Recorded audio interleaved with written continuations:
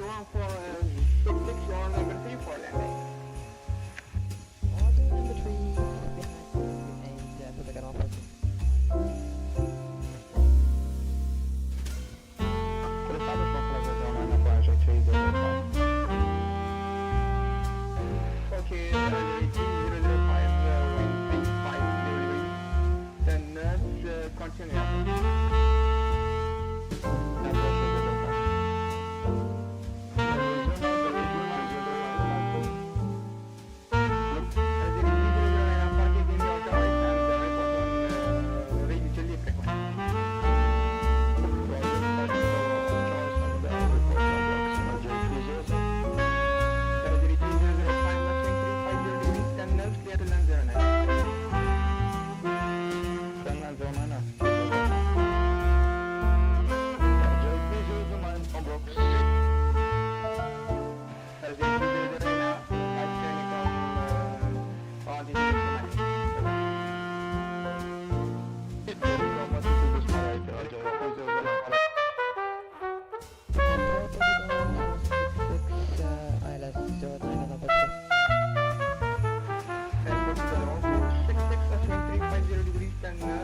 Continue approach.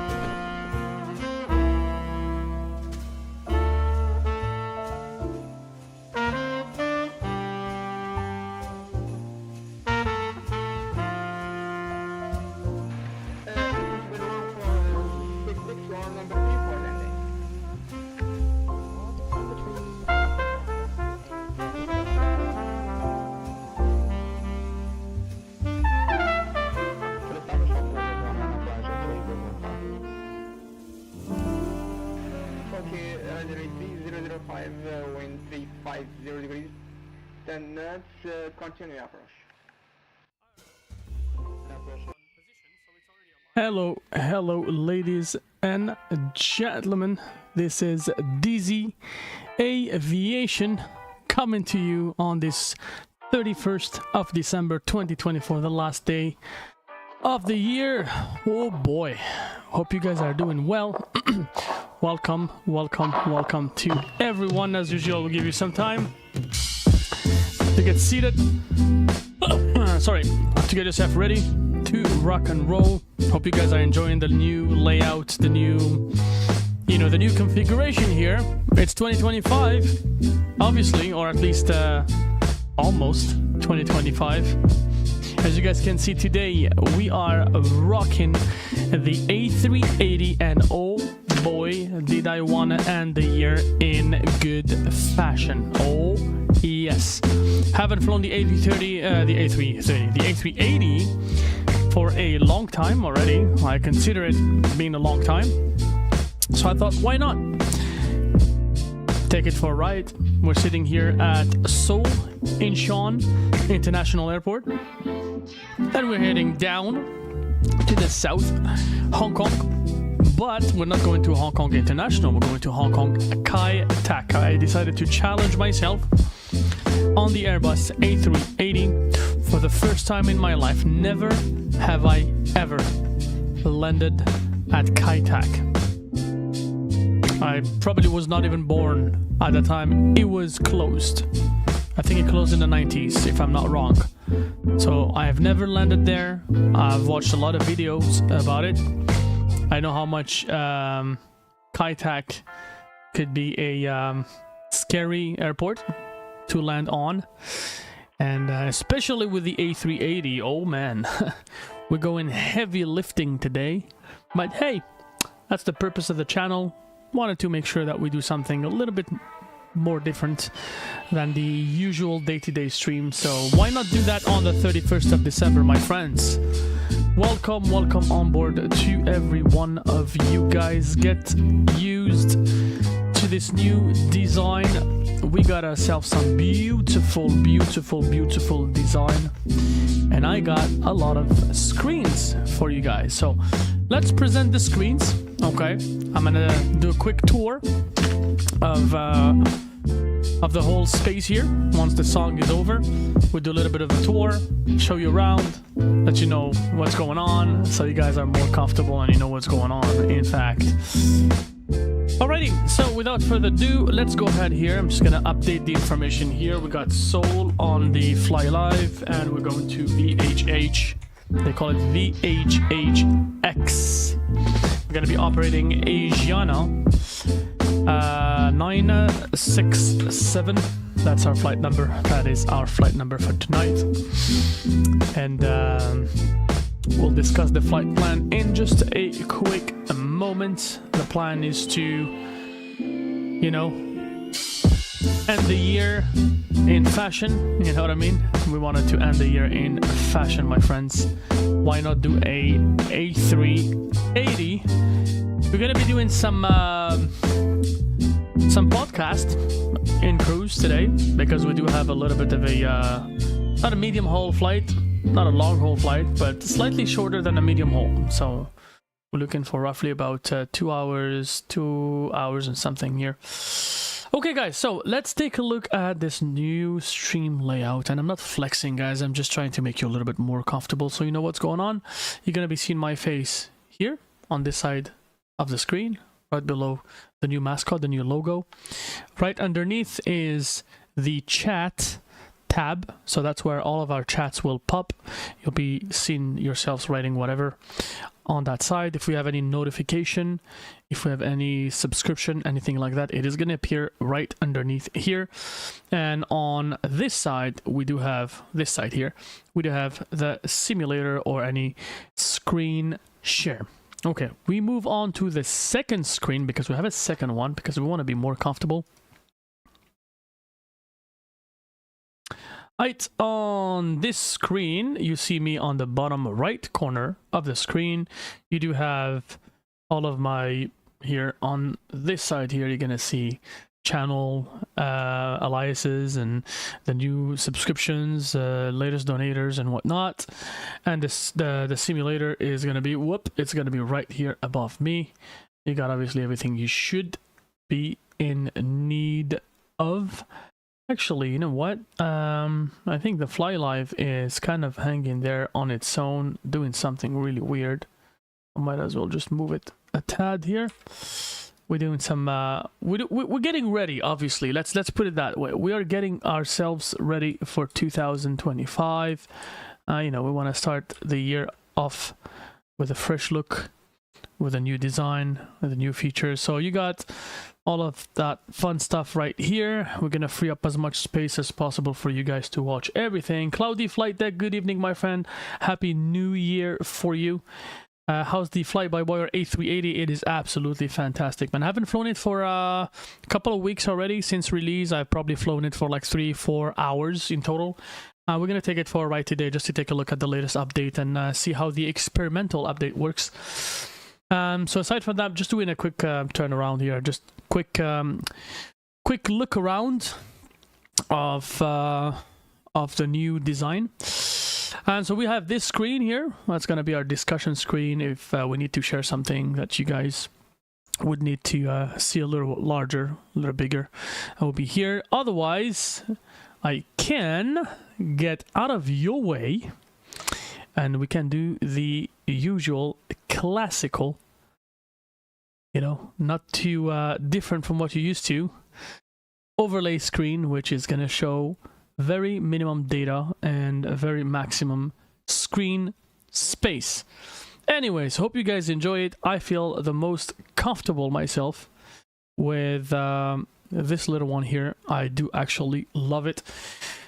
So enough of talking, guys. Without further ado, let's get some music started. Not sure what's going on with the simulator. It's very quiet. There you go. We got the sim kicked in. Let's go ahead, get some music started, and should we take a look at our flight plan? Oh boy, yes we do. There you go. We got the flight plan right here. Hopefully you can see everything with much clarity today. Asiana 967 is our flight number.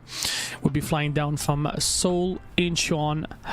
And by the way, a tribute to our friends, deceased friends from the Jeju flight in Muan Airport. We're going to be flying over Muan, actually. We're departing from Incheon down to Saitek. Saitek is the older airport here in Hong Kong, the one that actually closed, the one that has a crazy approach. We're going to be approaching into that airport on an A380. So, oh boy, do we have any challenge? Yes, we do, my friends. So that's our destination, A380. Departure January 1st, 2025. Obviously, we're flying in Asia right now, so it is only natural to be on the 1st of January. They're way ahead of us. I'd like to use this opportunity also to extend my best wishes and my happy New Year wishes to all of our people and all of our community watching us from over in Asia. I'm still in Montreal, Canada. It is 7:01 p.m.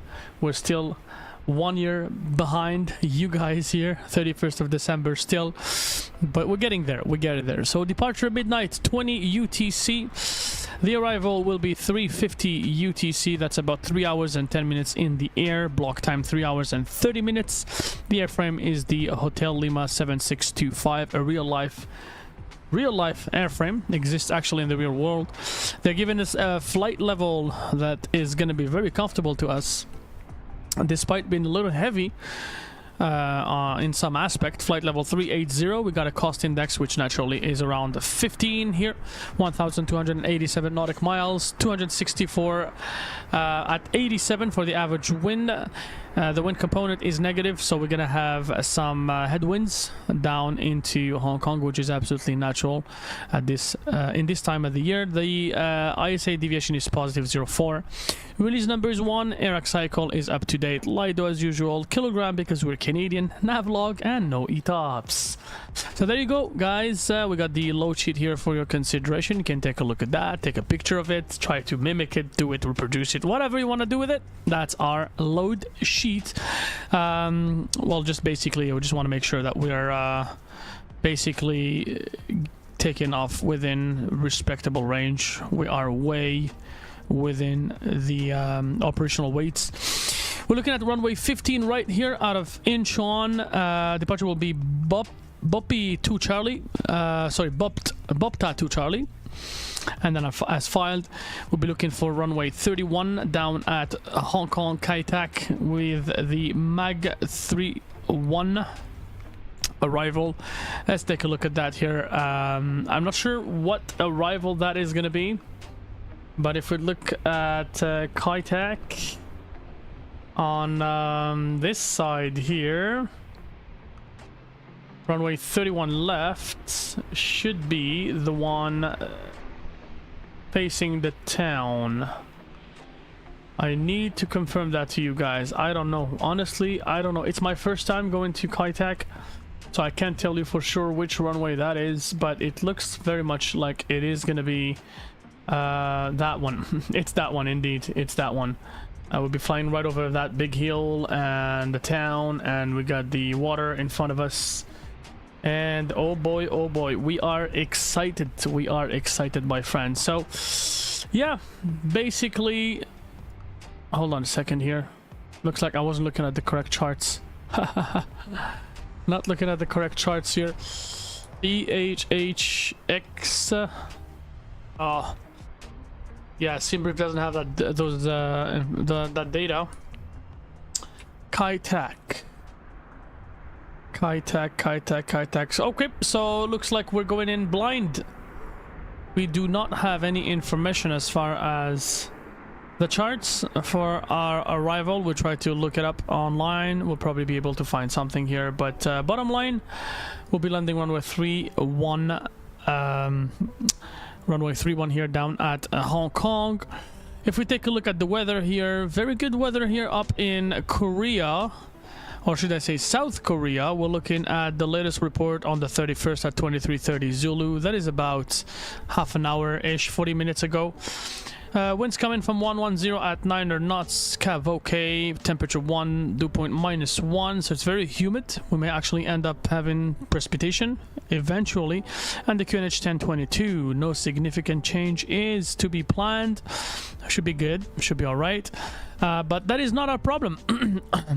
Sorry, our problem would be for Saitek. Obviously the airport is closed, so we shouldn't be expecting to find any information here. So we are gonna go to Matar TAF, and hopefully we should be able to get some information. So let's try VHHX.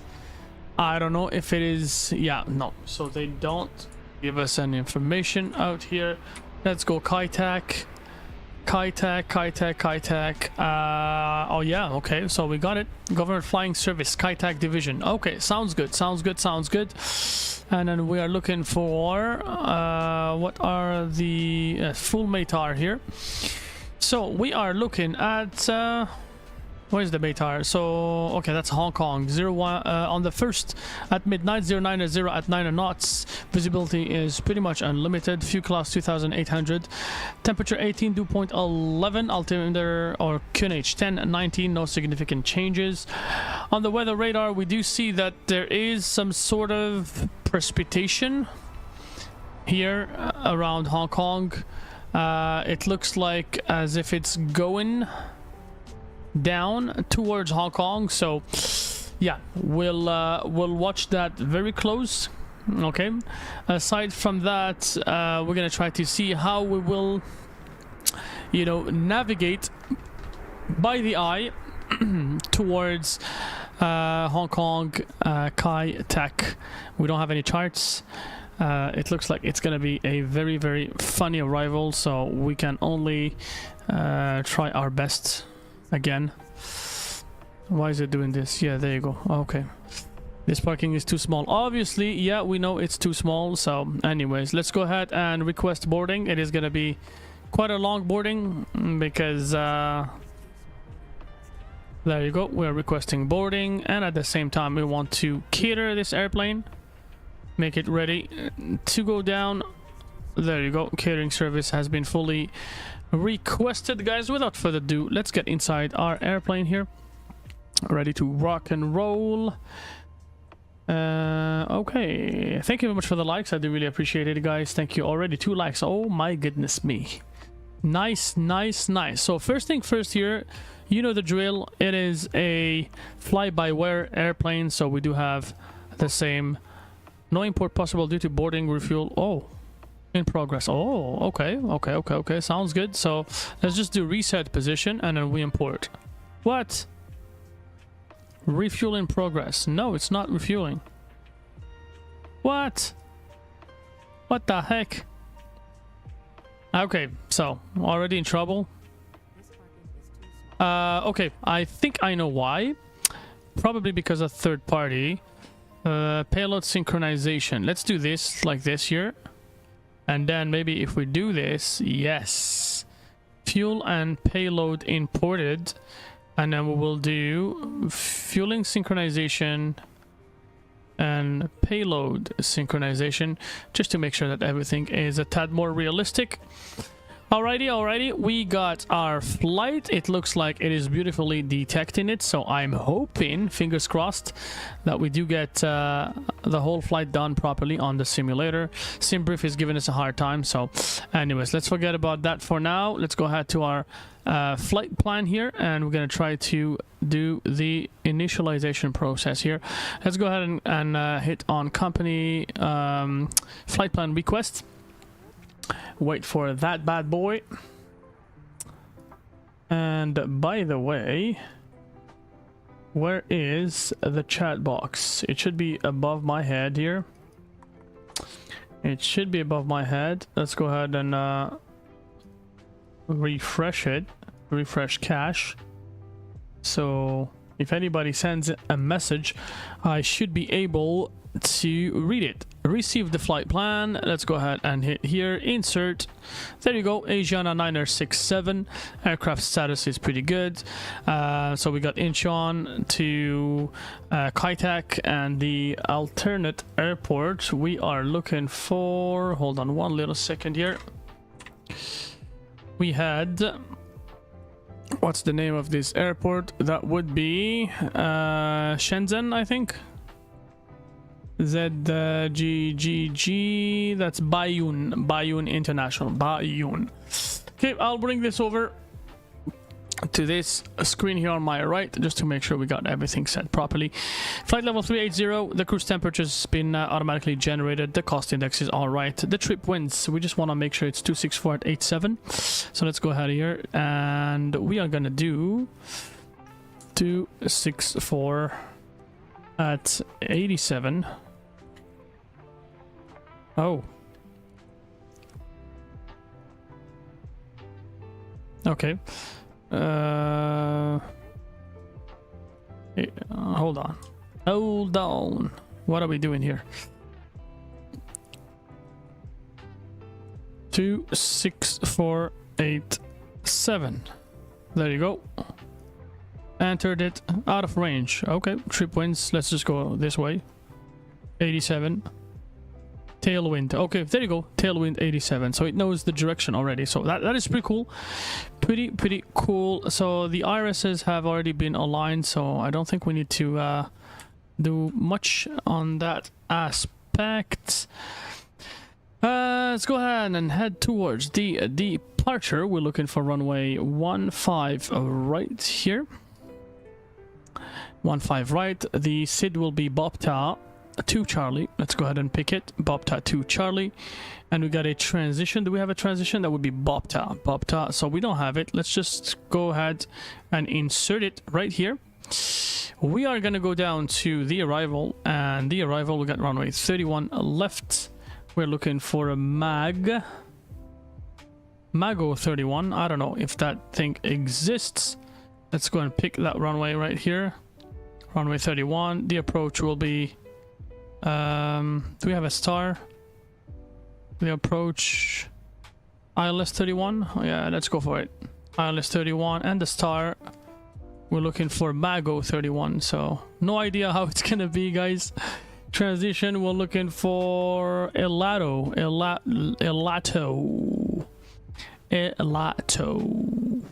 Okie dokie. Looks like the flight plan is alright. If we go down here, we do not have any discontinuities. My goodness me, I was kind of scared about this airplane because I haven't flown it for so long. I was like kind of stressed out. Am I going to be able to fly it properly or not? But it looks like we're doing well. It looks like we're doing well, my friends. How are we doing with the boarding here? I believe we reset everything, so there's no boarding going on here. Let's go ahead and get the boarding started. It's gonna take a while, but I'm begging you guys to be patient with us. It's New Year's Eve. It's still 7:13 p.m. local time. If you're around North America, it shouldn't be too much of a problem for you guys. Not too much of a problem. I will possibly be in and out of camera during our flight, simply because I may have to do stuff here and there. I got the wifey doing some good stuff, cooking stuff and whatnot, so we'll see about that here. So I guess the boarding is going to be done automatically here. Current, we don't have anything here, so upper. For the fueling, are we doing some manual fueling here? Let's go here. Fuel, and we want to synchronize here. We want to synchronize, and we need 47,806 pounds of fuel. Let's go ahead and get it instantly. Oh yeah, so he wants to synchronize, so I gotta go here, third-party options, and I want to desynchronize the fueling just to make sure that we can do the instant thingy here. I want to make sure that we got the right amount of fuel, 47,806. There you go, and then we can do this right here. And so now we got that much fuel, and so the passengers are boarding now. Let's make sure they are. Yep, they are. We should see them come very soon. Beautiful, beautiful view. We can also request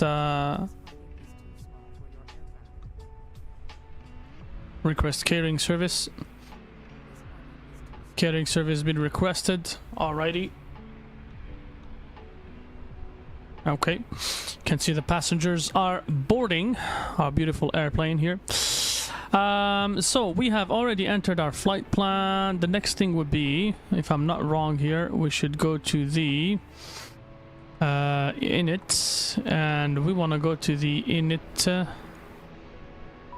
So departure, and then now fuel loads. We're just gonna have to wait for all the weights to get pre-generated, and then the performance, and then we should be good to go. Before we do that, I would like to go to the control options very briefly here, because I forgot to set up that thingy for the A380. I do have a profile for the A380, so it shouldn't be a problem. Alrighty. We got it here. Thanks for your patience, guys. We're not flying on VATSIM today because it is quite a longer flight. There is control down in Asia right now on VATSIM, but we didn't want to bother them. We wanted to make ourselves a little smaller, and then we will try our first officer very hard today. Very hard today. She's gonna be working for us. She bets that she's gonna be working for us very hard tonight, or should I say this morning. So yeah. So that is it. Alrighty, we should be all set up. I'm just gonna log in on that little thingy here. Do we have yeah, we have Rex Atmos. It's right here. Coolio. Okay, so gonna get the screen capture removed so you guys can only focus on the simulator. Doing great, amigo. So how are you guys enjoying the end of the year? Let me know, how's it going? How is it going, my friends? It's a pretty chill day out here. I was supposed to have family dinner with my parents, but they ended up changing plans. So because they changed their plans, I sort of did not have any alternate plan, and so I just ended up staying at home with my wife and my son, and that's I guess that's the plan. We're gonna be watching the CBC goodbye, whatever you want to call it. The CBC goodbye. That's the plan. That's the plan for tonight. That is the plan for tonight. Anthony, good evening, my friends. Happy New Year to you, my friend. I hope you're doing well. Happy New Year, Happy New Year, Happy New Year, my friend. Hope you're doing well. It is in 2025 indeed for you, my friend. Indeed. Welcome on board to everyone else joining us. Hope you guys are enjoying your evening, or if you are on the other side of the Atlantic, I hope that I mean, either side of the ocean from Canada, I hope that you guys have enjoyed your transition into 2025. Please let me know if it smells good. If 2025 smells alright. If we do not have any issues in 2025. I mean, you know, last year and this year, it was sort of very sad to see a lot of bad things happen in Asia. I'm not sure if you guys remember last year there was a big earthquake in Japan on January 1st, 2024. But also there was, I think the very next day or something, or the same week, something like that, there was a huge airline disaster that happened at the airport. Because there was a crew that was like an air crew that was supposed to help the victims of the earthquake with some supply. They were taken off of the airport, and there was an issue. One airplane got cleared for takeoff, but then there was an airplane that was cleared to land, and they hit each other's, and everyone died.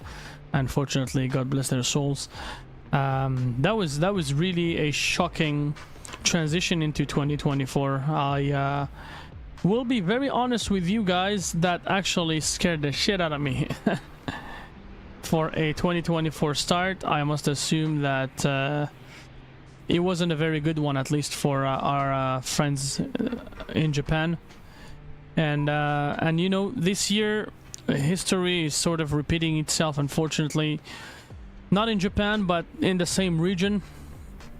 In South Korea, there is that, I'm not sure if you guys are aware of it, but there's that huge incident that happened with Jeju Air.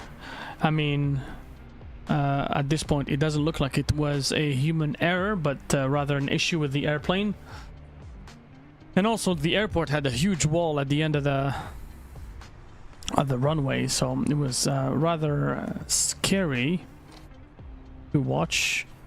What do we do here with the services? It looked like the doors are we looking for any doors to be opened? No, they're not asking us to open any door. We do this here.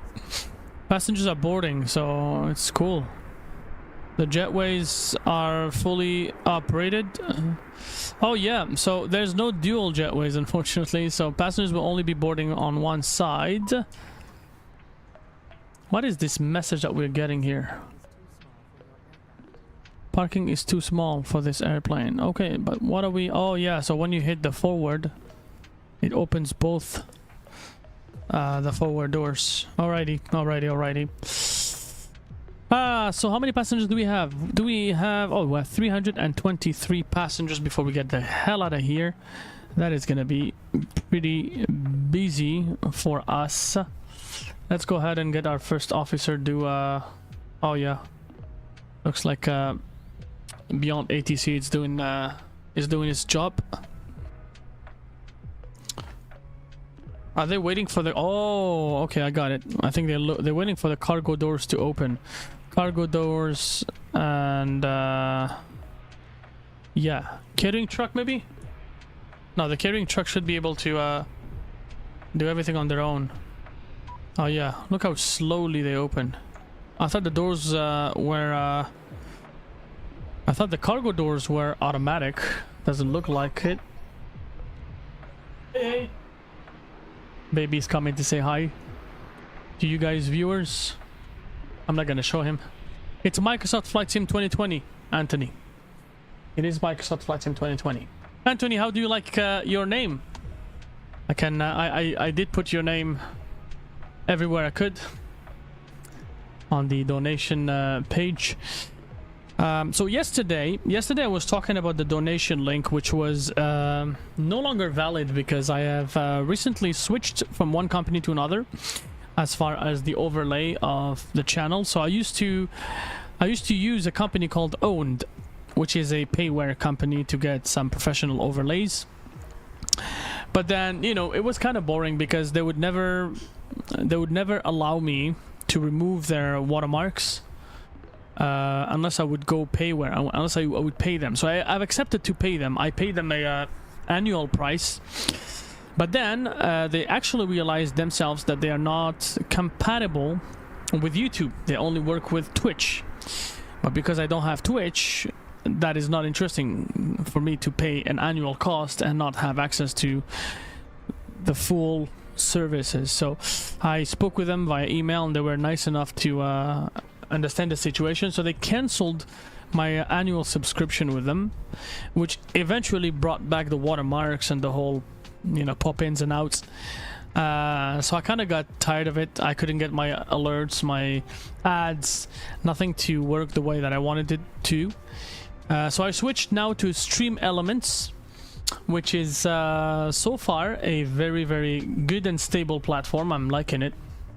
Oh my goodness me, 7 likes already. Thank you very much, guys. I see a lot of people coming in and out. Some of you guys are staying longer. Others are just popping in and popping out. I mean, I do understand that today is New Year's Eve, so it is family time. It's probably not stream time, but hey, I'm at home. I am gonna spend time with my family later on. Probably throughout the stream, maybe, while we are in cruise. And then I'll see, maybe I come back. I mean, I have to come back for landing, of course. But I may stay longer, depending on what happens here. Baby's still awake. It is time for baby to go to bed. But we'll see. We'll see how the plan goes, because he just had a nap. An off-schedule nap today. An ad hoc nap. So we'll see how it goes. The channel looks redesigned, is very good. Thank you, Anthony. I really appreciate it, man. It is thanks to you and all the people that have actually donated to the channel. You guys can see how the donation come back. You know, they actually get translated into an investment into the channel. You know what I mean? So yeah. So I'd like to crack a little joke and say I don't have enough money yet to get myself a razor and shave. No, I'm joking. But yeah, thanks to your donations, Meech Canada, which donated a huge deal of money, and there was a Sea Dog, I believe.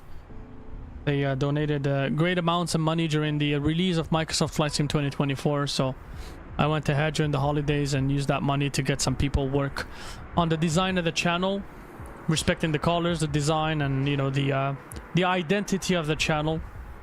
Again, we're trying to grow the channel as much as possible with as many subscribers as possible. Right now we're sitting at 317 subscribers, as you can see down at bottom left corner, right underneath the VATSIM logo. You see there's a total number of subscribers. That is a dynamic number, so you know, the more you guys subscribe, the more it's gonna show there. You know, we should have a notification. And oh, there you go, the chat is back up. Yeah, that's Anthony's messages, which are appearing right above my head here. But yeah, so the idea is to grow the channel, have a fresh look. I think we're done for the design of the channel so far. I mean, we're not looking to redesign. It's probably going to be the stable look of this channel until further notice. We went through different logos, we went through a lot of things, and now it should be all right. And yeah, let me know what you think of the new design, guys. If you have a chance, I would really appreciate your feedback on the design. Thank you very much for the like. We got another like. Thank you, guys. Thank you. I do really appreciate it. It's indeed looking more professional, at least in my view. I think that you know, the whole transitions, the whole vibe behind the channel is more like, you know, more colorful, more appealing, more interesting. And I'm right here. You can see me more often now. We can have one of the problems that I had with the previous layout, the previous layout and the overlay of the channel, is that we had a full screen display of the simulator, but I couldn't put my face in it, you know, because I used to have the NVIDIA filters to get my background, you know, erased, removed, so I can blend in with a video, but that would cause me FPS issues with the simulator because of the frame generation. So I figured out, you know, my face in a frame would be probably a better option, at least as we still, you know, as we still use the RTX 40 series, you know. Maybe one day if we switch over to an RTX 50 series once it's released, maybe if we get your donations to do so, we will look into maybe getting a green screen and having a proper background removal, so no problems out there either. Yeah, so yep. By the way, music is courtesy of Stream Beats by Harris Heller. That's on Spotify. If you guys like the beats, they are free copyright. You can use them on your streams if you have a channel. It is a very good tip that I got from XP72. He actually told me about this and switched over from Epidemic to this dude. Very, very good. Nightbot is probably having some issues. I don't see Nightbot kicking in. Yeah, Nightbot is still off. Okay, the caterings are coming. Let's go ahead and close the doors. The cargo doors, should I say. Cargo doors should be off now. I'm quite surprised that they're not... they don't open and close automatically. Kind of weird. Kind of very weird. So 175 passengers out of 323. We are moving in fast. The departure obviously is scheduled for midnight and 20. So 20 after. It is 30 after. We got a delay. That is an absolutely realistic delay, my friends. It happens. Even in the real world. We do have, you know, shit happens, as we say. It is called a IROP, which stands for irregular operation.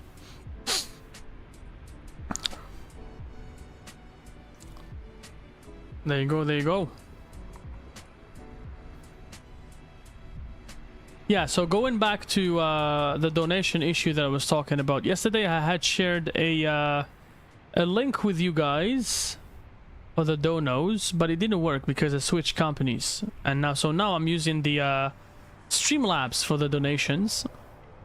So it is in the description. I just updated it, and I think momentarily Nightbot is gonna be, you know, it's gonna be cycling through the chat, and it's gonna be putting that information for you guys' consideration.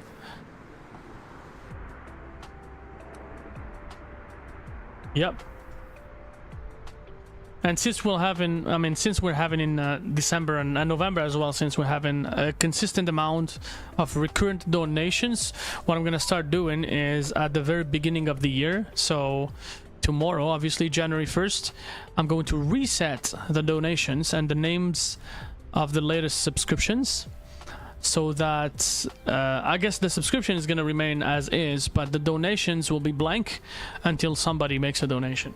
So we can show their name off there. It's not going to be, you know, Anthony, your name has been very, very appreciated. Your name has been put there, but on the 1st of every month, we're going to reset the donation. So each person will have the chance to have their name appear if they send in a donation. So, alrighty.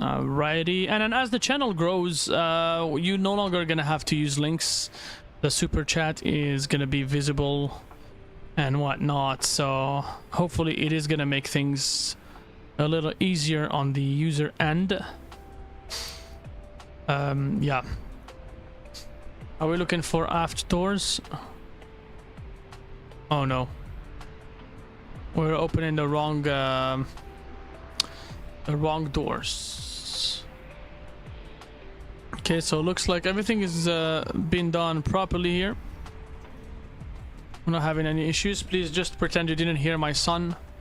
He's playing around. He's screaming, he's yelling, he's jumping. He's a baby. Korean Air. Oh yes. Because Asiana is a subsidiary from Korean. Oh, there you go. Okay, so we got Beyond ATC online. Anthony, I know you're going to be happy we got Beyond ATC tonight. We're going to be flying using Beyond ATC. Okay.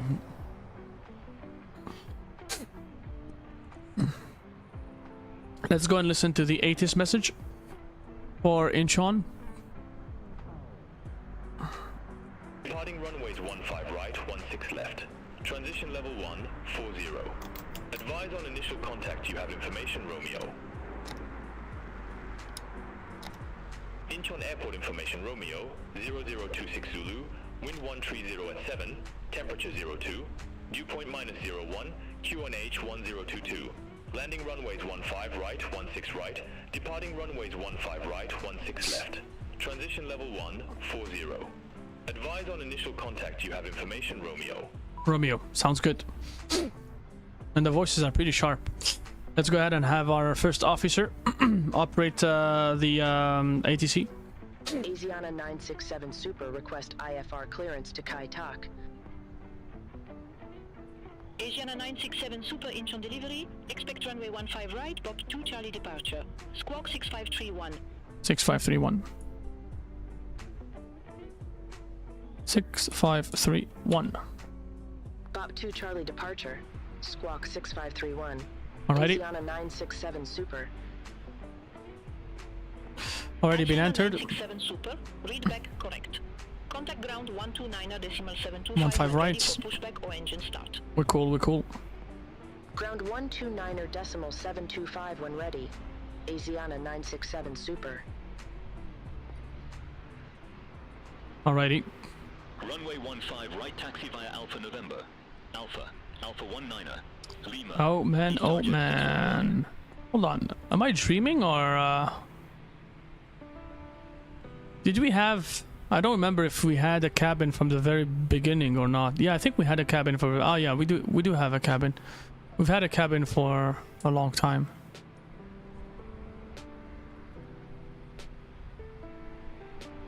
Guys, I will be very honest with you. I just had some samosa for dinner. Very, very salty, rich in salt. I'm feeling a little thirsty. I'm gonna switch over the screen to the overlay for a brief moment and I will be right back to you. I'm just gonna get a cup of water essentially because I'm getting a little thirsty. I'll be right back, okay? Please stay with us. Yeah, one moment. Face northeast, Jeju Air 4104.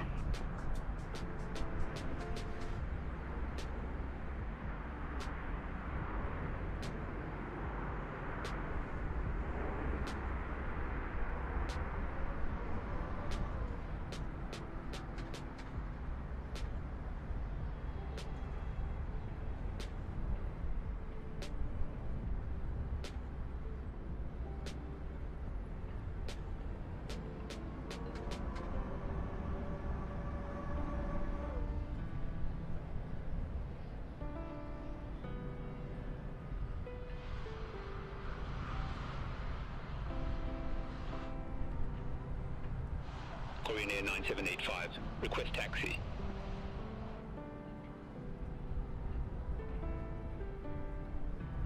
Korean Air 9785. Runway 15 right taxi via Romeo 1. Alpha November. Alpha 19er. Lima. Runway 15 right taxi via Romeo 1. Alpha November. Alpha 19er. Lima Korean Air 9785. Asiana 303, stand 45, request pushback. Asiana 303, inch on apron, pushback approved. Face west. Alrighty. Pushback approved. Face west, Asiana 303.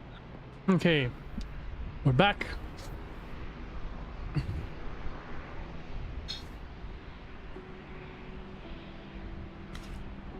Okay. It got kinda... I got thirsty, so... 4104, taxi for departure.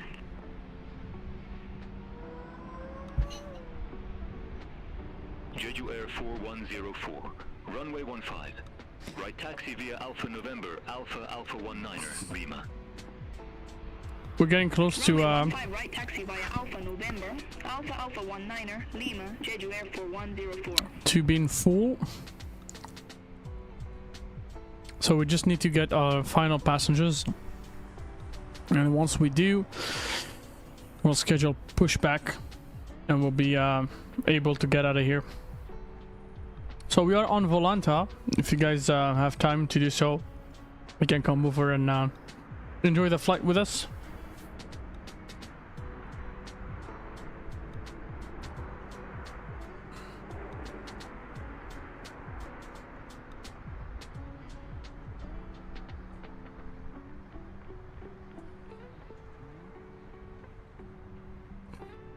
Air Pitch 701. Welcome to Incheon.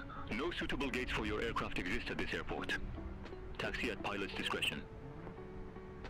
Started to feel like a little too hot.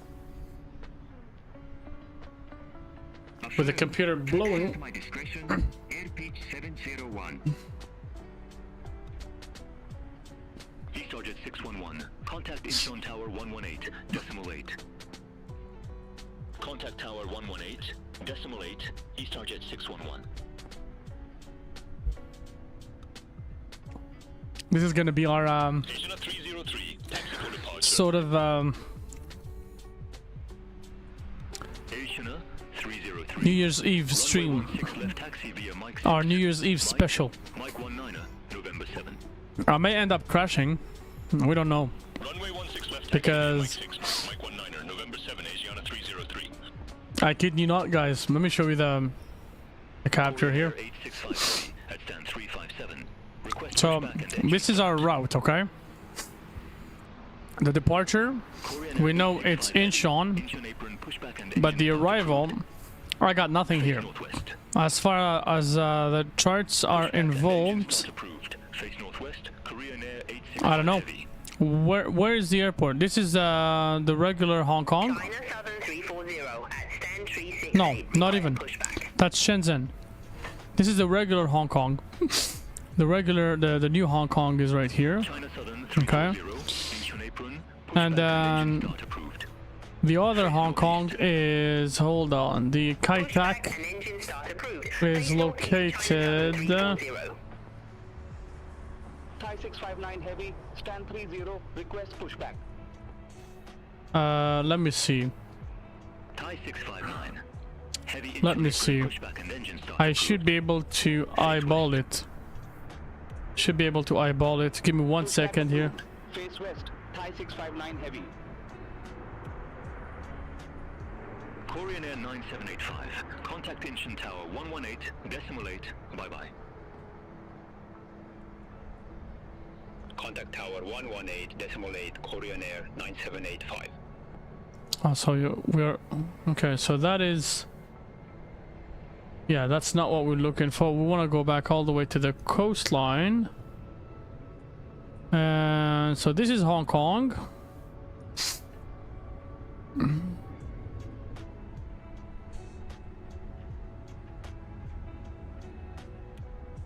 Okay, the bridge area. Oh yeah, there you go. 865 It's here.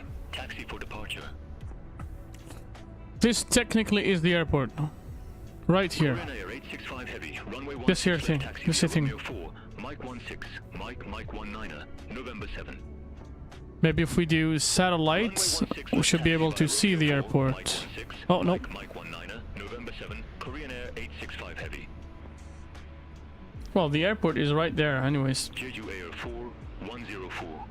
Contact engine Somewhere here. 118. Decimal 8. Have a good day. Over to Tower 118, decimal 8, Jeju Air 4104.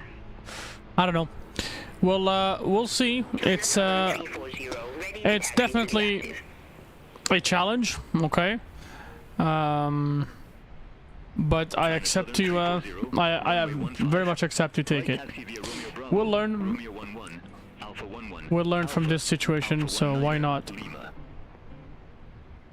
Runway 15, right taxi via Romeo Bravo, Romeo 11, Alpha 11, Alrighty. Alpha 19er. 323 passengers. Let's make sure Beyond ATC is quiet. Yeah, they're all quiet. So we're looking for a zero fuel weight of 335,000. 16 left taxi via Romeo. Should I say 335.1? Okay, so 335.1. Romeo 7, There you go. My block fuel is 47.806.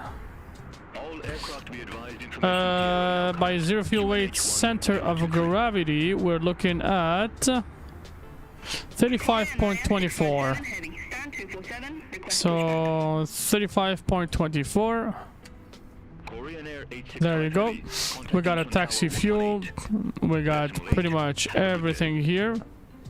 We go back to the so let's go to the performance Korean Air 865 heavy. Have a good day. performance tab here. What are we looking for here? So we want to go flex, Apron, pushback approved. hopefully flex. Packs on, NTI's off. approved. Face south, Korean Air 657 heavy. Let's try to see how we can do that. Where is it here? Performance, departure performance. 250, request pushback. How did we do that last time? Janair 915. We should be able to do that. Face southwest. Yeah, this is performance. Top of the set. No. Pushback approved. Face southwest. Janair 915. Can we not automatically generate it? Contact Incheon Tower 118. Do we not have a... Over to Tower 118, decimal 8. Asiana 303. Garen Vanderpool, welcome aboard my friend. How to get my flaps and speed brakes to work on Thrustmaster TCA Airbus stick. Everything works but that. You want to get your flaps and speed brakes to work? Pushback approved. I mean, if you know, if it's a hardware issue, you gotta make sure that you connect them. There's like a cable that connects the quadrants, so the flaps and the speed brakes into the main portion, the main throttle area, right? You connect them from the bottom, and then it should work. On the simulator, it's really pretty much plug and play. Honestly, you just once you plugged in, once the device is actually connected. Microsoft Flight Sim 2024 should actually detect it, and yeah, and it should work. I mean, then from that point on, you configure the whole thing.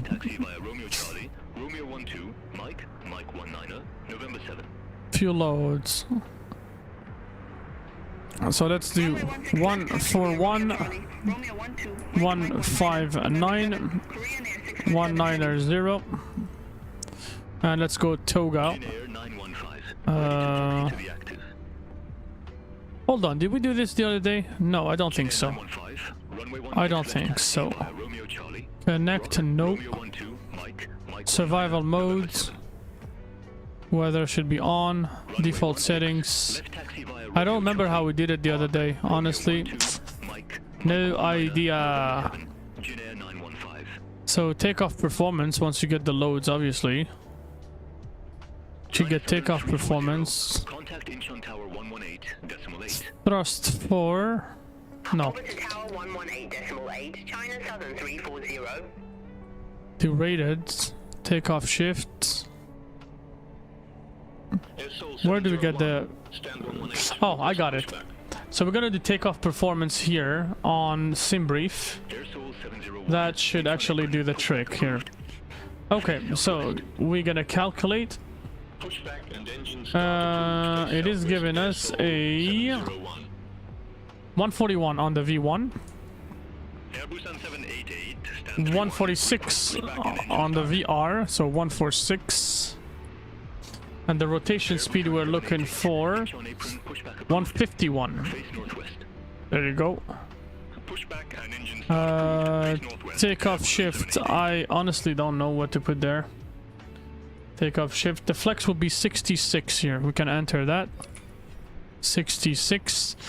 And then thrust 4, the percentage. Where is it? Where is it? Where is it? I don't see it. I don't see it. The bleeds. No, I don't see it. So we leave that blank for now. We're going up to flight level 380. The speed on the climb, I want to pre-select 240 knots. Okay. To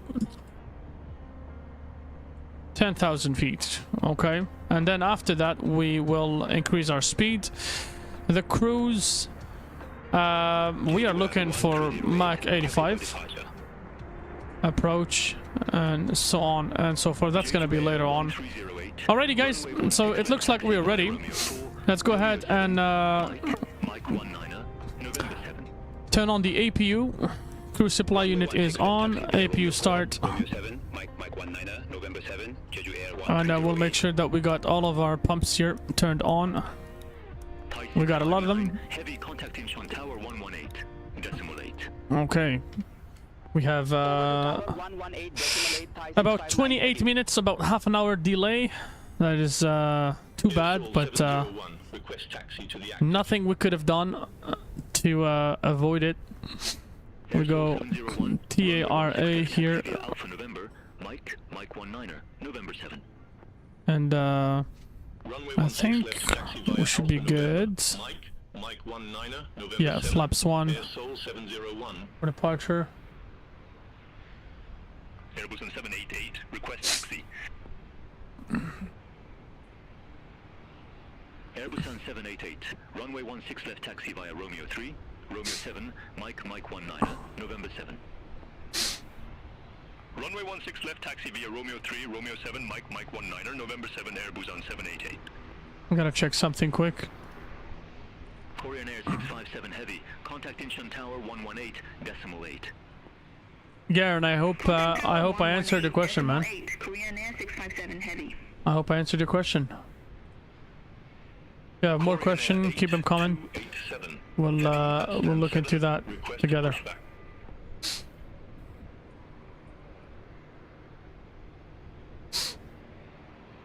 Korean Air 8287. Heavy inch on apron, pushback approved. Face northwest. Pushback and engine start approved. Face northwest, Korean Air 8287 Heavy.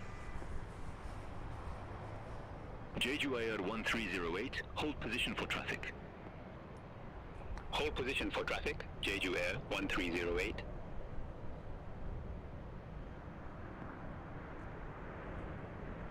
Jeju Air 1308. Oh. Continue taxi.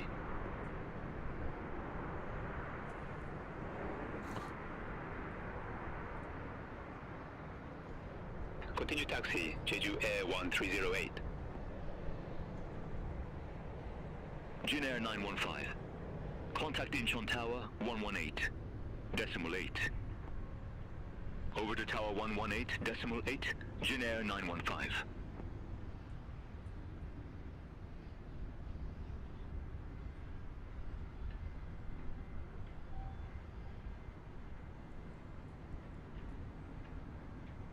Asiana 711 Heavy, stand 3.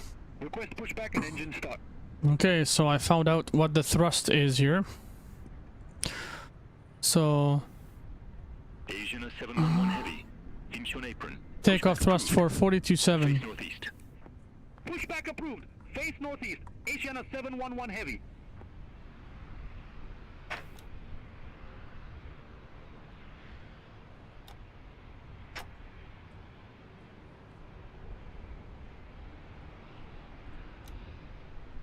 Let's see if anything moves. Nope, doesn't seem to be moving. Alrighty. Okay, so anyways, APU seems to be on. Let's go ahead and turn off all of the external powers. We go ahead and have the beacon lights on. We will have to learn this airplane a little bit more, but so far so good. I mean, it looks like not too bad. We can still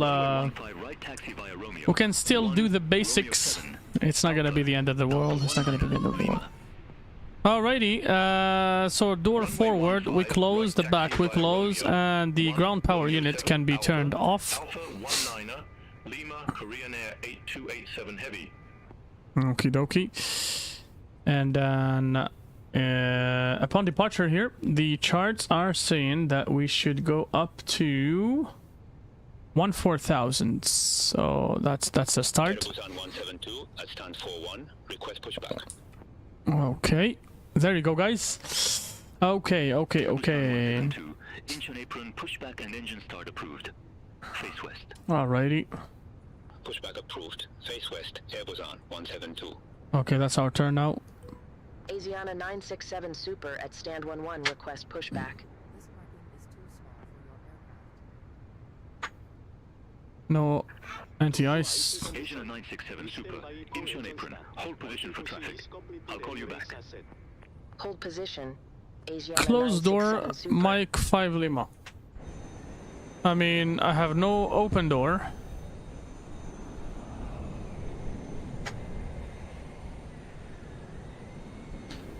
The bad boy is on. Beacon light is flashing. Okay, alrighty. What do we do here? As soon as they start pushing us back, we're gonna make sure we have the Asiana 967. elapsed. Super Incheon apron, pushback and engine start approved. Face west.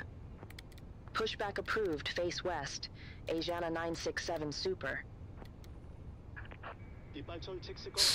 Air Seoul 701. Contact Incheon Tower 118.8. Bye bye. Contact Tower 118.8, Air Seoul 701. Jeju Air 1308, contact Incheon Tower 118.8. Over to Tower 118.8, Jeju Air 1308, bye-bye. Okay. Asiana 711 Heavy, taxi for departure.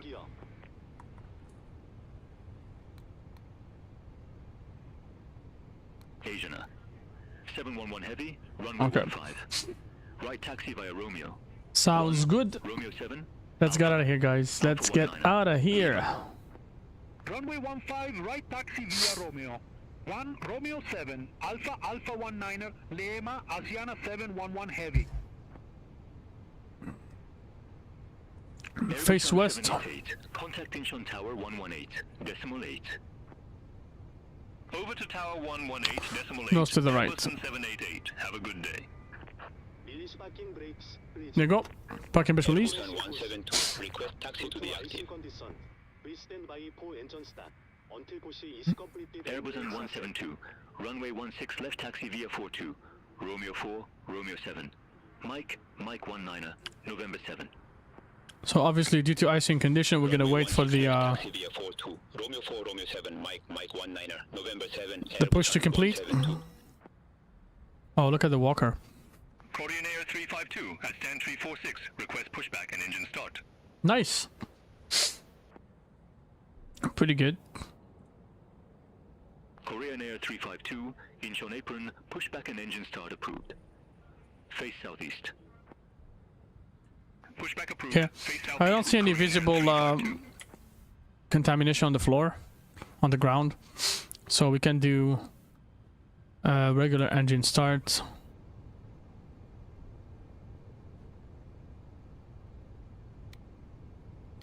Korean Air 035 Heavy at stand 266, request pushback.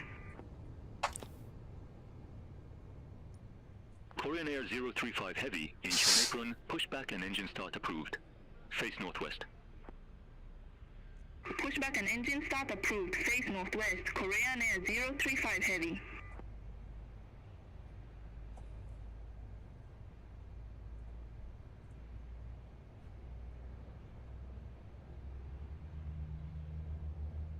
So we got some power.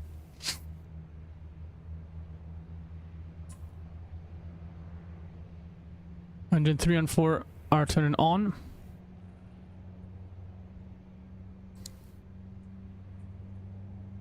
This one is staying a little stable. Okay. Elapsed time can go on.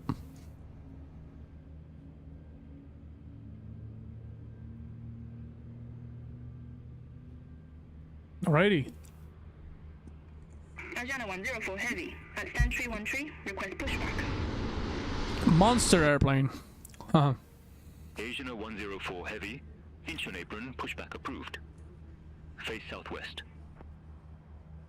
Pushback and engine start approved, face southwest, Asiana 104 Heavy. Okay. So looks like we got Korean Air 287. Heavy, contact Incheon Tower 118. we got the engines on. It's gonna turn engine number 1 on. Tower 118.8. Korean Air 8287 Heavy. Have a good day. Korean Air 352, request taxi. Okay. This one is going up.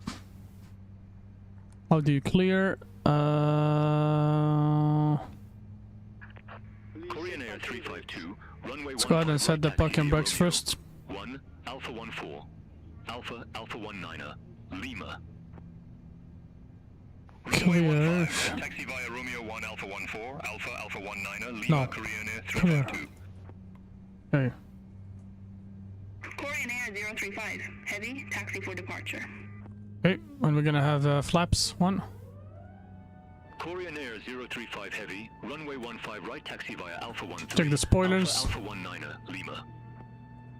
Spoilers do work. Sorry. Runway 15 right taxi via Alpha 13, Alpha Alpha 19er. Alrighty. Lima, Korean Air 035 Heavy.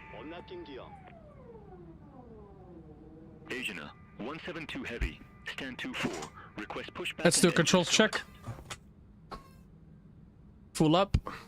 Check. Full down. Check. We go full F. Full left, sorry. Heavy engine apron. Check. Pushback approved. Full down. Full right. Check.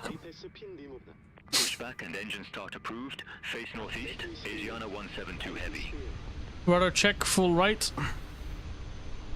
Asiana. Check. Centered. 711 heavy. Full left. Hold position for traffic. Check. I'll call you back. Good to go. All 4 engines are on. Position, Asiana 711 heavy. You can go ahead and arm. Korean Air 035 heavy. Hold position for company traffic. I'll call you back. Okay, okay. Hold position, Korean Air 035 Heavy. Yeah. Asiana So, 104 Heavy, request taxi to be active. aside from that, let's see if Asiana 104 heavy. Runway 16 left taxi via Romeo. 10. Mike. Mike 19er. November 7. we're gonna go thrust 3.6 36.0. My bad. There you go. That's what we want. And then we go 36.0. Korean Air 035 heavy. Entered. Continue taxi. Alrighty, good to go. Korean Air 035 Heavy. Again, I'm not sure if I'm doing everything the best possible way, but hey, we're trying. 711 heavy. Continue APU master switch is off. Engine anti-ice and wing anti-ice, they all go on because we have somehow a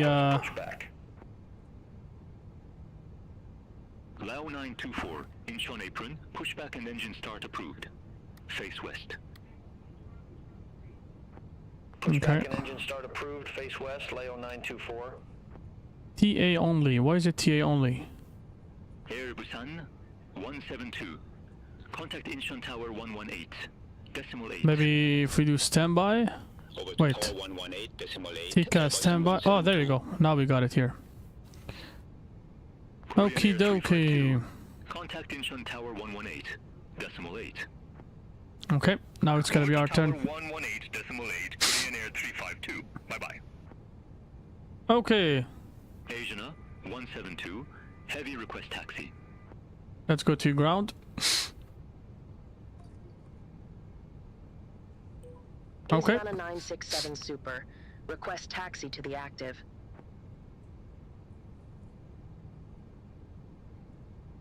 Let's check that. Asiana 967 Super. Runway 15. Right taxi via Romeo. 1 Romeo 7. Alpha. Alpha 19er. Lima.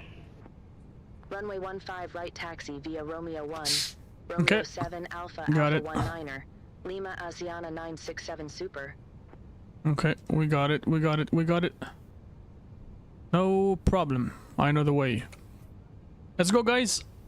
We are getting out of here. For some reason, the performance kind of takes a hit when we do this here. When we zoom, for some reason, it gets a little tough.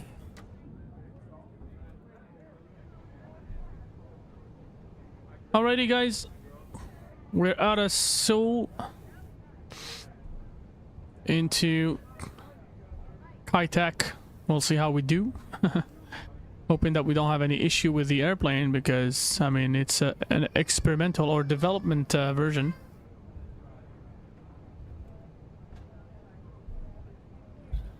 Apologies for the delay. We did actually spend a good hour on the ground.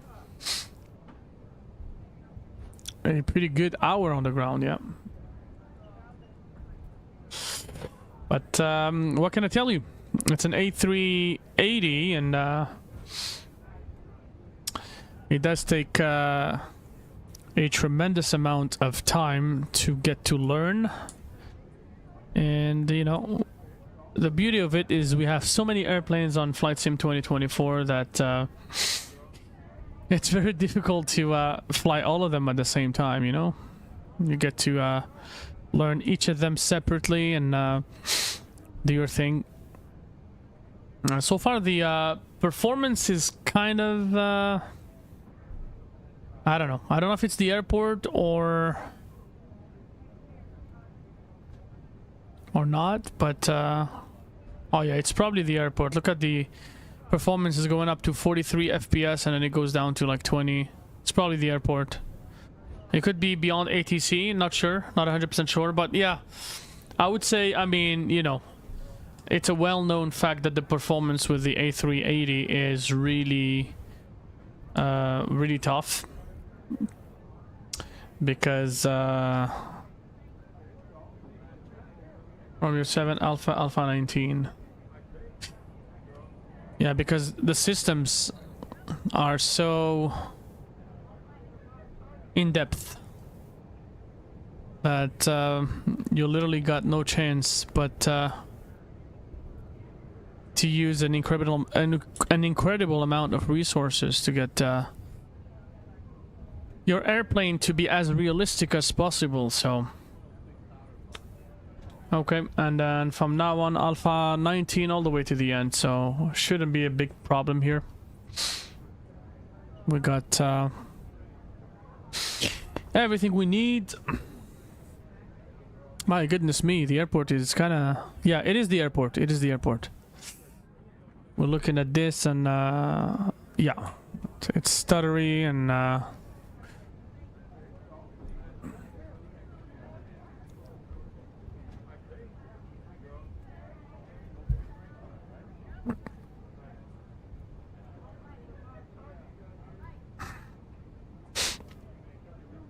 we'll see how it goes down at Saitek.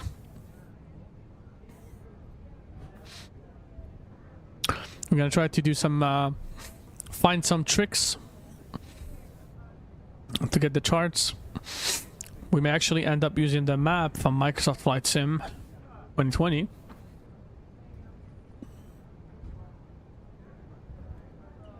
Look at that takeoff right here. Look at that beautiful takeoff, my friends. Star Alliance.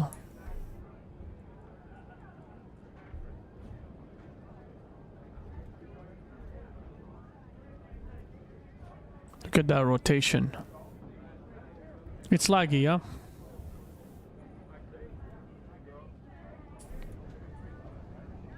It is laggy indeed.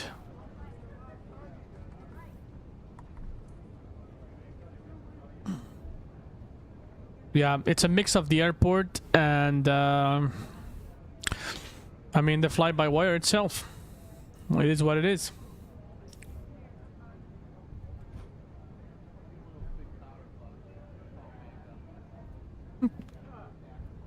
The performance is definitely going to get much better as we get away from Seoul.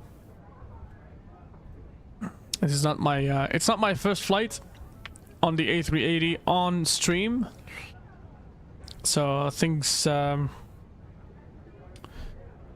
should definitely get better momentarily. Just give it some time, guys.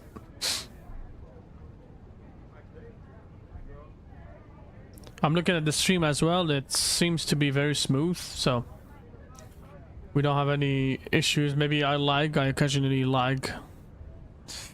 It looks like it's a YouTube issue as well, because I was watching Captain Canada earlier this morning, and no matter how much he tried, it looks like it was laggy on the stream for him as well. So it could be a YouTube issue, because it's New Year's Eve and you know a lot of people may be going live on YouTube, so the servers are you know, they're putting stress onto the servers, onto the YouTube servers. I don't know. I don't know.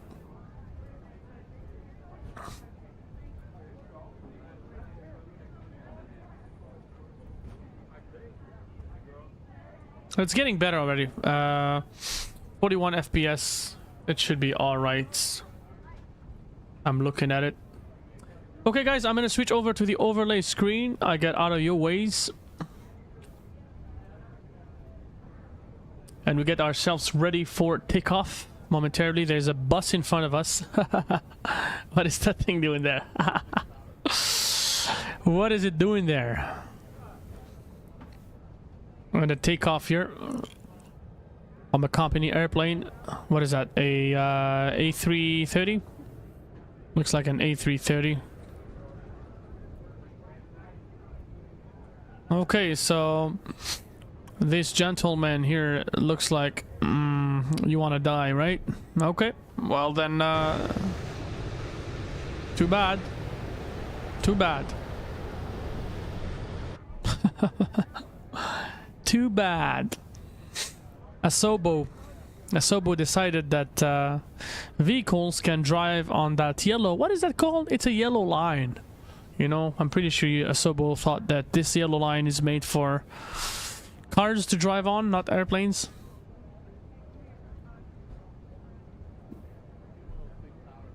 When in technicality, vehicles should not be on the ramp.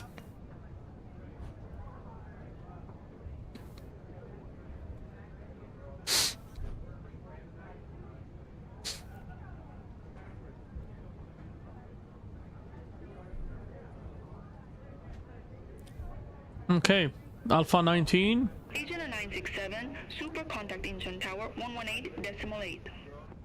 Over to Tower 118.8, Asiana 967 Super. This is our turn. Takeoff lights on, strobe lights on, nav lights on, landing lights, everything on, just like a Christmas tree. And we will request departure. A very narrow turn. 967 Super, ready to go, runway 15 right. Asiana 967, Super Ancient Tower, wind 120 at 9er, runway 15 right, cleared for takeoff. Runway 15 right, cleared for takeoff. Asiana 967 Super. Okay, we're cleared for takeoff, guys. Corsair 937 Heavy, hold position for traffic, I'll call you back. Hold position, Korean Air 937 Heavy. Okay, so that's probably... Korean Air 937 Heavy, continue taxi. Continue taxi, Korean Air 937 Heavy. What is this Korean Air that has been instructed to wait for us and then continue? 185, ready to go, runway 16 left. Okay. Cebu Air 185, Ancient Tower, wind That's our runway. 9er, runway 16 left, cleared for takeoff. There we go. Runway 16 left, cleared for takeoff, Cebu Air 185. Incheon Tower, Asiana 1321 Heavy, ILS Yankee runway 15 right. Asiana 1321 Heavy, Ancient Tower, wind 120 at 9er, runway 15 right, cleared to land. Runway 15, right clear to land. Okay, we gotta get the hell out of here as soon as possible. Let's put some forward pressure here on the stick. Heavy, ready for departure. We go flex set SRS nav blue. Korean Air Speed check. 937 Heavy, number 2 Speed is alive. Hold short of 15 right. Roger. Hold short of 15 right. Korean Air 937 Heavy. 100 knots check, release pressure.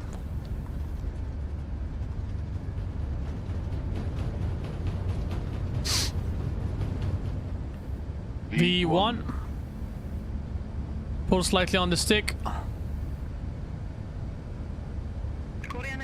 And we are off the ground, my friends.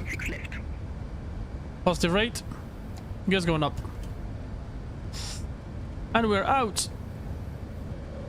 Thank you for having us, Seoul. Happy New Year to you guys. Korean Air 897 Heavy, runway 16 left, line up and wait. Runway 16 left, line up and wait. Korean Air 897 Heavy. Asiana 967, Super, contact engine control 125.45. Contact engine control 125.45, Asiana 967 Super.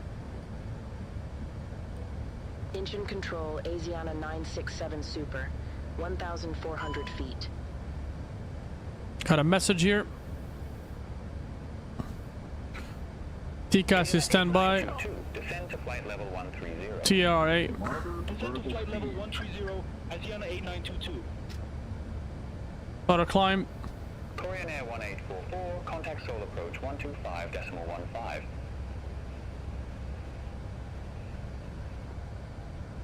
Contact Contact Seoul approach 125.15 Korean And we continue on our climb.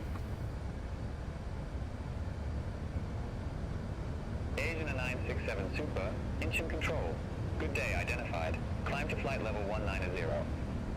Climb to flight level 190, Asiana 967 Super. Flight level 190. There you go. And go ahead and turn off most of the lights. Contact Daegu Control 128.17 Aero Honga 322. Okay. Good to go. Korean Air 035 Heavy, climb to flight level 310.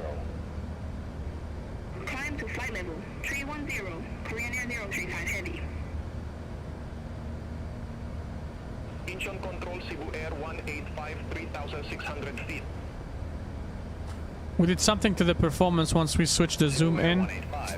It kind of killed the whole thing. Continue climb to flight level 170, Cebu Air 185. Incheon Control, Korean Air 897 Heavy, 1,200 feet. Asian 8923, Incheon Control, expect up to 1 Mike, runway 25.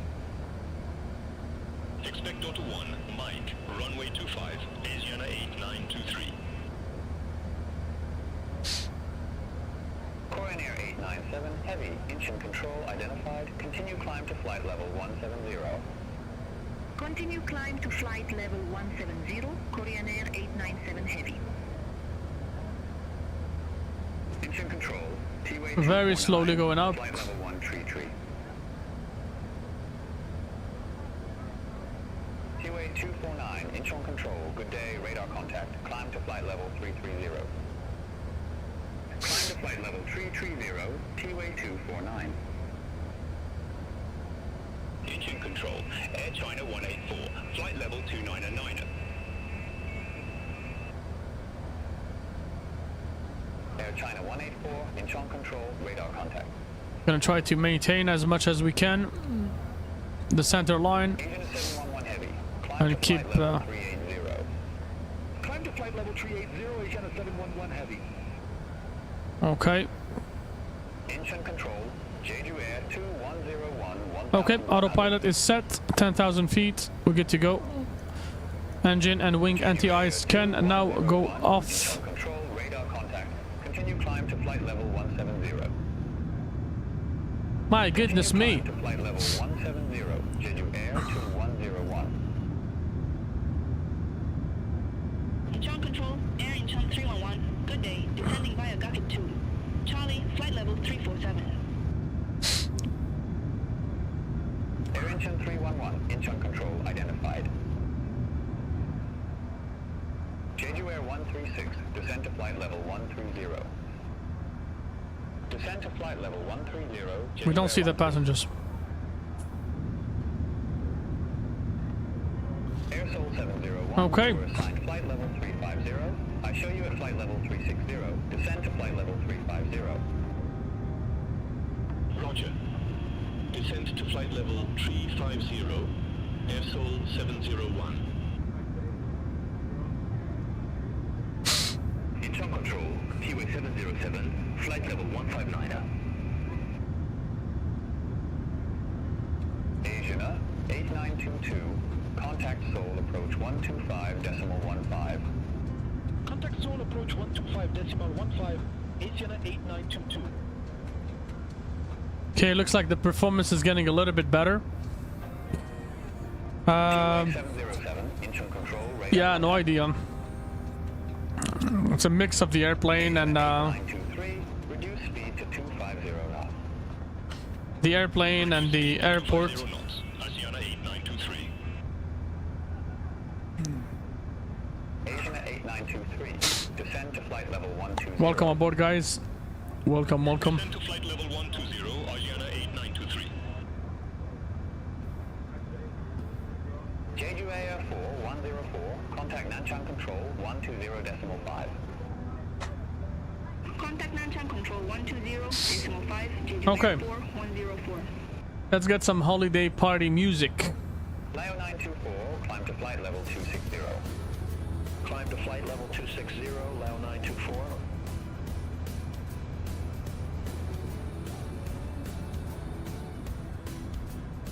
Incheon control. Korean Air 937 Heavy, 2,100 feet. Korean Air 937 Heavy Incheon control. Good day. Identified. Climb to flight level 160. Climb to flight level 160. Korean Air 937 Heavy. Asian 172 Heavy. Climb to flight level 380. Alrighty, we're here. Level 380, Oceana 172 Heavy.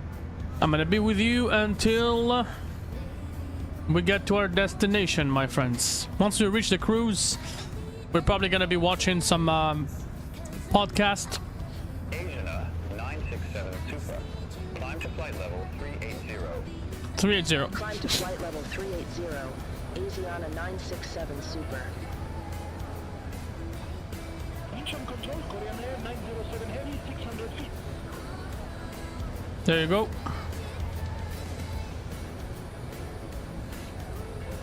Korean Air 907 Heavy Incheon control identified. Climb to 13,000 feet. QNH 1023. Climb to 13,000 feet, QNH 1023. Korean Air 907 Heavy.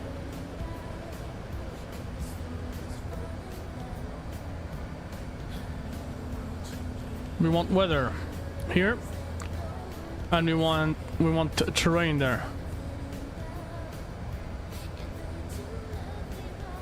Incheon control, Korean Air 811, 2,300 feet. Wow, Korean Air 811. that machine, Control radar contact. that Climb to beast. flight level 170.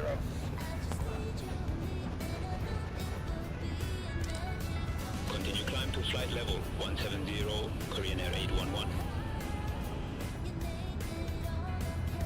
Incheon control, Sri Lankan 471 Heavy, 700 feet. Sri Lankan 471 Heavy Incheon control radar contact. Climb to flight level 180. Climb to flight level 180, Sri Lankan 471 Heavy. Alright guys, today is New Year's Eve. Let's go ahead and get ourselves 15 likes to this video. 15 likes, guys. If you happen to you know, pass by, I would really appreciate 15 likes to get this video some additional visibility. That would be much appreciated. Let's go and check Nightbot, see what's going on with Nightbot. Nightbot is online. Yeah, Nightbot is online. Not sure why he's not why Nightbot is not joining.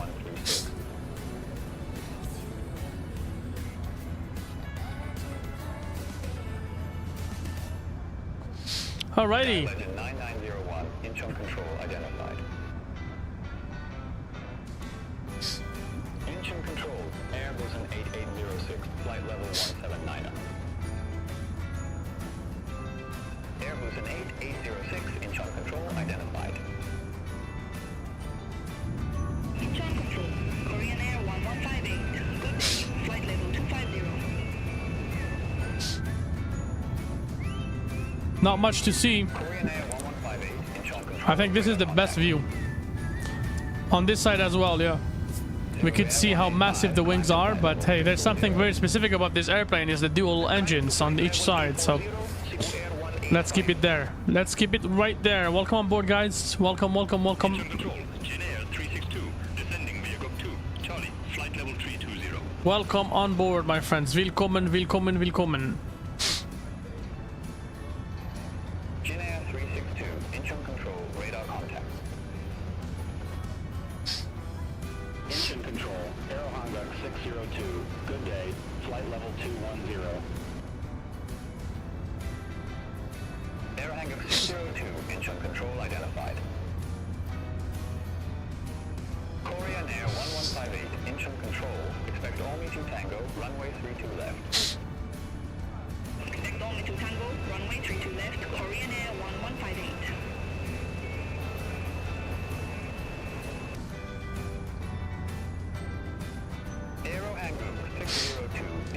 quite a very cool airplane.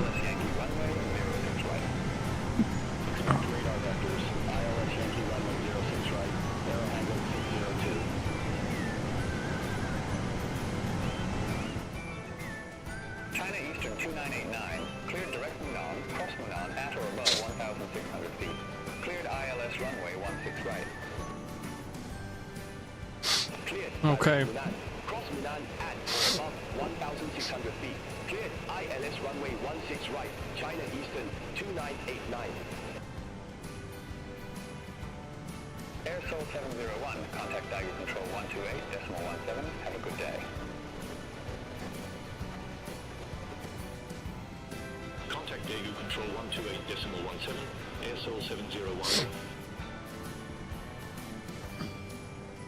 Airbus AN172, you were assigned flight level 350. I show you at flight level 360, descend to flight level 350.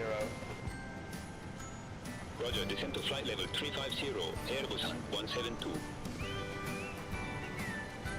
Corsair 897 Heavy, climb to flight level 340. Climb to flight level 340, Korean Air 897 Heavy. Shandong 8001, QNH 1023, expect the ILS runway 16 right with the moon in transition. Shandong. QNH 1023, expect the ILS runway 16 right with the moon and Oh. transition. Shandong 8001. We're shaking. What happened? 101, climb to flight level 340. Climb to flight level We're fighting. 340, Jeju Air Look at the winds. 269 at 100 knots. Whoa. Incheon Control, Asiana 301, 5,100 feet. I don't like all these things there. Asiana 301, Incheon Control, identified, climb to flight level 275. Climb to flight level 275, Asiana 301. Aero Hanguk 602, radar vectors, ILS Yankee runway 06 right, report ready for descent. Okay, guys. Radar vectors, ILS Yankee. I believe it's just about time to... Hanguk 602. we're gonna keep an eye on the airplane here. I'm gonna keep an eye on it, and in the meantime, what we're gonna do is we are gonna be watching a podcast to make things a little more fun on this evening. Okay. We will temporarily stop the I guess we will discontinue the sounds here. And I hope they do allow us to do so anyways, but let's go ahead and watch our friends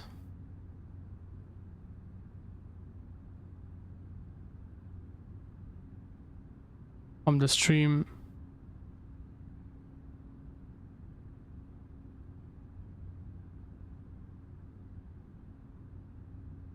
Screen capture. Oh yeah, we here. Hey. There you go. What is going on, beautiful people? Can you believe this is actually... And by the way, the reason why I'm doing this is because one of the people that they're going to be interviewing is really one of the streamers that I have watched over and over and over and over and over again. A very smart man, very smart guy. He unfortunately disappeared from the community. I still have his Discord. He's a very good man. I mean, they all are, including Blue and XP.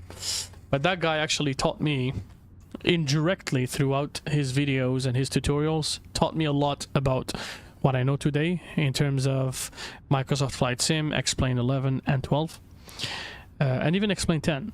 Believe it or not, he has made a lot of adjustments, much needed adjustments to many payware sceneries on X-Plane. So I'll let them introduce him to us, and then let's discuss the whole thing here. We're gonna listen to the podcast. I'm not gonna interrupt a lot, but if you have any questions, guys, let me know. Thank you. Episode number 24 of the Blue Experience. I actually can't believe it.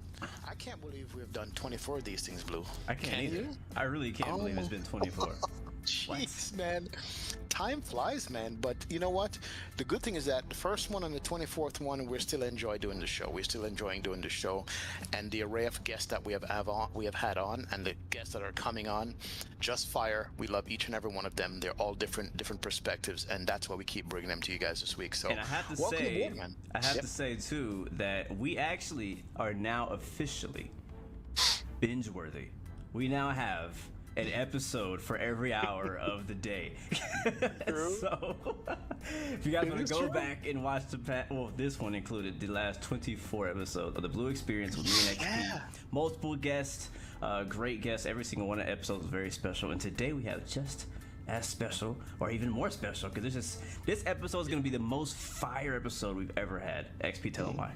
Literally most fire episode. Look, let me say this. We're about to bring on a multi-talented individual in the flight sim community, one that got me started, got me inspired in not just flying, but streaming and other things. I've actually met him in person at the Flight Sim Expo in 2019. I'm not sure if he remembers that, but I am so happy to have him on board. Ladies and gentlemen, welcome aboard. Captain K-Man is in the house on the Blue Experience. Captain K-Man, what's going on, sir? Welcome aboard, man. I got a phone call from my agent, and they said you needed some talent on your show, so here I am. All right, I'm here. Literally, it's here. fire. I know, man. I'm loving the background. I'm looking at the background, looking over and going, "Wow, where can I get one of those for my streams?" Yeah. Well, my house is literally on fire, so you probably don't want that going on right there. I decided to stay because you guys are so amazing. So I'm like, let it burn. I'll just sit here. I'm good. Let it burn, man. Given the state of the world today, it's appropriate. I love it. Yeah. What's that meme with the dog sitting in the fire with the cup of coffee, and he's like, "This is fine. This is fine." Good. Yeah, it's true. Wow, Captain K. Lots of welcome humor. To the show, man. Absolutely. This guy has a lot of humor. Definitely, I'm glad we reached out to you and got you to come on board and hang with us for the next hour, 2 hours. Just talk about the whole thing, flight simming, new, old, past, present, future, the whole thing. I mean, you've been so busy in this industry, in front of the camera and also behind the scenes that people don't know about. You know, we were talking to you just before the stream started, and you were in the process of fixing Key West for a scenery, and I'm like, what are you talking about? So let's start there. Okay. This is what people don't understand. A lot of guys come, they get a scenery, they buy it, they get an airplane, they buy it, they have the flight sim, and they go about their business. But do they ever wonder, like, who fixes stuff? Who makes the stuff actually tick? So you're working on Key West fixing what right now? Which Key West are you working on? What are you doing?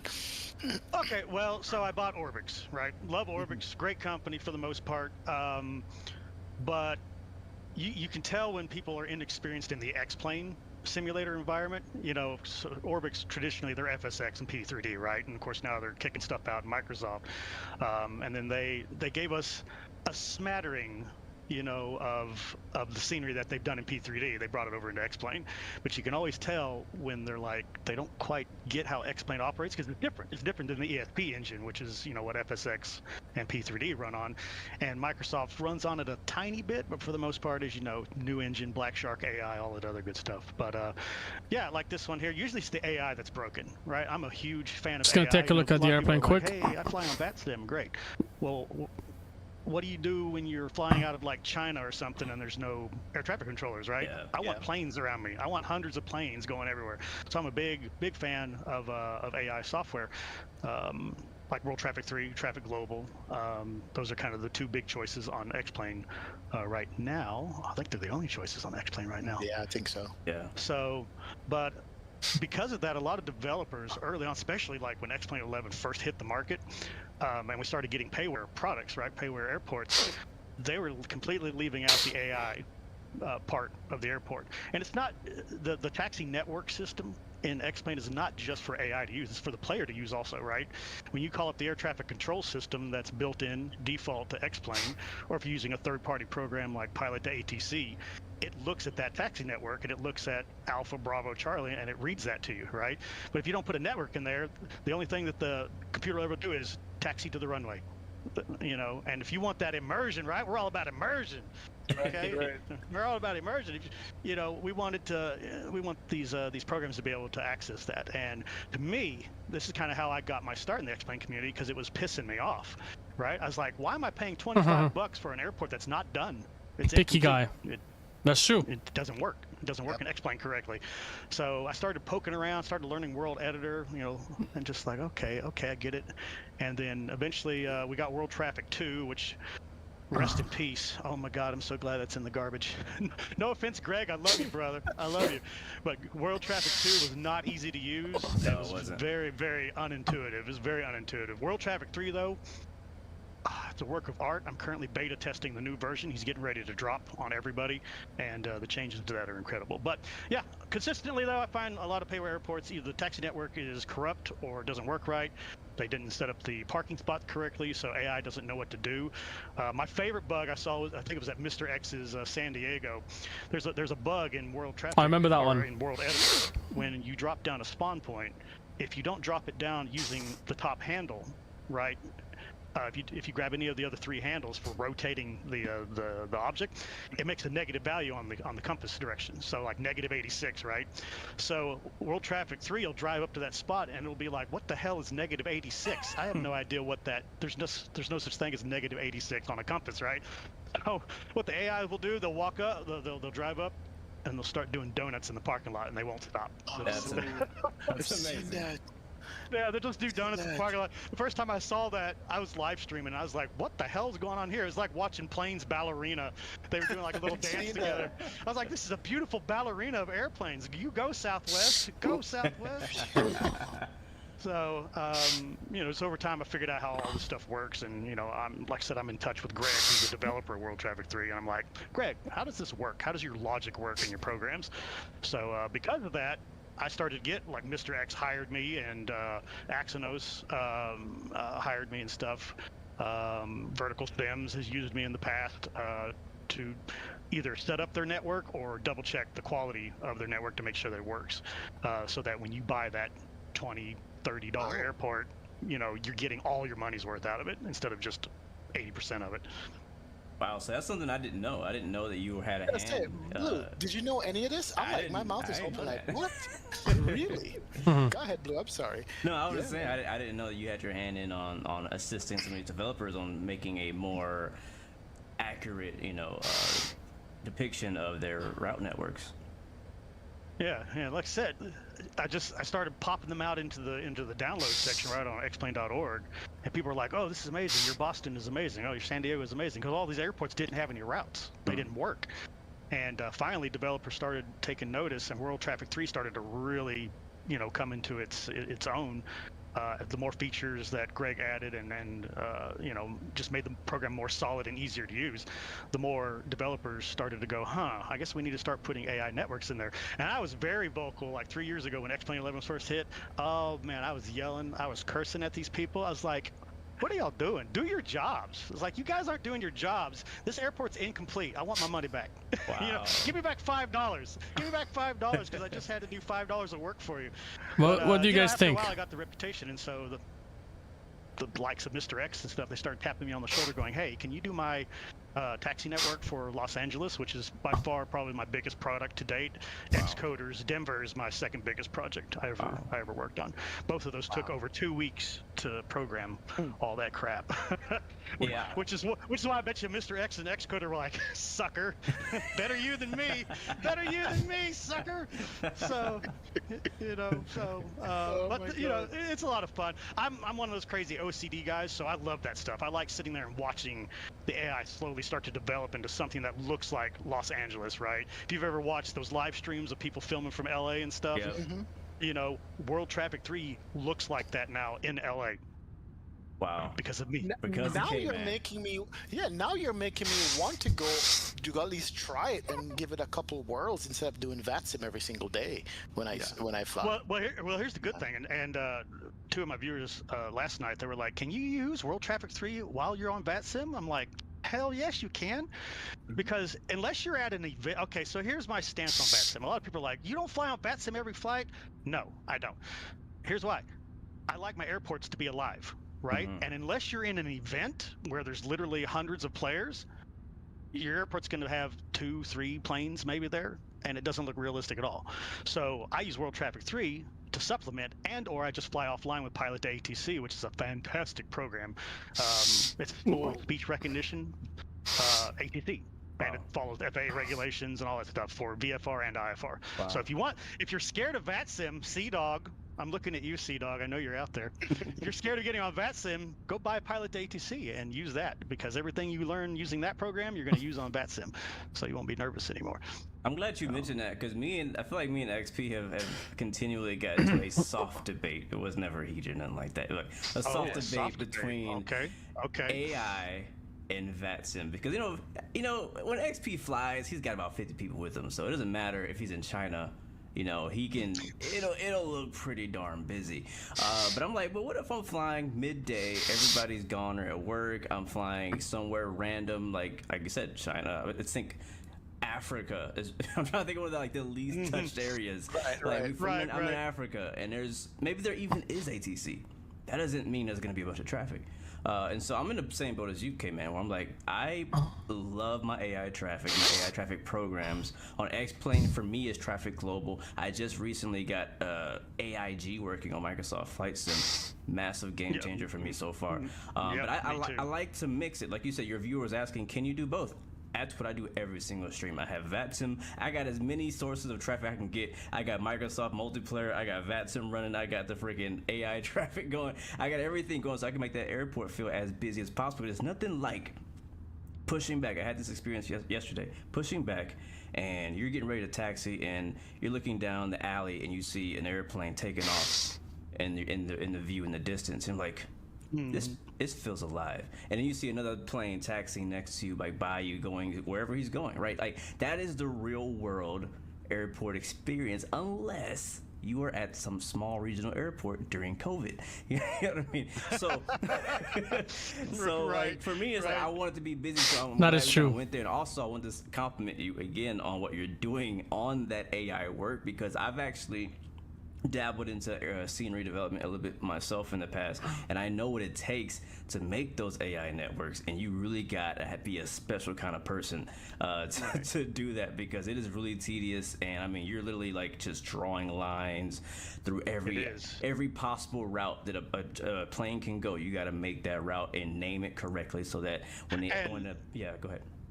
Right, exactly. But not only that, but because X-Plane's built-in ATC is garbage. Right. I'm sorry, Laminar, it's garbage. It is. We all know this. They know this. Yeah, when you're programming the ground routes, you have to think like an AI, right? You have to think like you have to think like an air traffic controller. How are you going to get these planes to move back and forth without colliding with each other? Which is why WED has one-way directional taxiways. So you got to think about that so that you can make one ways to control how the AI is going to flow through the airport, so you minimize head-on collisions, because immersion, right? It gets ruined. I mean, last night I plowed through 2 Delta planes, but I was okay with that because I don't like Delta. So I went through them. I went through them like crap through a goose, and I punched the AI pilots in the face as I drove through their planes. So that's the way it works and stuff. Oddly enough, one of my most Captain K-Man, ladies and gentlemen, this is definitely Captain K-Man. I've missed him. It's been really a long time since we've seen him last. Go check him out, actually. Let me just share his page here, Captain K-Man. He, I believe, has a Twitch account.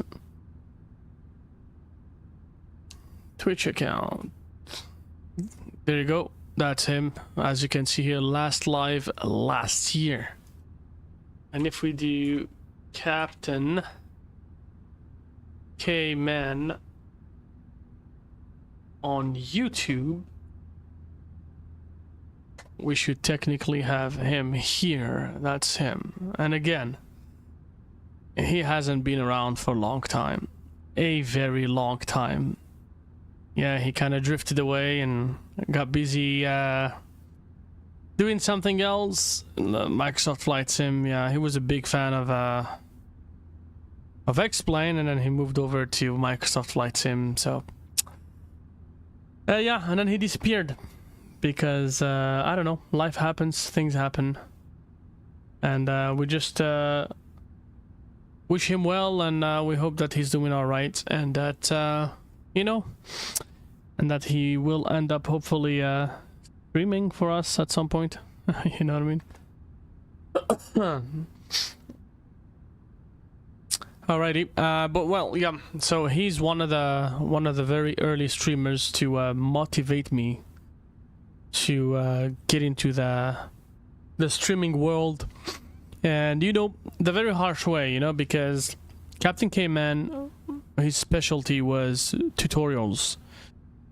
Everything he would do was tutorials on YouTube, and that is very early on when X-Plane 10, X-Plane 11 kind of got released.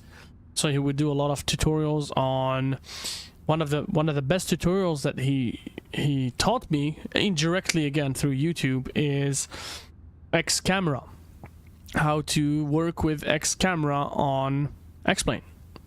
Okay, X camera, which by the way is a plugin, a program that is used to kind of have different, you know, visual angles and set up views for your airplane, wing views, but also cinematics. You could have like a drone camera and then camera points, and you would transition from a point to another.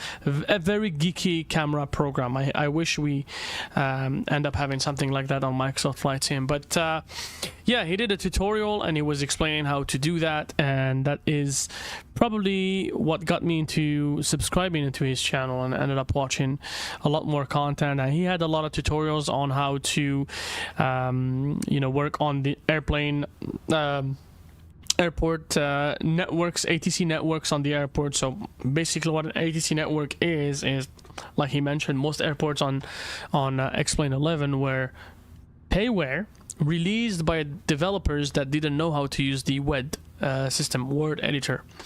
And so, you know, for example, you're sitting at gate 19.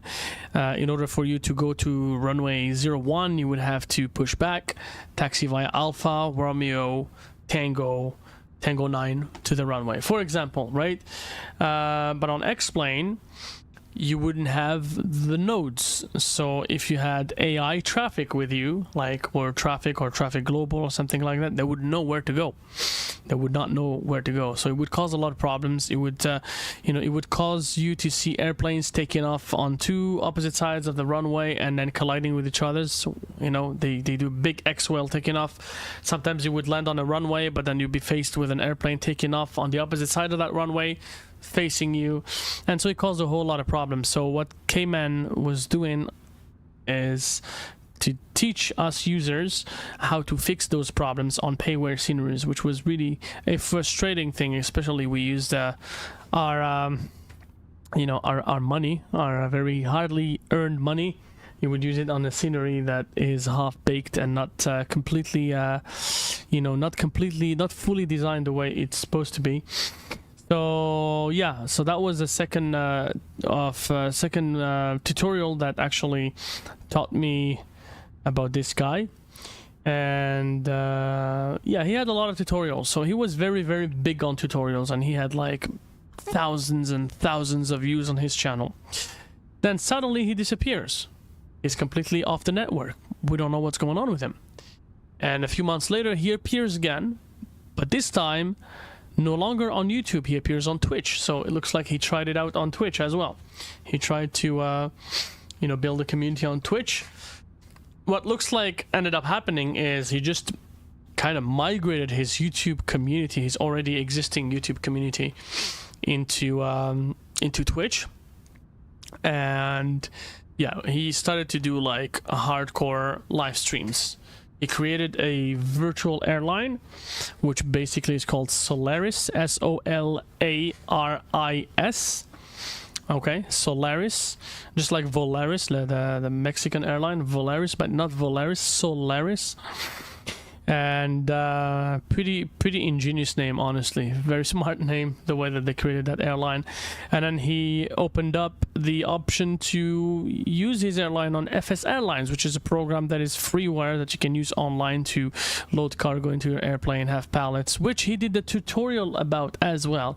They have like an awesome website with a lot of tutorials, and he's basically the owner of the only virtual airline in the aviation simulation world, which actually pulls you off of your duties, your virtual duties, if you crash an airplane from his fleet. That is awesome.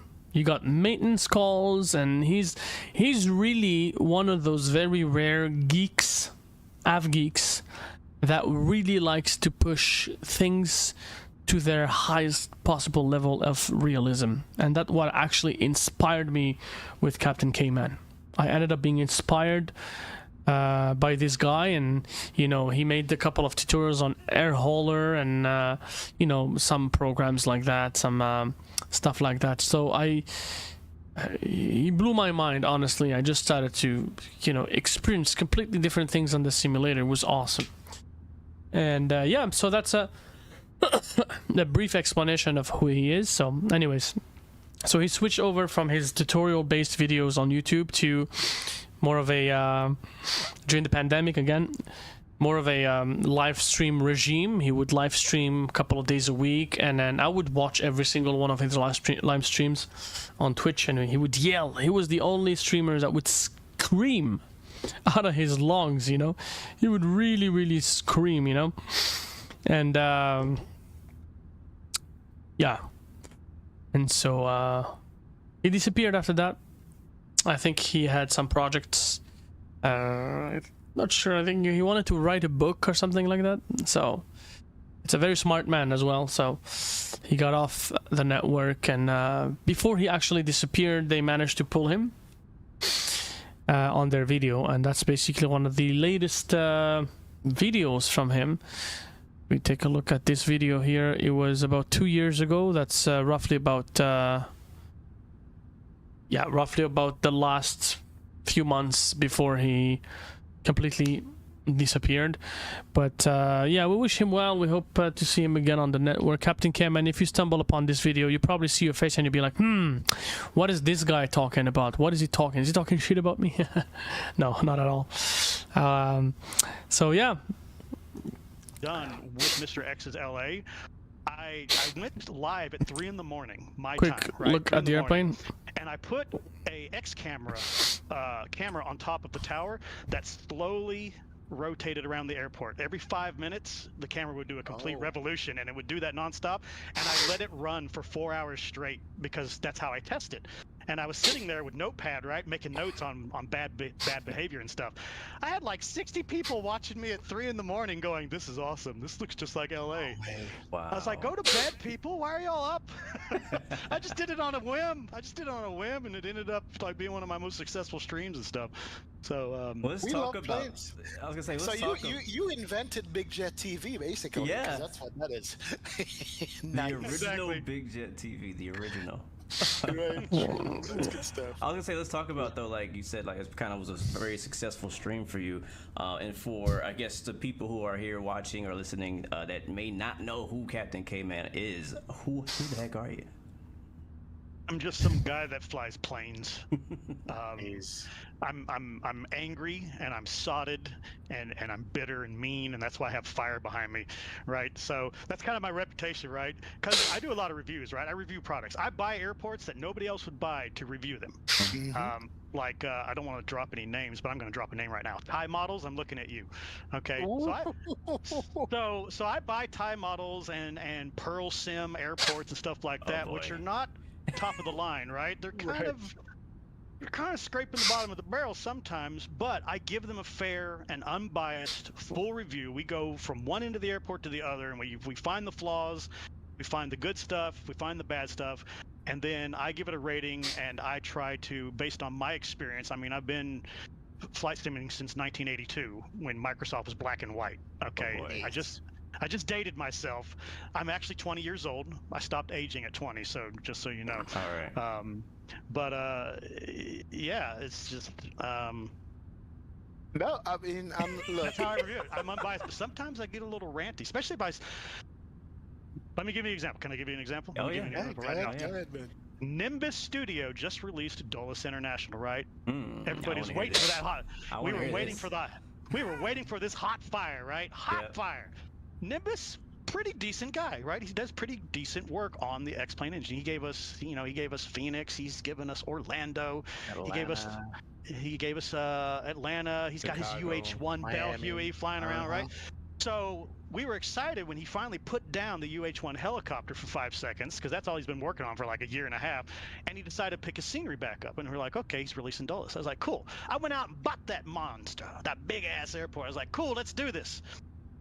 And the first thing I spawn in, I'm like, okay, I just spent $30. That's really high. That's really high for an airport. But I've done it before. I mean, I've done it before on P3D with PacSim with their Salt Lake City. I spent $35 on that thing. For Salt Lake City, God, what was I? I need a girlfriend, man. What am I doing with my life? But your Delta rival over there in Salt Lake City. So I'm looking at this airport, and everybody's tuned into the live stream, and they're all like, okay, review this thing, K-Man. And I'm like, well, I've already knocked 10% off your score because AutoGate? Bro, AutoGate for a $30 airport? What the hell are you doing, Nimbus? It ain't like you can't afford the $170 license to put Sam Jetways in there. Sam is the thing now, right? AutoGate's old busted, Sam is new hotness, right? But Sam has a licensing fee, unfortunately, but they got to make a living too, and it's like $170 for a large scale airport like that. But you can't tell me you can't afford $170. You have to spend money to make money. That's how business works. And by cheaping out and putting in AutoGate, it's just right there that turned off a lot of people. A lot of people were like, ooh, AutoGate, I don't want to buy this for $30 for AutoGate. And then we started looking at the texturing. We're like, okay, buildings look pretty, texture's 4K, but what the hell's wrong with the ground? Why does everything look like it's a tic-tac-toe board and repetitive? So we tore into that. And then he made the decision to make 3D trees across the entire airport, which made my performance go into the toilet. So I've already gone and fixed all that. I ripped out all those 3D trees, put in regular X-Plane trees that actually change with the seasons, right? Because Sam does seasonal work. Right. And I might rip out his AutoGate and put Sam in there, but there's a lot of gates at Dulles International. Yes, there is. But I look at this and I'm like, I gave my honest opinion. I was like, good here, bad here. The artwork is good here. It's not so good here. The AI is doing okay, but it's still broken. It doesn't work correctly. A lot of these gates are twisted backwards, right? They have the negative value, which means the AI is going to drive up and start doing donuts in the parking lot if people are using World Traffic 3. And I looked at this and I'm like, $30, bro? No, this airport might be $21.99 in its current state, but no, $30.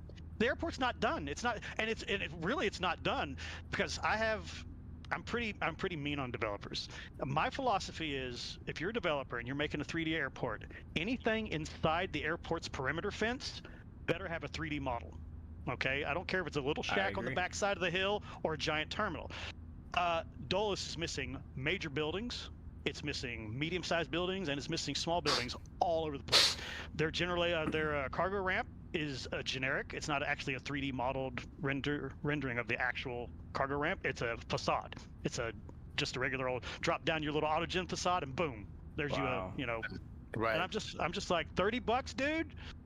And I'm watching Vertical over here, right? Vertical's a good friend of mine, and he released Tampa, right? One of his best works. He spent 2 years on that, and he sold it. He way undersold himself on that one. And I wanted to slap him in the face and be like, bro, dude, this is a major ass airport in Florida. Why are you selling it for this? And then you got, Nimbus pops out with a $30, and it's nowhere near the quality of what Vertical did on like Tampa or his new Boise scenery and his new Syracuse. Syracuse. Yeah, this came out. So, and I'm just like, okay, guys, can y'all start stepping up? Yep. If you're in this game to make the money, then make the money, because I was disappointed. I expected more. We need it. Look, if you guys ever never watch a Captain K-Man stream, you need to go on Twitch and go watch him stream and live stream, because you get what you're getting here for 4 hours straight nonstop, and it's entertaining. I don't know. Is that good or bad? It's good. I'm screaming the whole time. I'm laughing, going, yeah. Blue over here is thinking the same thing, going, man, I wanted somebody to come on the show this long to talk about this stuff, because we've been holding back on it. Yeah. But it's true, man. Oh God, Vertical's in the chat channel. Yeah, he Everybody is. stop talking about him. I don't want him to throw himself off a bridge. He nearly lost his mind finishing up Syracuse. I want to continue in that direction for a bit though about scenery, because I'm glad that you are as picky and blunt about scenery as I feel. And I felt like since Microsoft Flight Sim has come in, I feel like we are less acceptable to scenery BS and scenery BS prices. So what do you feel is kind of the state of the scenery for, I know you've been talking a lot about X-Planes, so we can continue there, but like, what do you think the state of like scenery is as a whole that are coming in from developer? Do you think it's good quality? Do you think they're stepping it up? Do you think they're overpricing it, lower pricing it? And this is particularly the X-Plane, but you can also talk about Microsoft too. Yeah. So X-Plane scenery, for the most part, people are usually in the correct price range, right? For me, I got a list of stuff that needs to be in the airport based on the price point that they're trying to offer the airport. You know, is it a single strip runway, right? Okay, right there, I'm not paying $24.99 for an airport that has one runway. Okay, I'm just not doing it. You know, how big is the airport? How many airlines are operating at this airport? Those are some of the things I decide. Then I start looking at the quality of the airport. How's the 3D modeling? Did they do the air conditioners? Did they do the gutters, the ladders and stuff? The little details there. Because the little details is what makes the airport look real, right? So if they start doing that, you know, they start earning points. Did they do an AI network? Are the gates assigned properly? Am I going to see AI traffic pop in without me having to go in here and spend time fixing it? Which, by the way, back on that one more time, I harp on AI a lot because that's my area of expertise in senior development. I'm just like, some of these airports literally take 30 minutes to do. You're telling me you couldn't take 30 minutes out of your day to put this in here before you release this to the store for $24.99? Get out of here. Get out of here. But X-Plane scenery has slowed way down, unfortunately, because we all know what happened. They all went over to Microsoft for that easy money, right? They're over there on that easy money. And Microsoft, okay, so first off, I gotta tell you this. Oh, I don't call it Microsoft Flight Simulator. Take a sip. Take a sip. Who's the big Microsoft fan here? Which of you two is the bigger Microsoft fan? Blue was, and I'm starting to drink the Kool-Aid now. After 2 years, but I'm bringing you back. Listen, you can't have XP on your hat and love Microsoft more than XP. You can't do that to me, all right? So I have a loving nickname for Microsoft Flight Simulator. I just call it Microsoft Scenery Simulator. Because come on, you got to be honest with yourself. The planes that we currently have, not the ones that are coming, but the ones we currently have, they're all junk. They fly like paper airplanes. They don't have any weight to them. They're too loosey-goosey on the controls. They just feel like I'm flying a remote controlled. It feels like I'm playing a video game, which oddly enough, Microsoft won Game of the Year. And I'm like, that's appropriate because that's what this is. It's an Xbox game. It's not a flight simulator yet. PMDG might change that. Phoenix might change that. We got Any Builds bringing their 300 series over. So maybe these guys will do it. But because of the way that X-Plane and Microsoft do their flight modeling, they are infinitely different from each other. And X-Plane has a huge advantage. And they're going to be taking that into X-Plane 12. So they're still going to have an advantage over Microsoft because they're using actual real aerodynamic engineering type tools to get the simulation of the wind moving over the surfaces, which is why all the planes feel so much heavier. They feel weightier in the X-Plane platform than they do over in Microsoft. But Microsoft, you can't deny, everything on the ground in Microsoft is freaking gorgeous. Everything above the ground in the sky up, not so much. It's not so much. But, and I joke with Vertical all the time, and we both say that, it's like, because of the way that Microsoft renders their scenery, you can make a dog turd look beautiful.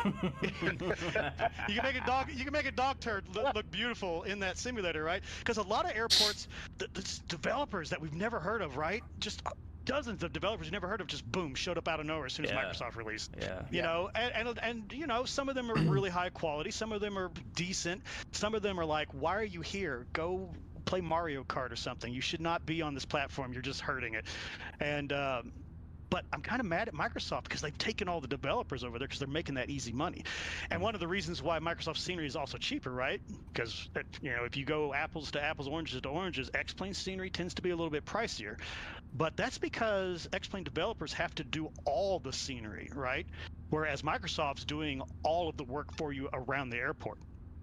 With the Black Shark AI. So that's why they lower their price tag, because they don't have to waste any time 3D modeling hotels or parks or any of that other crap that's around the airport, because Black Shark's doing that for you already, which is great, right? You save a lot of money because, you know, that $24.99 San Francisco that was over on P3D, right, for an example, just switching over to P3D is, you know, only $14 on Microsoft. And it's exactly because they don't have to waste man hours doing texturing work and 3D modeling for all the extra buildings around there. But when Vertical, for example, has to do like Tampa, and he's doing not just the airport, but he's doing the mall and the stadiums and the downtown buildings and all that, that takes a lot of extra work to make X-Plane look pretty. Because out of the box, X-Plane is ugly. It's like the ugliest girl on the block, and you know, not as ugly as P3D. I don't even. You know what? It's true. P3D's a little uglier. She ain't too pretty. She ain't too pretty. Well, no. P3D used to be uglier until P3D had True Sky.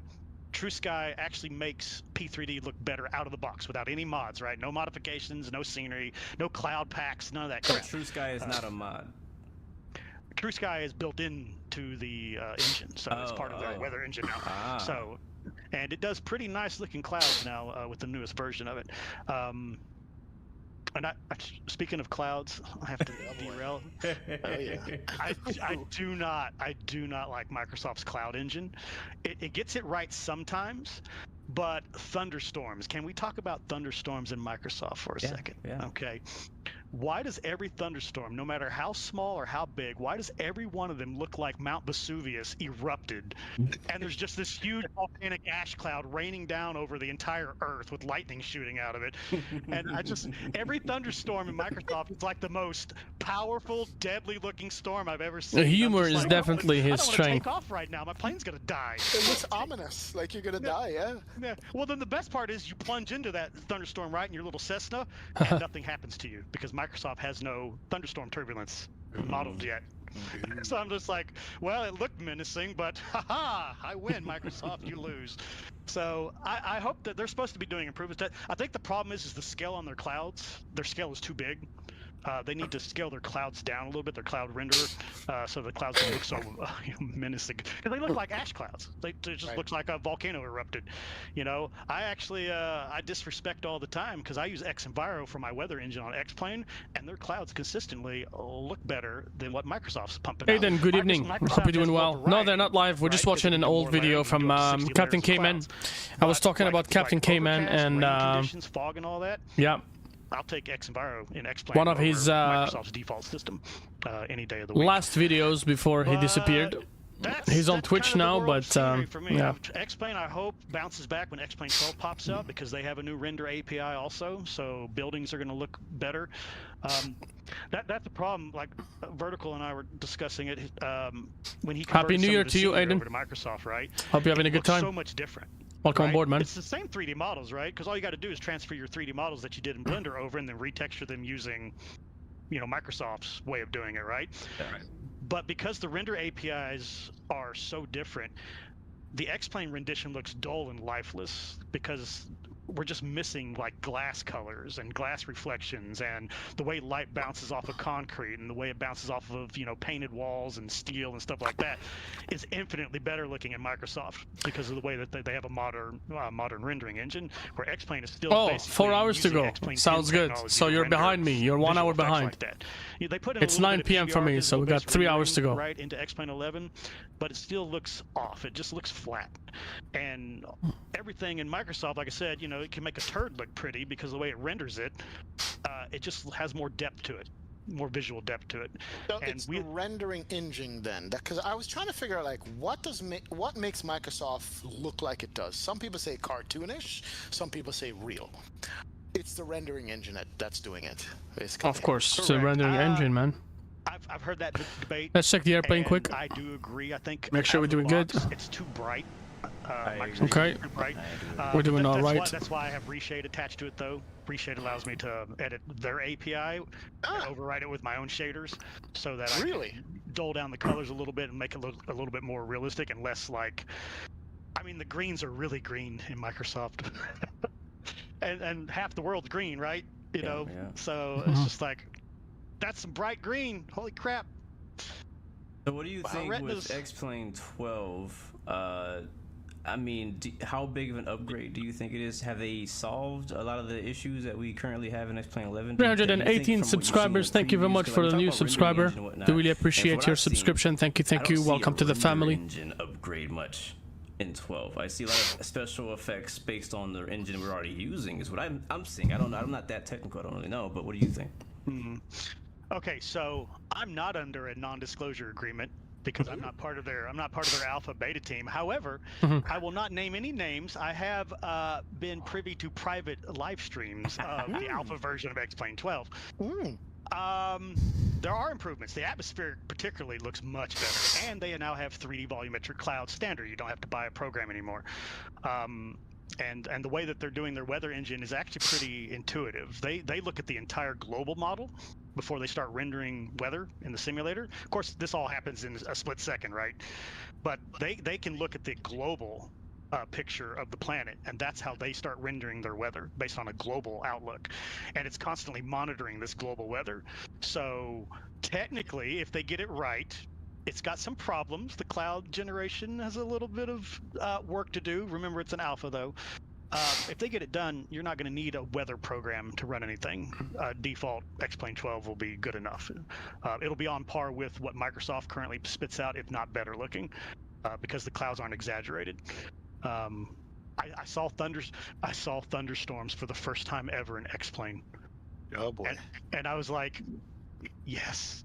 That looks pretty. And then I looked to the right and I was like, oh my God, that looks horrible.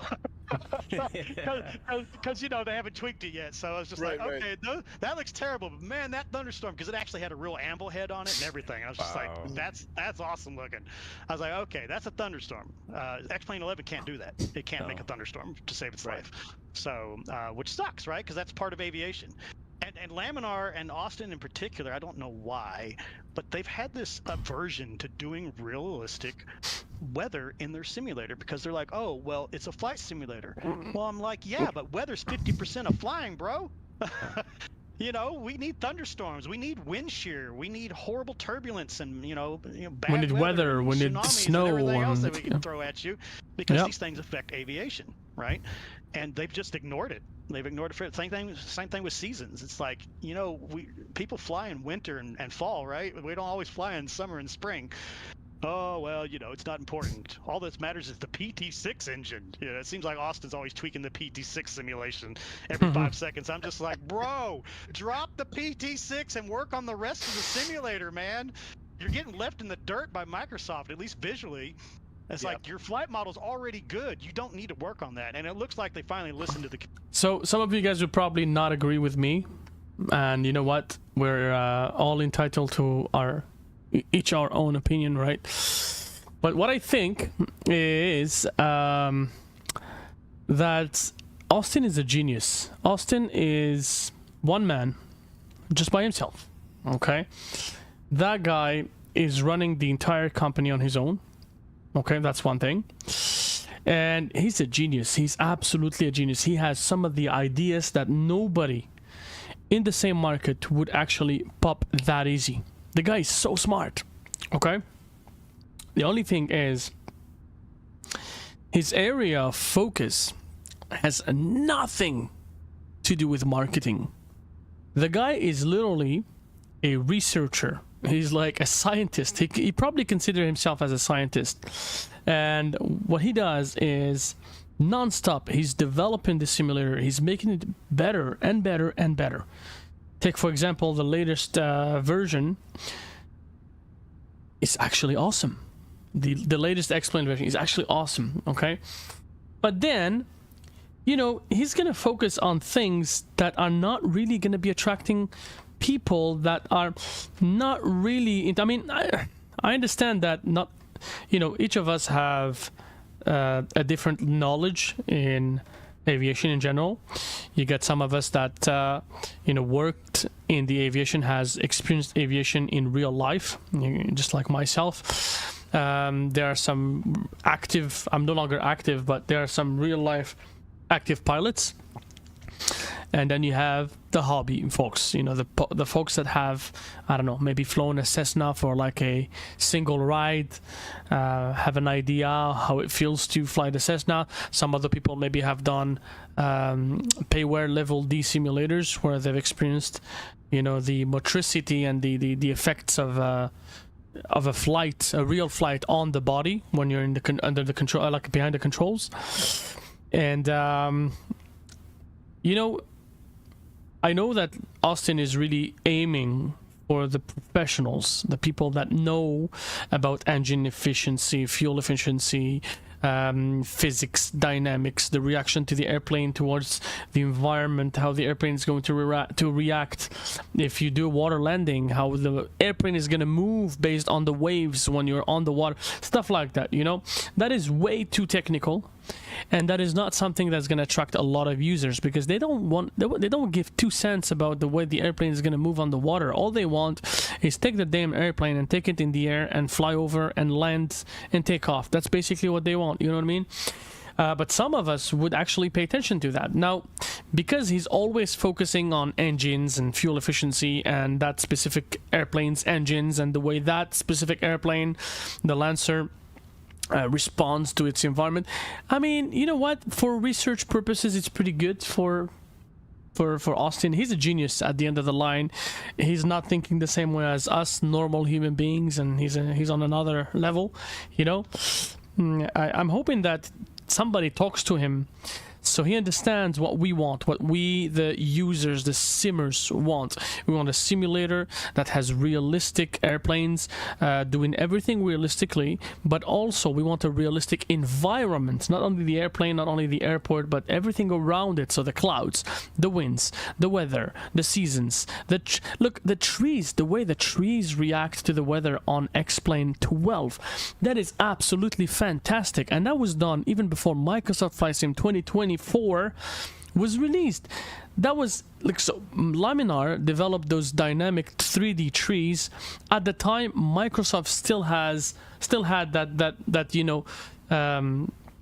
effect on their 2D trees, because on 2020 you got 2D trees, and then they have an effect on the top of the tree that makes the tree look 3D when you go around it. If you go to the drone camera and you go pick any trees on 2020 and you go around that tree, you see that the tree actually always tries to face you to make you think that you actually are looking at the 3D tree, but at the end of the line it is not a 3D tree, it is simply a 2D tree. So that was something awesome. Upon the release of X-Plane 12, okay, we're in 2021, I believe 2022, I go on X-Plane 12. First thing I do, I go manually set the weather.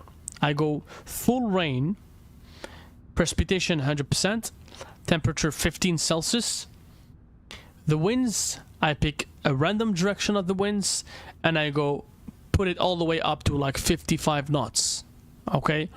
And I put myself on final at a random runway, and I get the airplane closer to the ground, and I hit pause.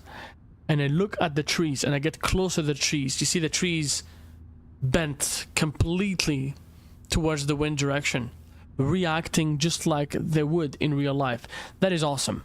That is one of the things that Laminar should actually put more resources into, working their magic onto the environment, but not only the airplanes. Airplanes, leave it to third-party developers. They know what to do. They know how to develop airplanes. We got the Zibo. Honestly, with the level of fidelity that the Zibo comes with, I'm not really worrying too much about airplanes on X-Plane. I know that whoever is going to release airplanes, Tolis, Zibo, Flight Factor, they're going to do a great job. Okay, just trust them. Laminar, trust those people. Let them do what they need to do. You focus on your part of the simulator. So, yeah, I'm just rambling, but basically going back to the same element, which is that Austin is a genius. He just needs to focus on the right thing, to to have a reverse effect from 2020 or from Microsoft back to X-Plane. You will have an influx of people going back to X-Plane because of the latest version of the simulator, given how beautiful the clouds are, how much they fixed the lighting, and how some airplanes are coming up. You know, you got the Embraer family released for free. Tolis has recently done a tremendous update on their Airbus series. You got the Flight Factor 777 that is pretty much on. Sam is working now on the not on the Steam version of X-Plane, but on the non-Steam version. It's working out of the box. You don't have any issues with Steam. The vehicles work. Everything works perfectly well.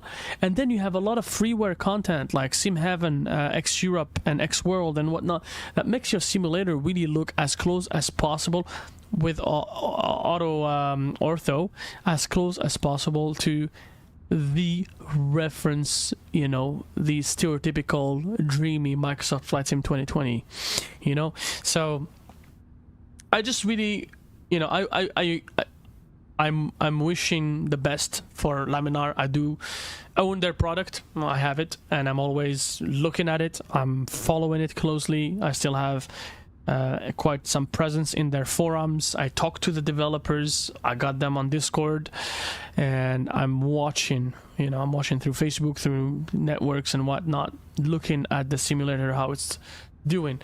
We got the level up recently. Pretty good job, and hopefully in 2025, tomorrow or something like that, we'll be doing a live stream where we can take a look at the latest releases on X-Plane and see the latest version as well. Let's go back to the video, guys. Community, because you know we have new. And by the way, we may not be able to watch this video in full. It is a 2 hours and 40 minutes long video, and we are almost flying. We're not almost flying, but we're kind of probably 150 nautical miles away from the northern coast of Taiwan, and that's you know, realize that the moment you reach Taiwan, it's just about time until we make it to Hong Kong. Weather down at Hong Kong is, ooh, it's not doing well. It is not going well at all down in Hong Kong. So we'll keep our fingers and our toes very tightly crossed, hoping to get things done properly. Let's go back to the video. We'll let them chat. We'll listen to them, and then we'll debrief after that. 3D trees. They're not rendering 2D trees. And I'm anymore. gonna watch 3D, my and it does react airplane to for a wind, moment. so you can actually see all the leaves and stuff rustling in the trees. I don't know how that's going to affect people on older hardware. It might be time to upgrade to 673 nautical miles before descent, so we're good. Yeah, or the 4090 when that thing. We still have plenty of time. But the atmospherics are different. The fog rendering is different. It's more realistic. Volumetric lighting is now standard, so when you turn on your landing lights stuff in the fog, you'll see your beams cutting through the mist and stuff. So that's in there. The way they rendered glass looks different to me now, and the way that they render metal materials, PBR and stuff like that, still looks different. The whole thing still runs on Vulkan, which makes me sad. It makes me sad because I'm not an AMD guy. Vulkan is an AMD API, and while it does work on, you know, GeForce cards, NVIDIA cards. That's fine. The NVIDIA card users are never going to get as much as an AMD video card user is going to get, because Vulkan is native to AMD video cards, whereas DirectX 11 and 12 is native to NVIDIA, which is why if you have an NVIDIA card on Microsoft, you should be getting some damn good frame rates if you have a 3080 plus. Even in 4K, you should be easily approaching 60 frames per second.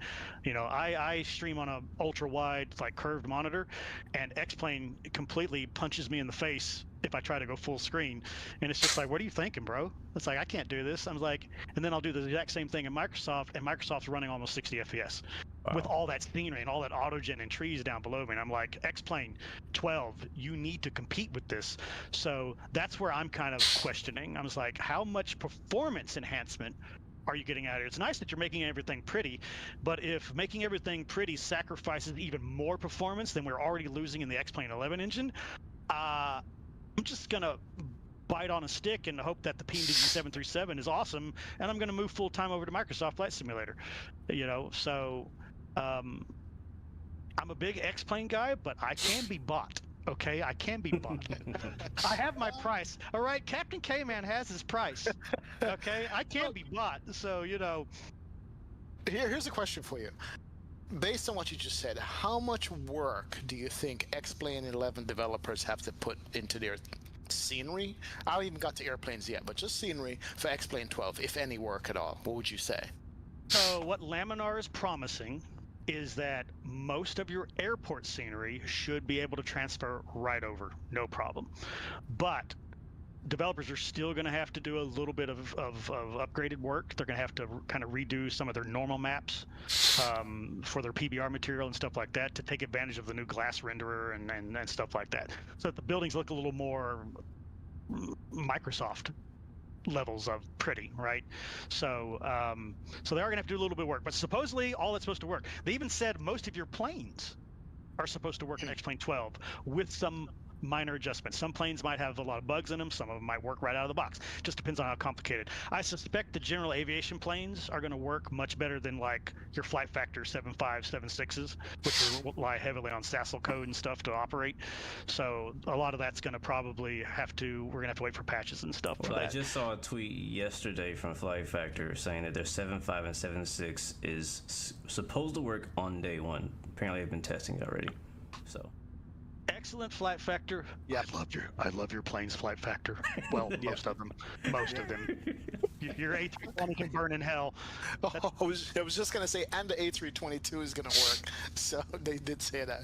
I want to love their A320. I do, but it's such a performance killer. It's just so bad. Go back and watch. We had Ramses on the shows back talking about their entire lineup and the version 2 is coming, but he talked about the A320 and why is it in the state it was, and it's because of the original developer of it, and and they're slowly trying to change it over to get it to where it's not such a performance hog anymore as it used to be. So hopefully they'll ever get there one day. I don't know, man, we'll see. Well, we need that. Yeah, episode 8. I'll go back and watch that one. There you go. We in the Airbus family line, I want my FS Labs. Nobody does the Airbus better than FS Labs. Unfortunately, it's stuck on the P3D engine. But if you want an actual A320, A321, A319 trainer that you can use for training purposes, FS Labs is the standard. And unfortunately, Flight Factor ain't it. Tolus ain't it. And the fly-by-wire freeware modded A320 on Microsoft definitely ain't it. So I would love to see FS Labs quality. Is Phoenix going to bring something to the table? Yeah. I've never heard of this company before, but I have hopes. Some people are already complaining about their texture work, though. It's like, looks like the buttons are all melted, like they're made out of melted plastic. And I'm like, it doesn't bother me. It looks okay. Like, no, that's not how they look in the real Airbus. It was like, well, I mean, I don't have a magnifying glass either. Are you really getting that close to the buttons that it bothers you that Some much? people do. Like, some people actually go that deep into looking at the details. See, here's my head-to-head competition. When the PMDG drops from Microsoft, I want to compare it flight model-wise to the Zebo. Exactly. Curious. I'm going to do the same thing. I'm going to buy the PMDG 737 for the 4th time. Oh my god. Wow. So are you guys still gonna get that discount? Right? That discount that I don't think I'm eligible for it because I bought my NGX before the date that they said.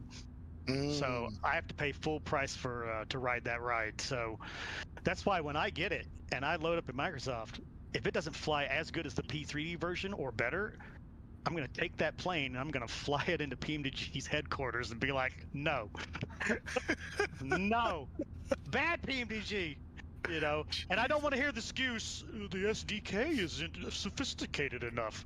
Well, then you shouldn't have released the plane.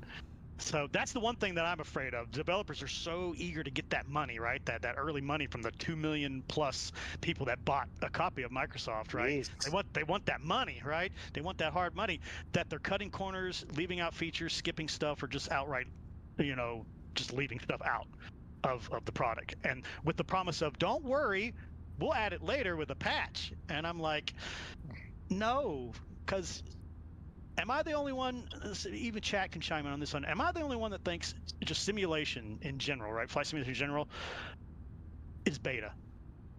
We never leave beta. We never leave beta. Yeah. We're always in beta. X-Plane, Microsoft, doesn't matter, P3D, we're always in beta. Either the plane's beta, the utilities we're using are beta, the scenery is beta, or it needs to have, stuff added. Don't worry, we'll add it later. I'm just like... Everything's beta. And I play... The whole gaming industry is in early access. That's what I was about to say. I was like, whatever evil, Indeed. devil-worshipping company came up with the green light system on Steam, come green light our game. We'll give you 20% of the game to play now, and we'll develop it over the next 5 years, and maybe you might get to the game. Or a citizen. I think that is the most evil gaming industry model that was ever developed. I can't stand it. I don't buy green light games anymore. I wait for the actual product to be done. Yeah. I just stop because I'm always disappointed.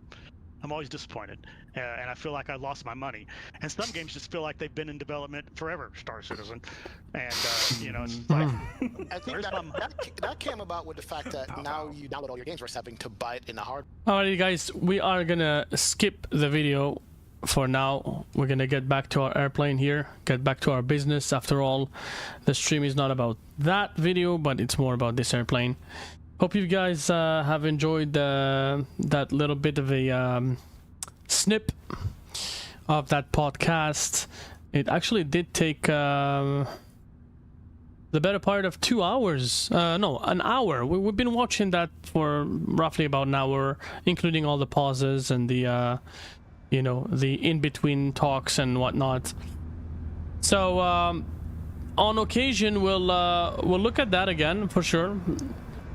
I really want to know what you guys think of this idea that I recently had of when we do a long flight or a long haul or something, we just go into some podcast and listen / watch it together and kind of debrief. I want to try to do that once we have a more like a little more people with us. Let's be frank, it's not really, it's not fun to debrief on something by myself, obviously. But I can only give you my input, and it's always interesting to sort of navigate through that together and, see what's going on,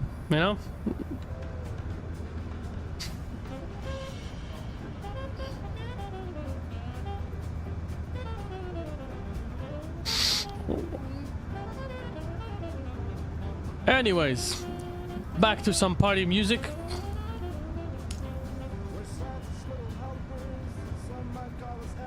We're gonna get Beyond ATC as well.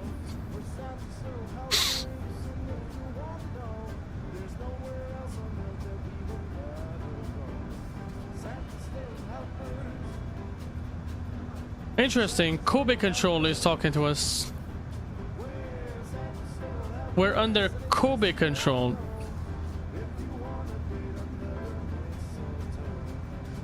Very, very interesting. Very interesting. I didn't know that Kobe control would extend all the way to the Chinese coastlines. But you know what? Yeah, now I understand. It's because we're very close to Okinawa, to Naha. Contact Taipei Control 124.6. Asiana 967 Super, have a good day.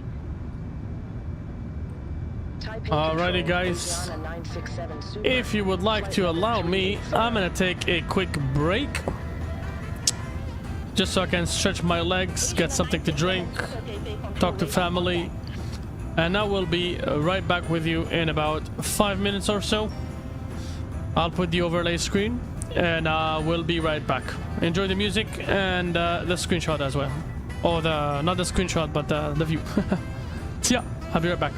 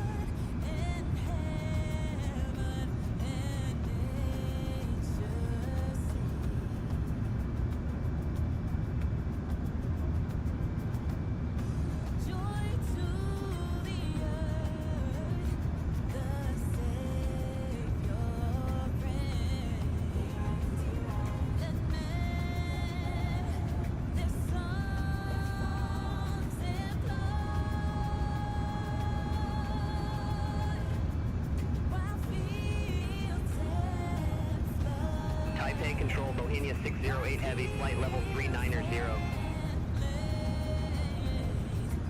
Aviation 608 Heavy, Taipei Control, radar contact.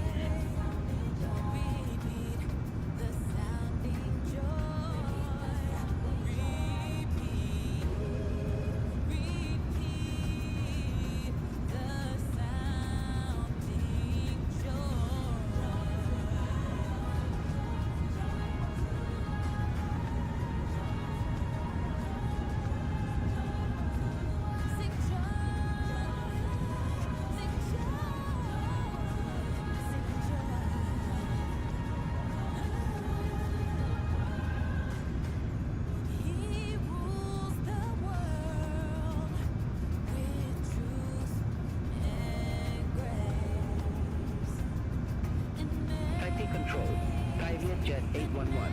Good day, flight level 340. Private Jet 811, Taipei Control identified.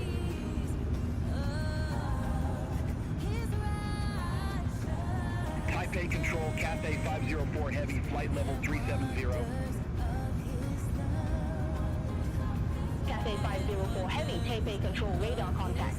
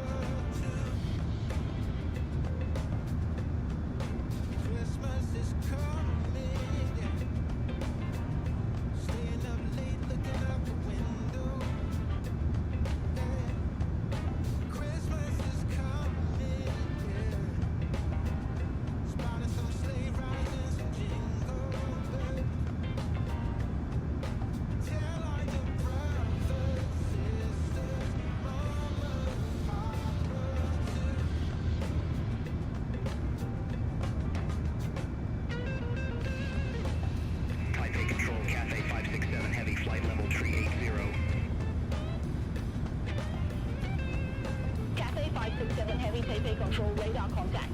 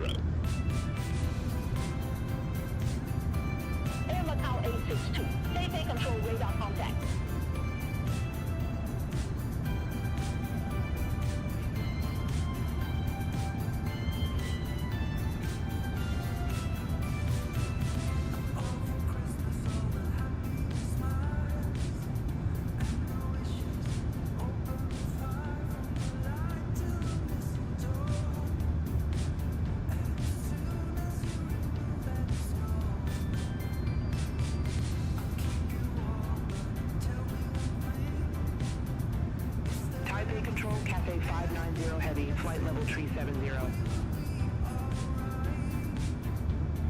Cathay 590 Heavy, Taipei Control identified. Hong Kong Shuttle 686, contact Kobe Control 123.9er. Contact Kobe Control 123.9er, Hong Kong Shuttle 686. Have a good day.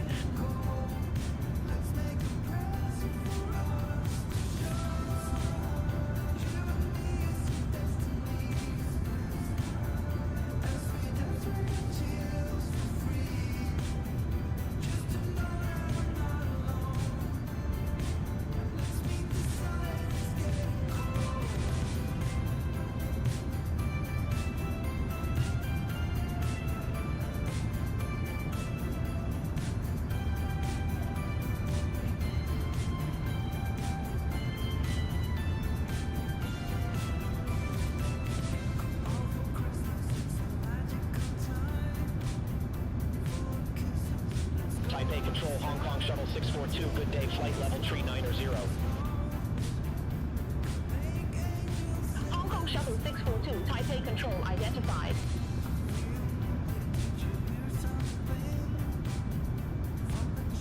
Taipei Control, Air China 149, descending via track 1 Alpha, flight level 174. Air China 149, Taipei Control radar contact.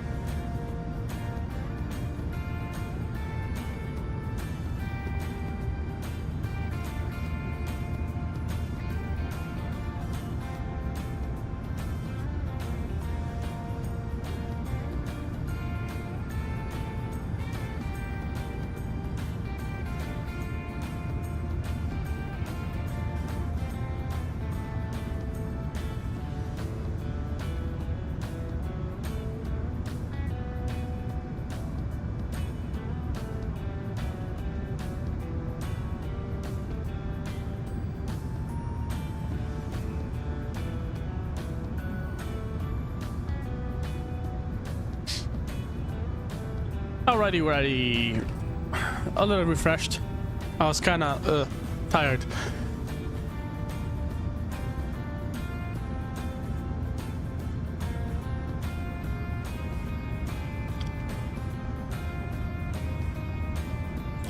(9:46 p.m. here, Montreal. Getting there. Getting there. 480 nautical miles before we get there. Oh, okay. Sorry.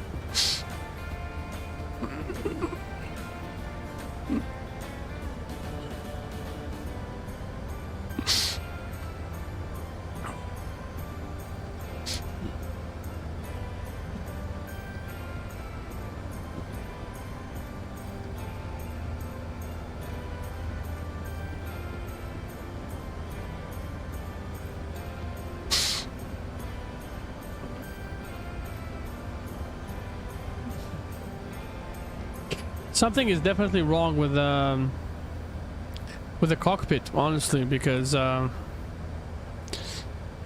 performance is just terrible.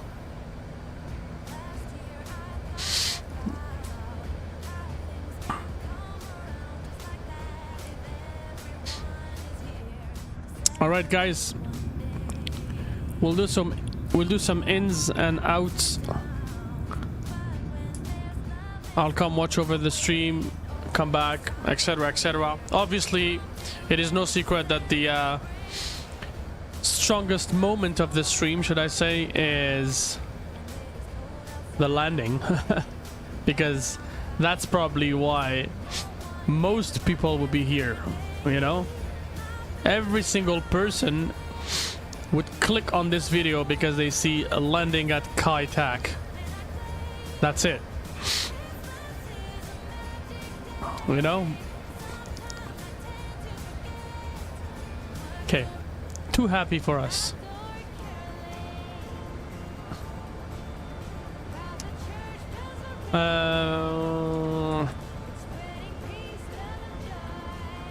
Let's do New Year.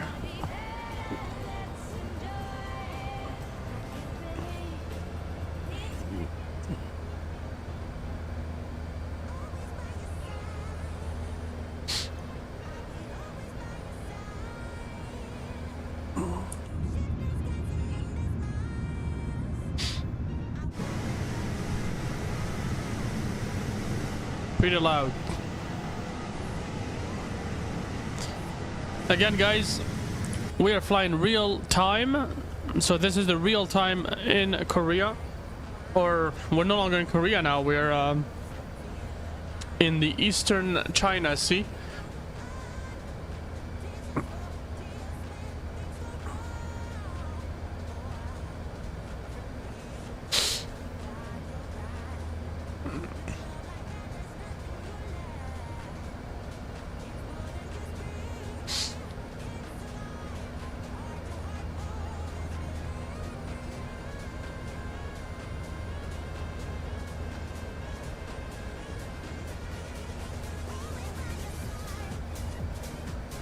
Oh. Air China 149, contact Taipei approach 130.1. I'm liking this beat. Let's do it again. Contact Taipei approach 130. Let's do it again, my friends. Air China 149.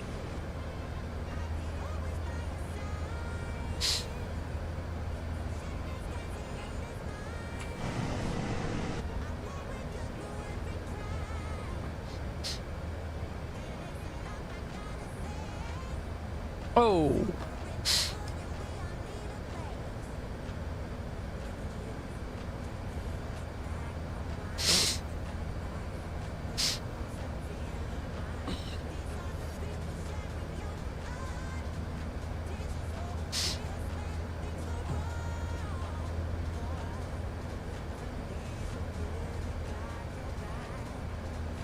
Aviation 608 Heavy, contact Kobe Control 123.9er. Have a good day. Contact Kobe Control 123.9er, Bohemia 608 Heavy.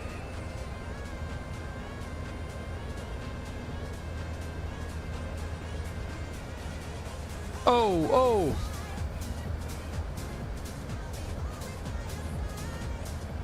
I'll be always by your side. Nice. Oh. This is our DZ New Year Eve.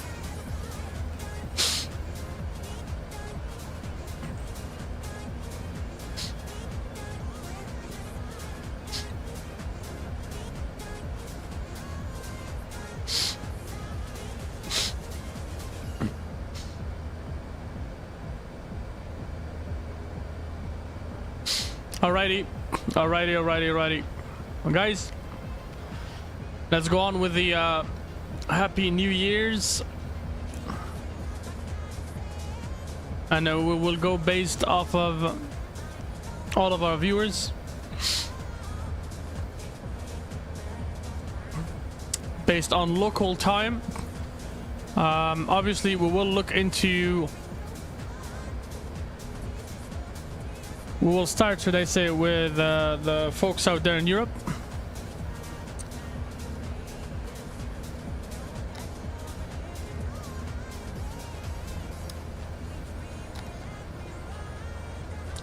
Okay, Happy New Year to our viewers down in France. Happy New Year to all of the people of the United Kingdom watching us over on this channel. Happy New Year to all the people from Germany participating on our channel. Happy New Year, bonne année à tout le monde en Belgique, en France. Happy New Year, guys, in Japan. Obviously, they're the first ones to celebrate, the lucky ones. Happy New Year to all of our viewers in Russia, in Russia. Happy New Year to all of our viewers in Australia, in Poland. Happy New Year's to all of our viewers in India. Not too many, but we do have some of them. Happy New Year's to you guys.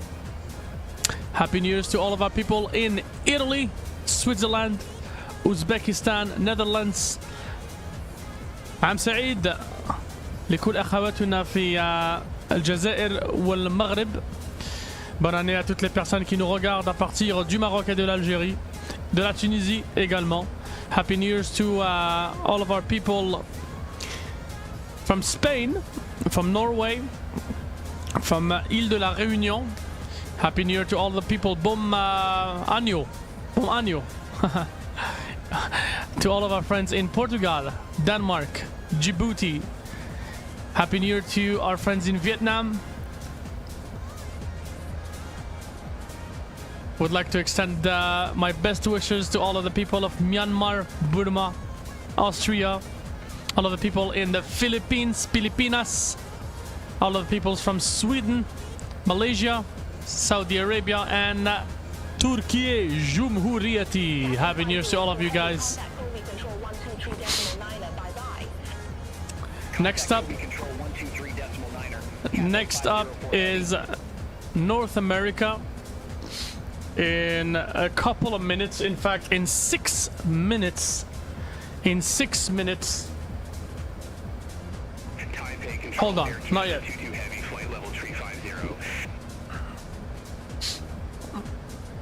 Air Canada 22 Heavy Type A control identified.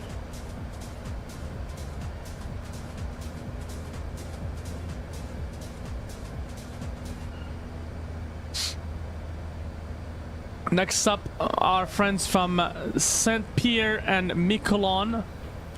Saint Pierre and Miquelon, which is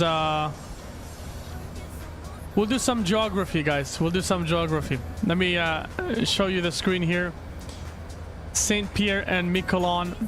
It's this little island here. Where is it located? It is located, as you can see, right next to Canada. Canada is here. Here's the border, tiny little border. If you zoom in, Saint Pierre and Miquelon is France. And on this side is Newfoundland, Labrador, Canada. These guys here are to the western side of, I guess this, to the west of Canada technically, but to the east of Canada as well. But they're half an hour ahead of us, which means that they are going into the new year in 4 minutes now. We do have some viewers from this island, believe it or not. They are technically 2 hours and 4 minutes ahead of us. Quite very interesting. There you go, that's Saint Pierre and Miquelon. And then after that there will be Newfoundland, Labrador, which will be celebrating the new year 30 minutes afterwards. 30 minutes after Saint Pierre and Miquelon. If you guys haven't been to Saint Pierre and Miquelon, I encourage you to try to find out some videos showcasing that island. A very, very beautiful and very traditional island in North America. Very cool. It's kind of trapped in between Canada and the US. They sort of rely a lot on the Canadian and American economy, especially during the pandemic. They actually were full on relying on us because they're so far from Europe, from France. They can't possibly or logically Type A control, Vietjet 9 you know, sustain to their needs. Vietjet 940 Taipei control identified.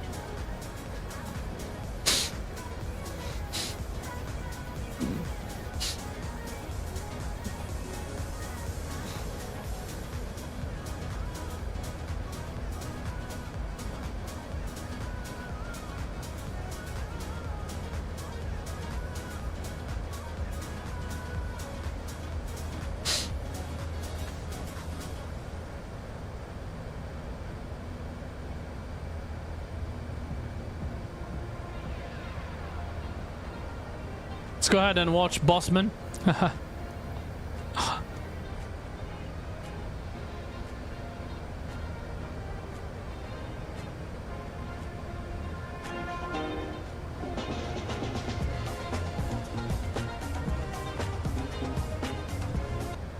You sound like a Red Bull advertisement. Well, we never know, man. I need some sponsorship later, you know, because if Red Bull sponsor the channel, then we're gonna have to do crazy things, right? We're gonna have to do crazy stuff. These Aviation. Hey, bonne année, boss. Bonne année. There you go. Bonne année. Bonne année à toi aussi, mon ami. Bonne année à toi. Damn, people is around. People are around. Bonne année, Airbusman. Appreciate it. Since the CRJ is in the RBX. No, there you go. It's clearly saying, bro, what does it say on the banner, Sam? Does it say airplane? Look at the banner. There's a banner for a reason. Read it, man. It says clearly.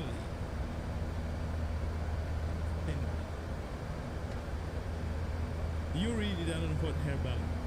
Yeah. I think we are capable to do shit. But it's man. So I told him I just caught you saying bonne année, which is Happy New Year, and I responded to him on the video, bonne année back. I just put you on my stream and what you said. Aye.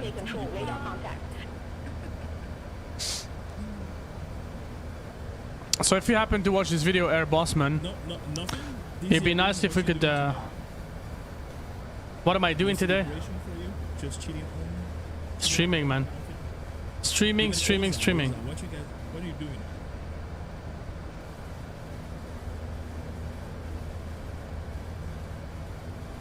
He could watch us live, and we could watch him live, and we could talk to each other.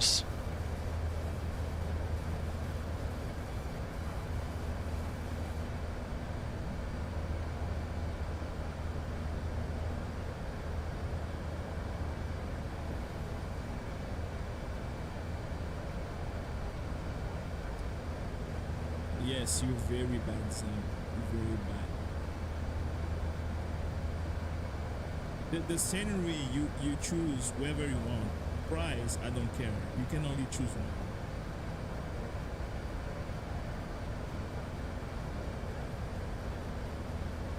Air Bossman. Guys, I really enjoy this community, honestly.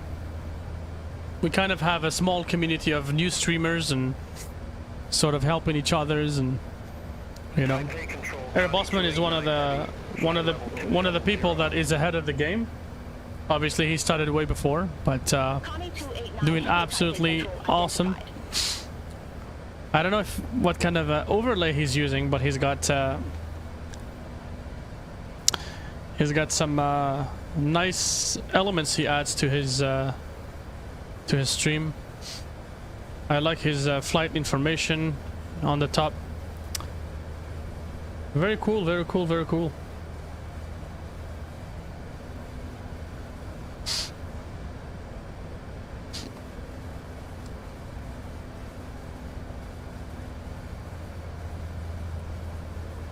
Sam, are you drunk already? I think you're drunk already.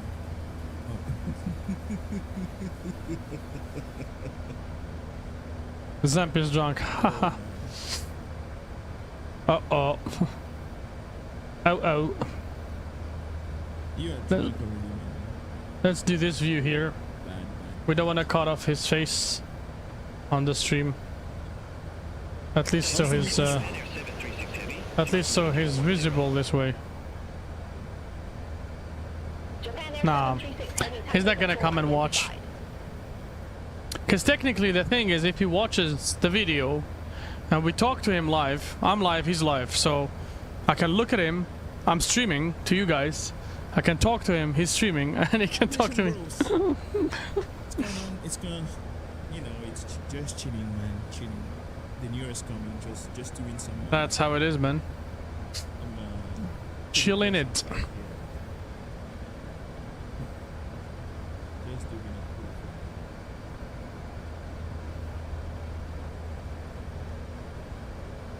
How about you? What's your plan? Are you gonna get? Are you gonna party? Anyways, back to our airplane. We'll let him do what he does best. I don't want to bother him either. Let's respect each other's. We're doing our thing.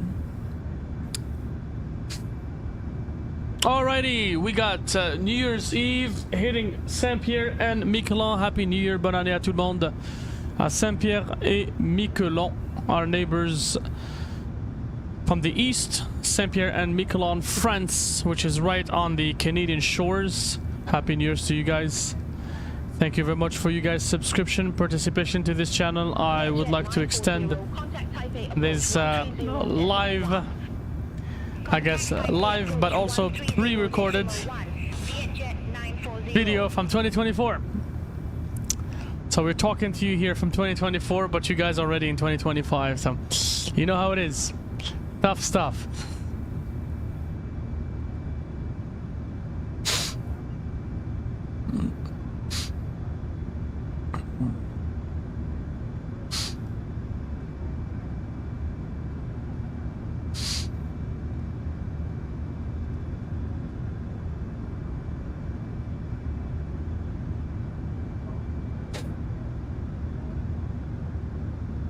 Control room air 8289, good day, flight level 170.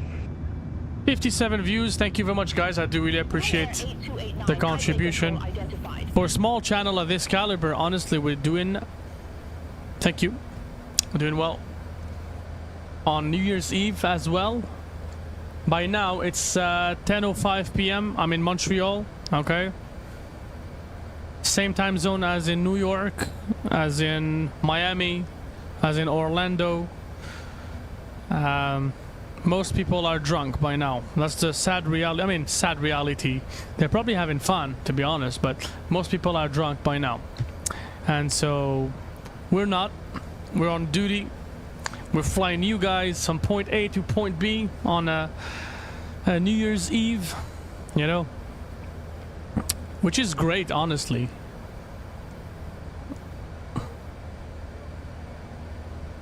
I'll ask you a question and you guys can answer me through the chat if you're live, but also through comments if you're not watching live, okay?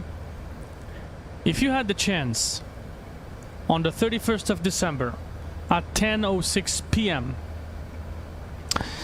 to be dispatched to fly an Airbus A380 in real life as a captain or a first officer, from anywhere to anywhere, would you rather go out and party with your friends, get drunk, celebrate the New Year's Eve, or would you rather fly the damn A380 from wherever to wherever? What would you do, guys? I mean, what I'm doing right now is already answering my side of the question, so I'm actually already giving you my answer without even, you know, verbalizing it.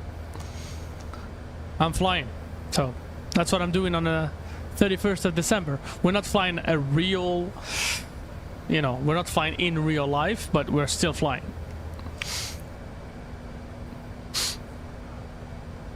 So, yep.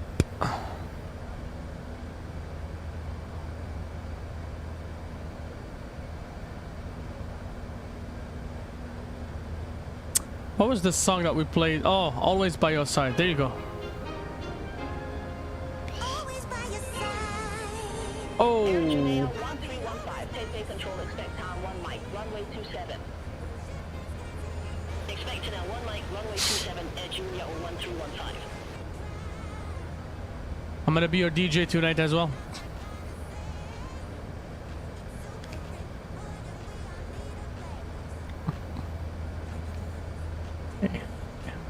The A380 we got on our flight, I forgot to mention, because it's 11 a.m. in Asia right now. SimBrief data not yet loaded. Okay, weird. What? No! Not mess with that. No! I hope they didn't mess with our loads. Anyways. We got 323 drunk passengers because they drank too much last night. Enjoyed themselves on the New Year's Eve. Right? Good stuff. Guys, I'm really getting excited. We're getting closer and closer to the new year, but we're also getting closer and closer to our destination. It looks like we're gonna be arriving at 3:51 UTC, and right now here on the tablet it's 3:09, so we got about 40 minutes ish left before we make it down there. 307 nautical miles. Good. Oh, actually no, 4:15. That's gonna be the arrival. 4:15, and there's no time here. Oh no, it's right here. It's in front of us. GPS time. 3:09.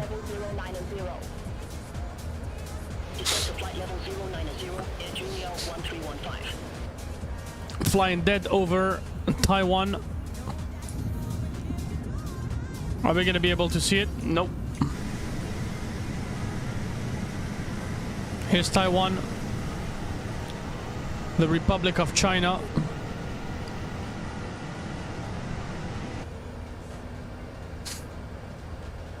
We've already passed the Taipei area. We're towards the Taichung area.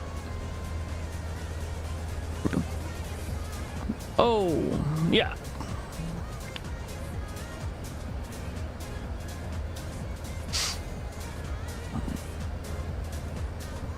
Taipei, Taichung.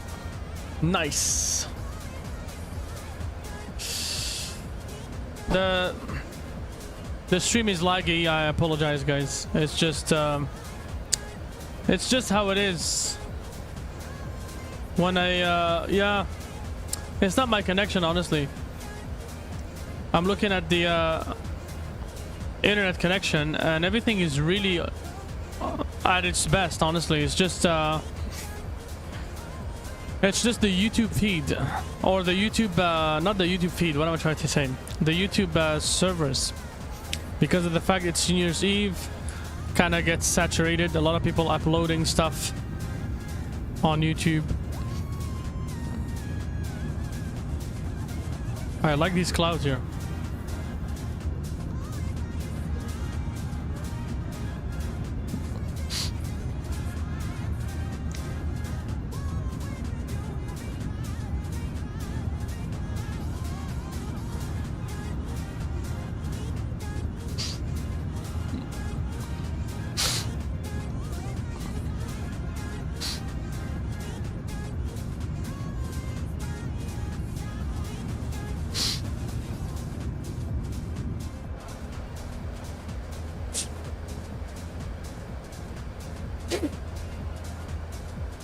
Okay.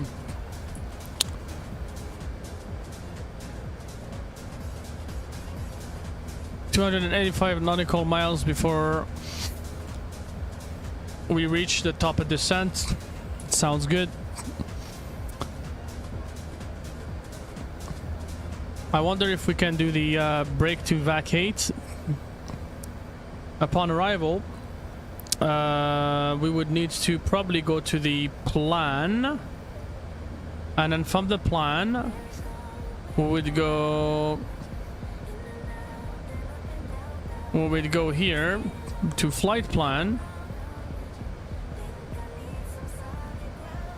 and then we would go down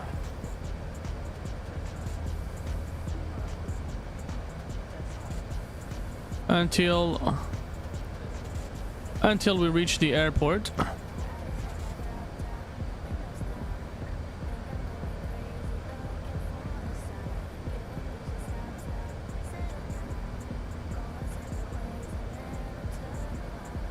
There you go. And then we're gonna go like this.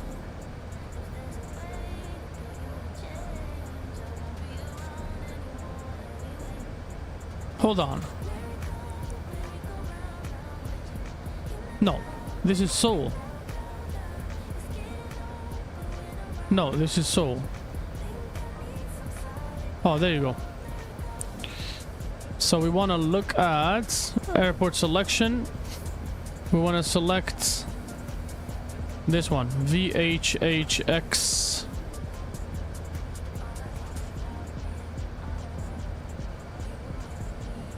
Let's do VHHX.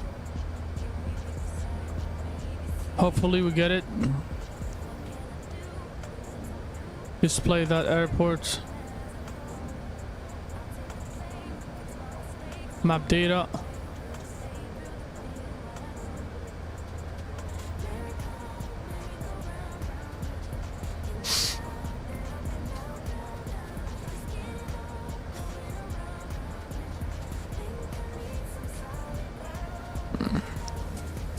Does it look like no? It's not. No, we won't be able to do the break to vacate, I think. Probably not.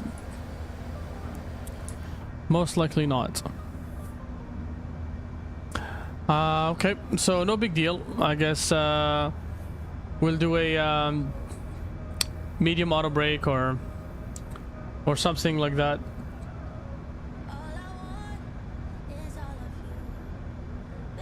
Taipei Control, China Eastern 2010, flight level 106. China Eastern 2010, Taipei Control, radar contact, climb to flight level 290. Climb to flight level 290, China Eastern 2010.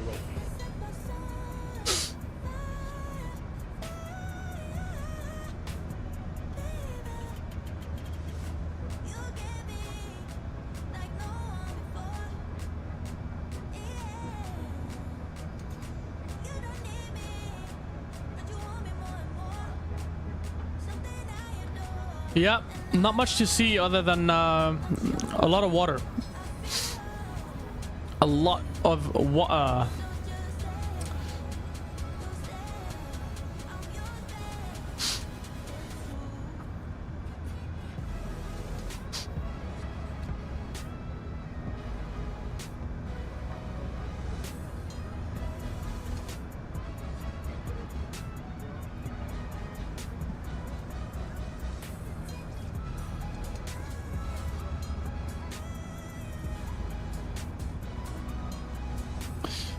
And we are exiting the as you can see here, that's the not the Hawaiian but the Taiwan coastline. We're going over to Taipei Control. Taipei Control, Asiana 967 Super, flight level 380.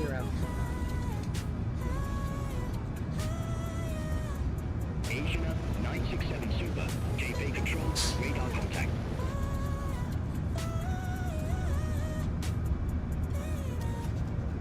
We are getting very, very, very, very close to a very scary destination. I've never flown there. I just got motivated yesterday when I was showing you the landing at Banda Neira in Indonesia. So I was like, yeah, you know,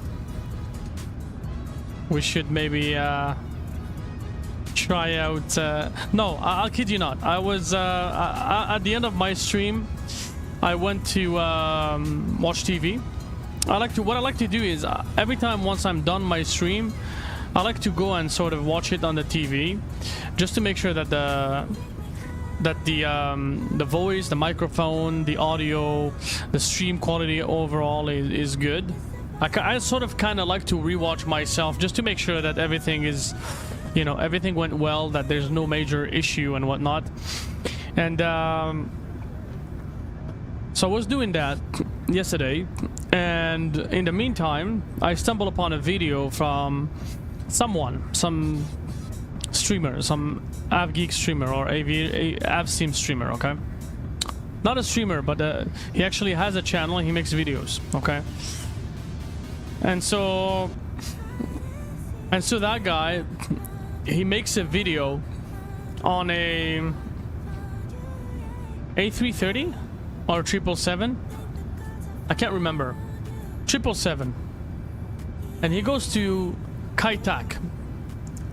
And I'm like, hold on. Saitek? Like, we haven't been in Saitek. I mean, I'm thinking to myself, we haven't been to Saitek at all. You know, we've been to Hong Kong, but never to Saitek, you know? Saitek is like the old airport, and in my mind, because I remember from when Microsoft 2020 was released, I know for sure that I've already tried to spawn in at the Hong Kong Saitek, but it didn't work because the simulator does not recognize that scenery or something like that.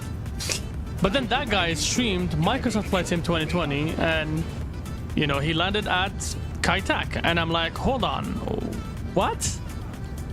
So it turns out that there is some freeware sceneries of Saitek that have been added to Flight Sim. So you got the photogrammetry, you got the airport, and apparently even Payware Airport Saitek, VHHX. So I'm like, all right, let's do it. And I was impressed. I was surprised today that it's not even on SimBrief. I don't even know, you know, I don't even know why SimBrief doesn't have that information.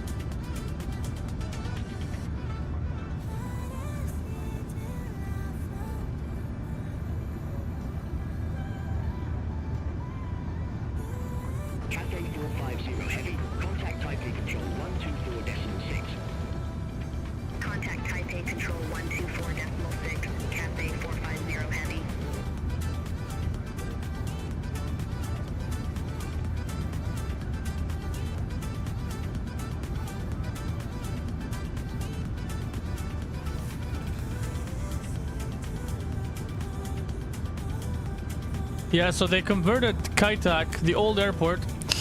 They've converted it apparently to a cruise ship terminal.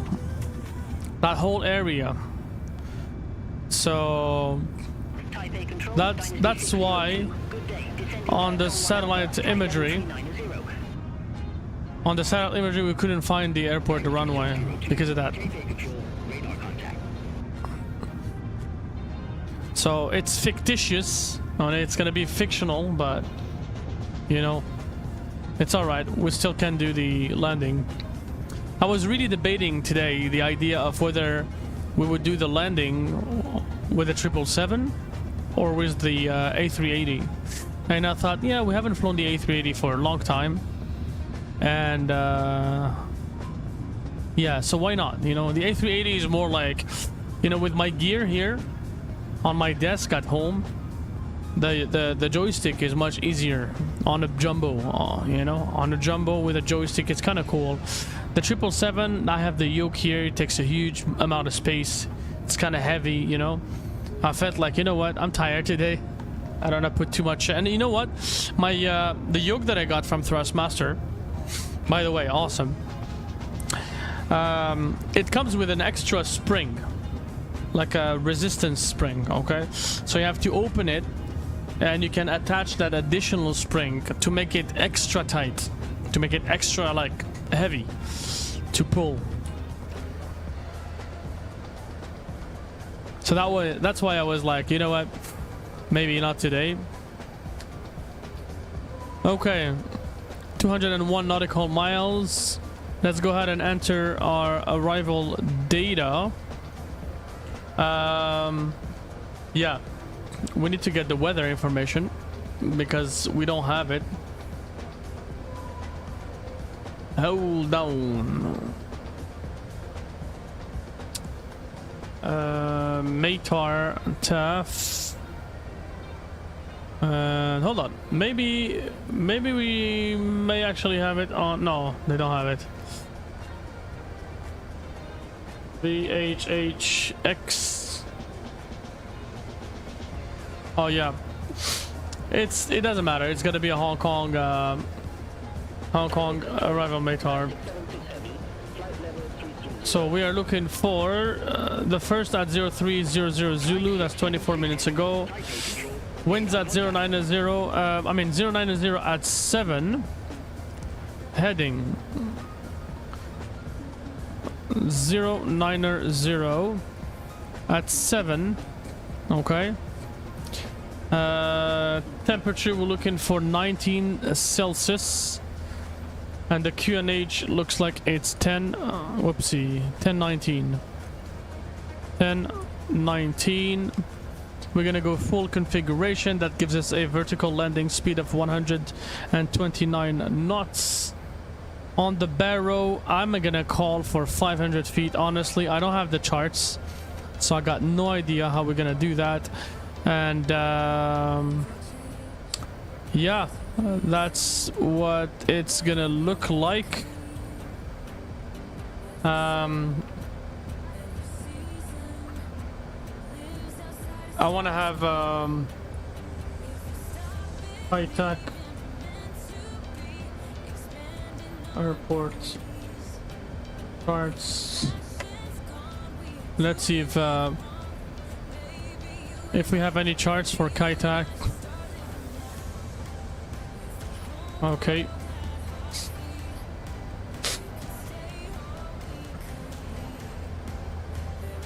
So we may have gotten something.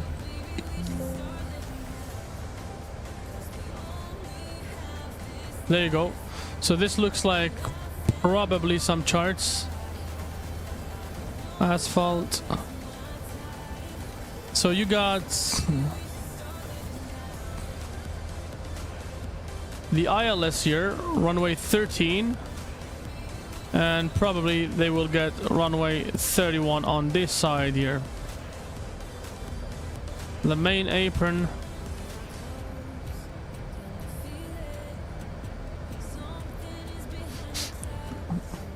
And this is Hong Kong Saitek standard arrival instruments. Okay. Golf would be the last waypoint. Let's take a look at that here. Active. Let's look for golf. Runway. I don't know. I don't know. It should be golf technically. Oh. Nuts.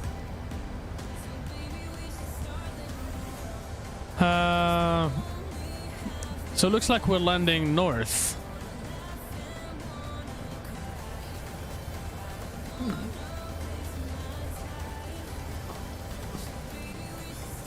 Yeah, we gotta change the runway to runway 13. That's gonna be our runway of interest here. Runway 13. The approach is gonna be, yeah, the 13.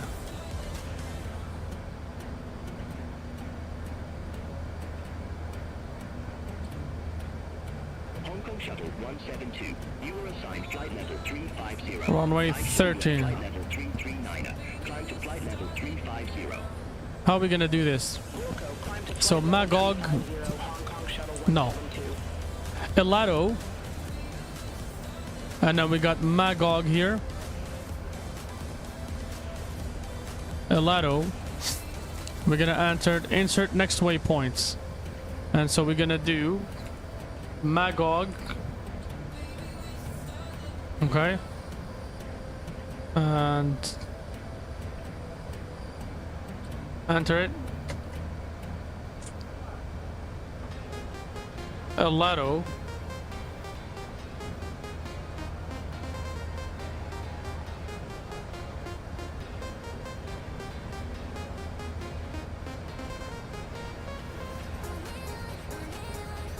Magog. Oh, there you go. Magog here. Insert. From Magog. Whoopsie. From Magog. Insert next waypoint. That would be Alpha. So Alpha. There you go. Alpha would be the closest to me, so this one here. Insert, and then next waypoint we're gonna go to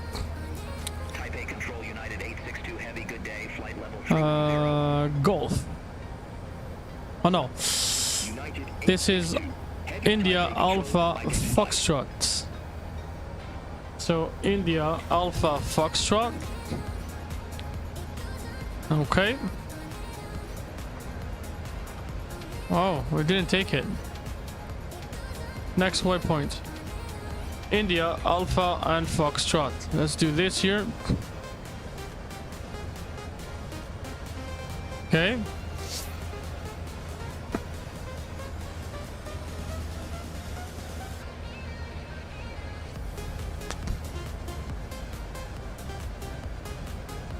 India, Alpha, Foxtrot. Okay.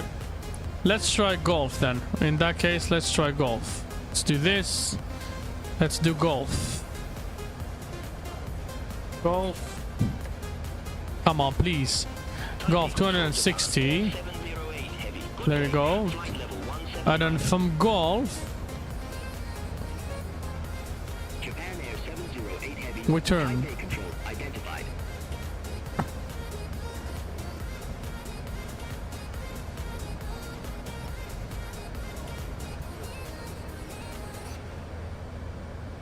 So we gotta be at 300 feet here. Over Golf. Gotcha.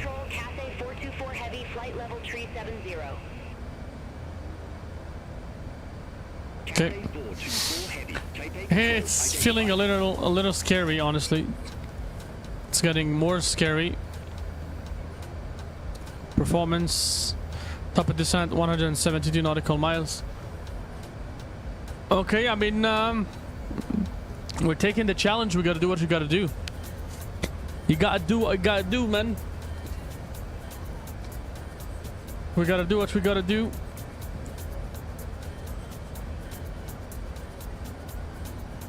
I'm just gonna have to look into things. Elato.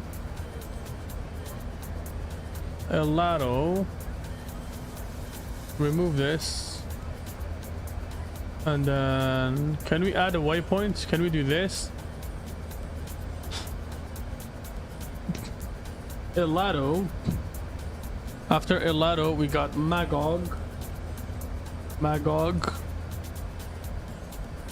Alpha. Cathay 424 Heavy. Descend to flight level 090. There you go. Magog. In between Magog and Alpha, we got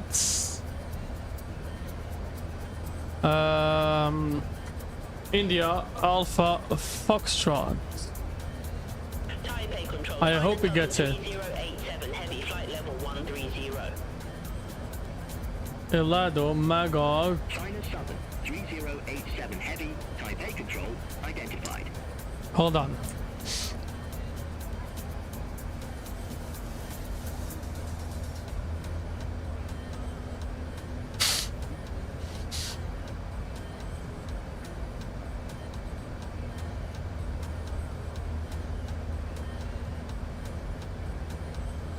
Oh, the VOR DME.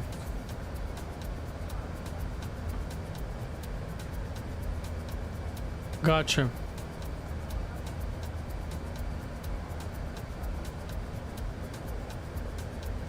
So from Magog, we're gonna keep that heading across Charlie Hotel DME, 39 kilometers. Okay. Charlie Hotel DME.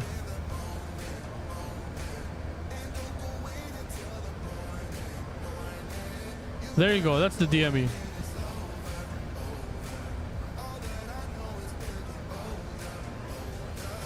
And this one here, that's the Charlie, that's the Tango Delta DME. So I do this, and I do Tango Delta. Done. There you go. No, we go Tango Delta and then Alpha. Yeah. No, Alpha and then Tango Delta. Sorry. Expect radar vectors, ILS Yankee runway 36, Hong Kong shuttle 172. Tango Delta and then Charlie Hotel.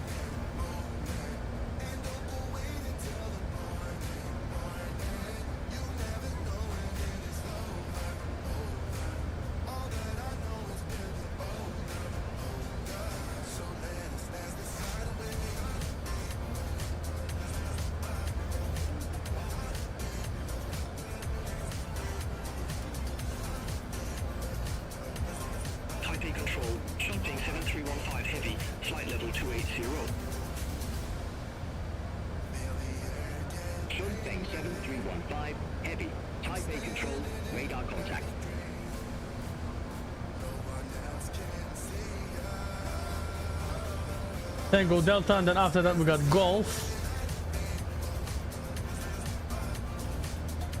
Golf.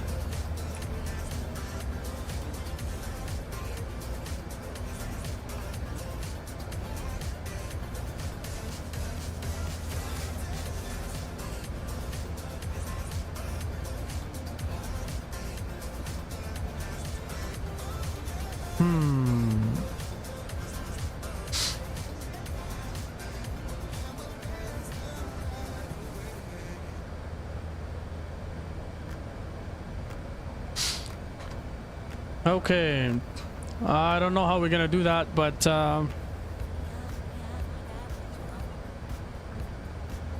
we have to do it somehow. We have to figure it out.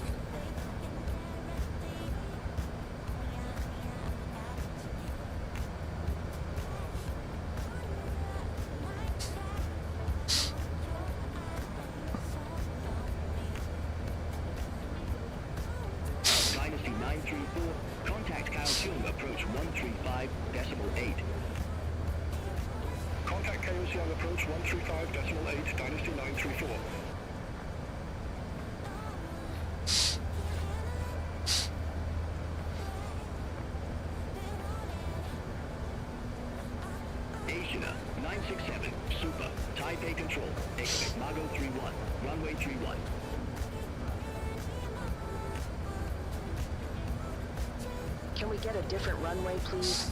Asiana 967 Super. Aircraft calling for runway change. Say call sign. Asiana 967 Super. Asiana 967 Super. Roger. Say runway. Oh, there's only runway 31. Okay. Runway 31. Asiana 967 Super. Okay. Asiana 967 Super 31 is the runway you're already assigned. Unable runway change. Okay, we're gonna force it.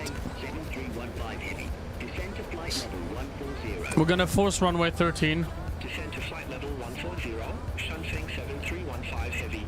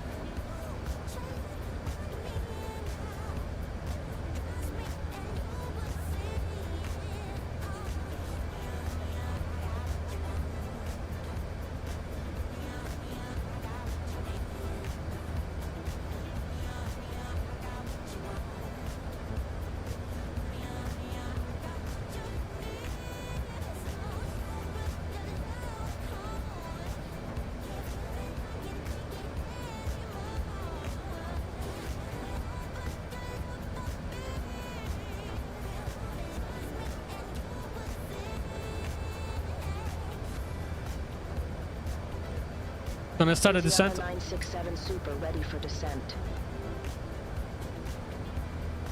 Asiana 967 Super, Marco 31, runway 31, descend to 7,000 feet, QNHE.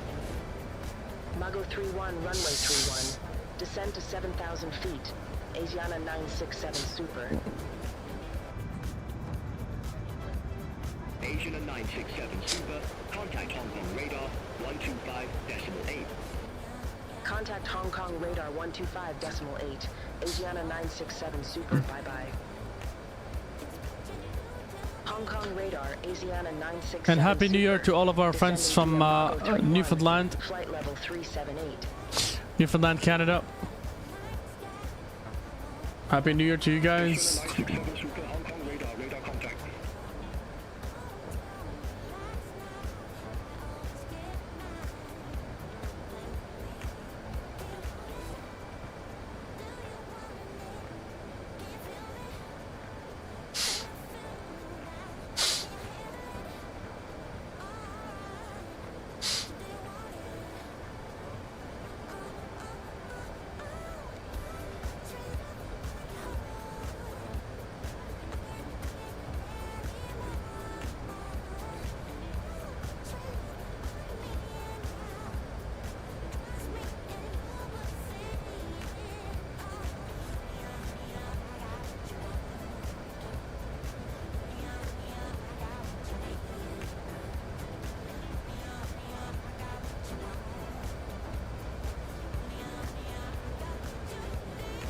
Radar, Eva 852, flight level 150. Eva 852, Hong Kong radar identified. Continue climb to flight level 350. Continue climb to flight level 350, Eva 852.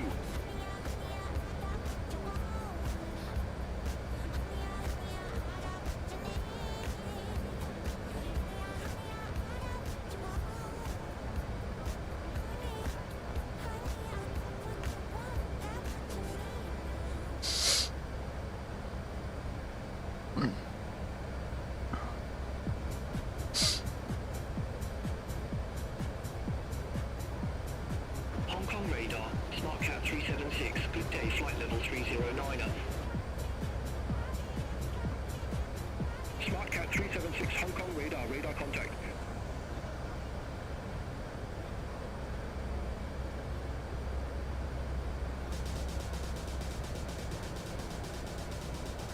I'm trying to understand the charts.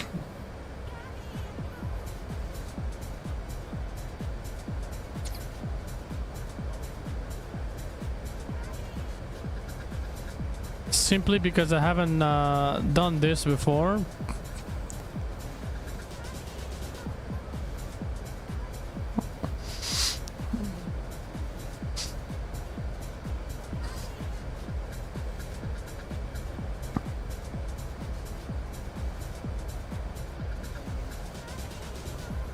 Yeah, so I guess from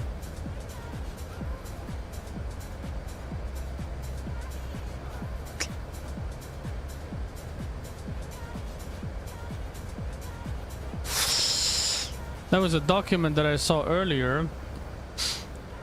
I downloaded that document a few minutes ago. Hold on 1 second. I'll go get it. This one here. Yeah. Let's look at this.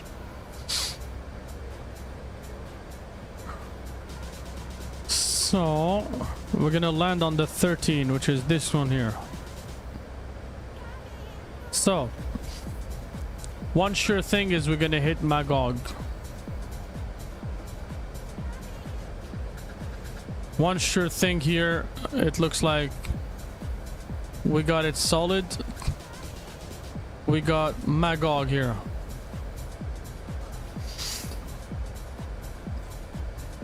Magog, and then we got Alpha. And then Dynasty 904 Heavy, Hong Kong radar, expect on 1 Alpha, runway 05 left. Expect on 1 Alpha, runway 05 left, Dynasty 904 Heavy.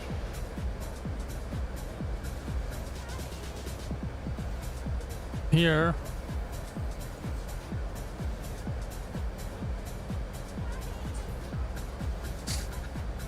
Then we turn here. Hong Kong radar, Hong Kong shuttle 106, good day, flight level 136. Hong Kong shuttle 106, Hong Kong radar, good day, radar contact. Climb to flight level 180. Climb to flight level 180, Hong Kong shuttle 106. Dynasty 904 Heavy, descend to flight level 170. Chong Chow. Flight level 170, Dynasty 904 Heavy.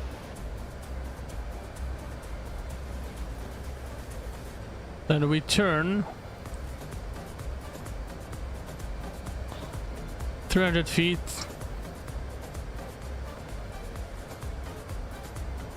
Hong Kong radar, China Eastern 567 Heavy. Good day, flight level 120.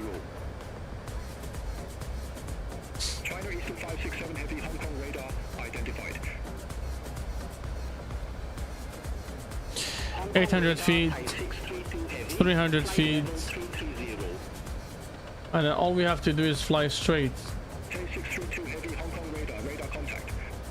And technically we will we'll be facing the things. Yep.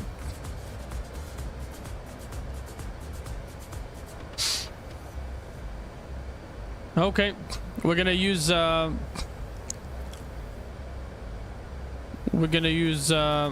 of our we're gonna condense all of our knowledge to see how we're gonna do that.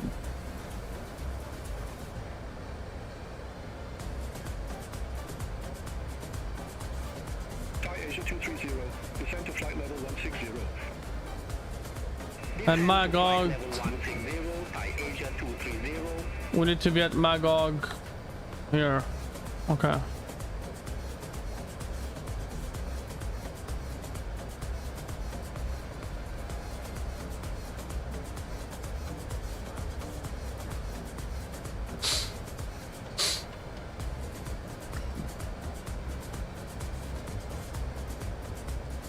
Okay, Chang Chao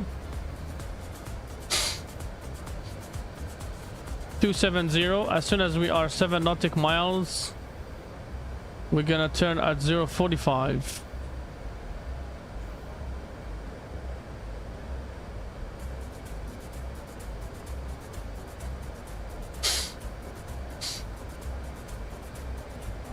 There should be a checkerboard.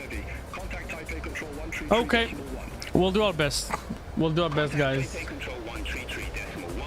We're gonna try to eyeball it as much as possible.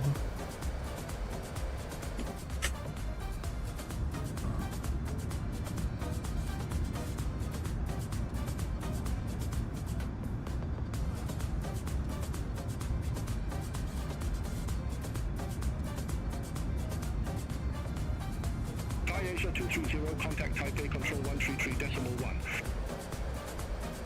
And it's rainy too, which means that the visibility is also gonna be sort of poopy.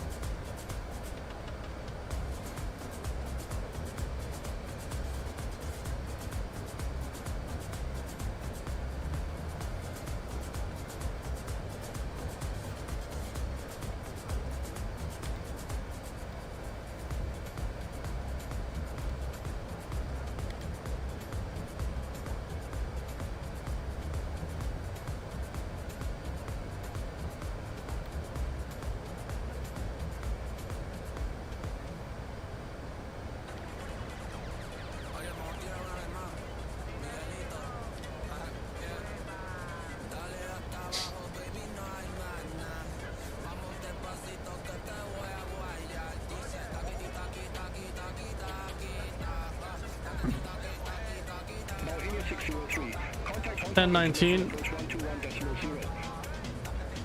Contact Hong Kong information approach 121.0, Balvinia 603. Hong Kong Shuttle 106, climb to flight level 370. Climb to flight level 370, Hong Kong Shuttle 106.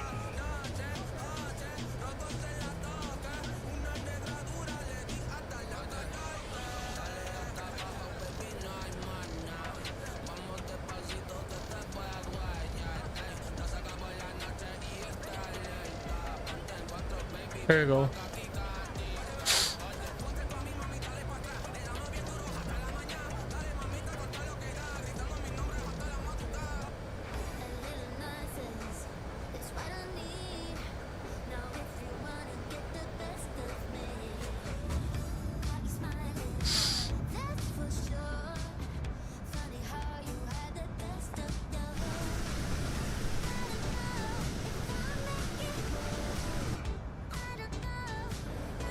What a crazy idea that was to land an A380 at Saitek. That is crazy.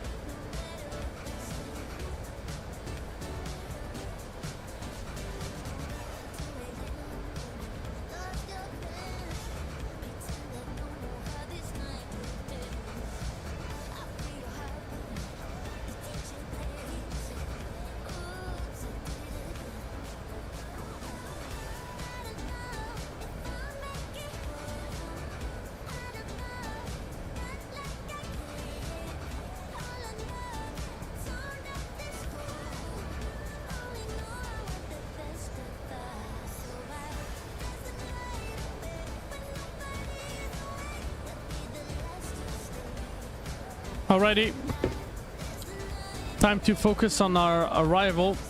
I'm gonna switch the camera off.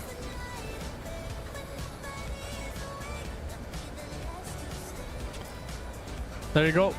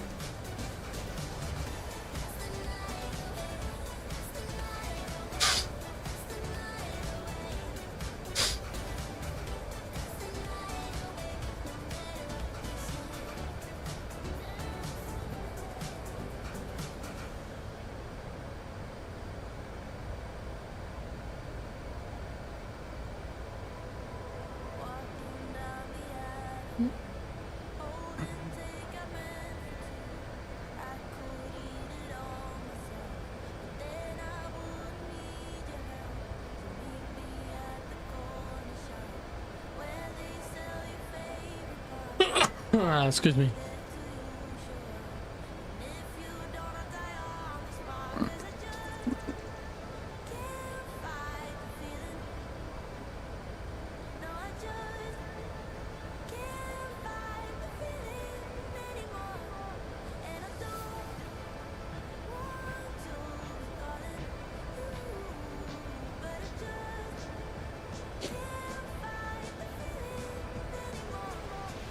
Hong Kong radar, Cathay 489 Heavy, good day, flight level 360. Cathay 489 Heavy, Hong Kong radar identified. Let's make sure everything is all right here. Alpha.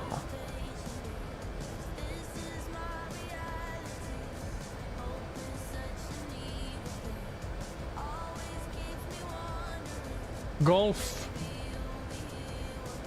And then Charlie Lima. 8559, flight level 260. Golf Papa. Cathay 489 heavy, Hong Kong radar. Expect a Bay 4 Alpha, runway 07 right. Expect a Bay 4 Alpha, runway 07 right, Cathay 489 heavy. Learjet 8559, Hong Kong radar, radar contact. I think that should help us.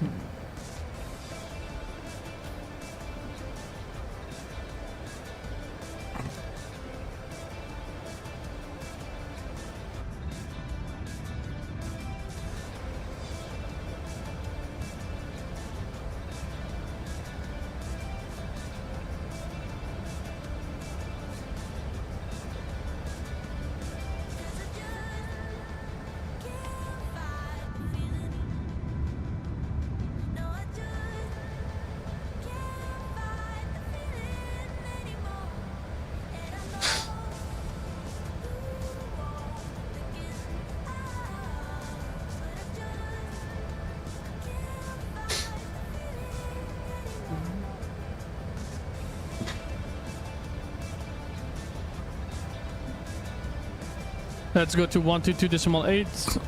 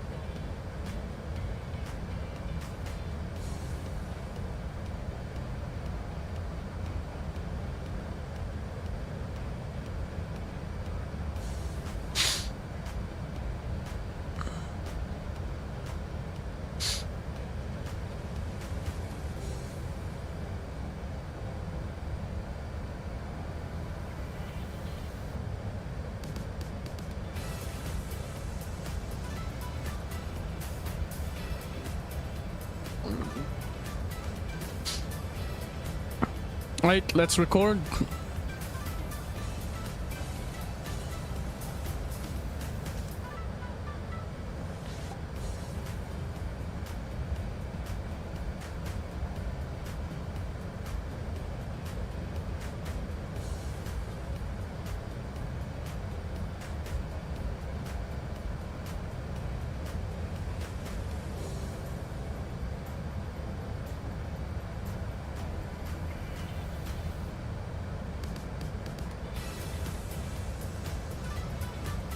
Alrighty, gonna lose some speed.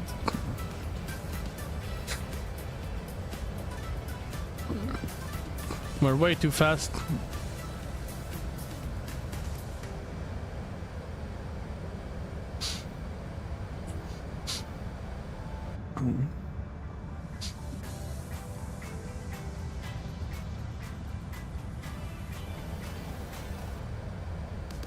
And voila. Gonna arm the spoilers again.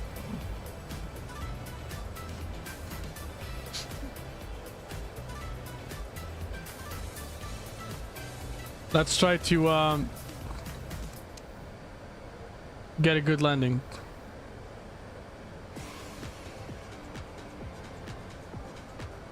No more music, guys.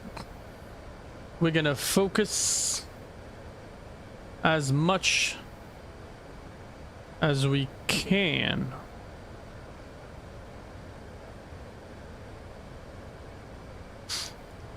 Kind of sad.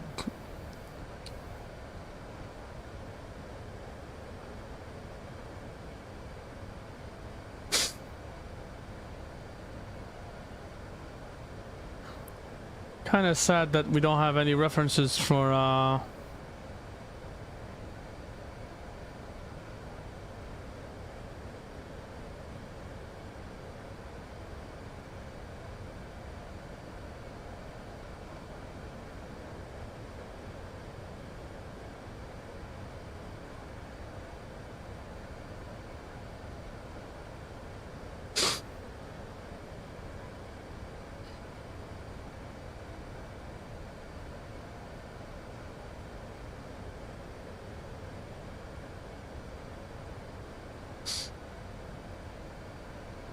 Landing lights can be turned on. All of the lights, logo lights as well. How's the temperature? 17.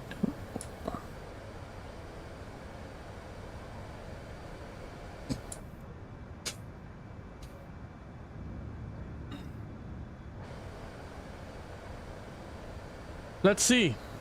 Let's see if we're gonna make it. Guys, if you haven't done so already, please give me a favor and like this video. Give us a like. Let's try to get up to 10 likes at least for this video. That will do us well and will be much appreciated. Again, Happy New Year if you're just joining us. Happy New Year to you, wherever you are located in the world.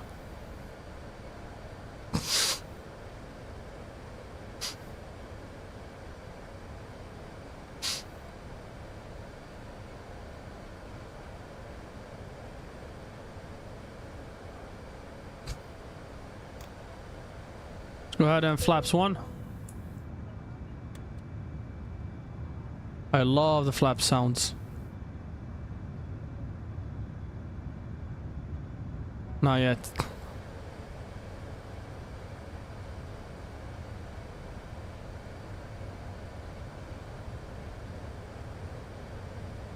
Go down to 210.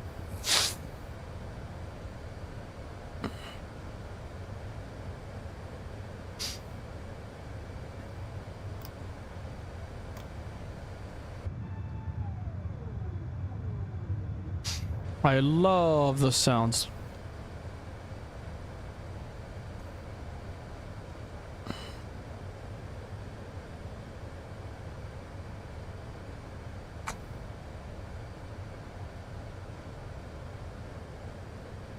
So Tango Delta.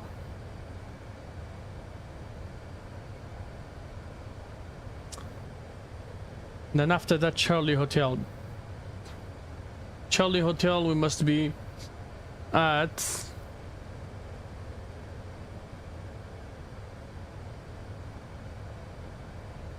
obviously Sierra Lima.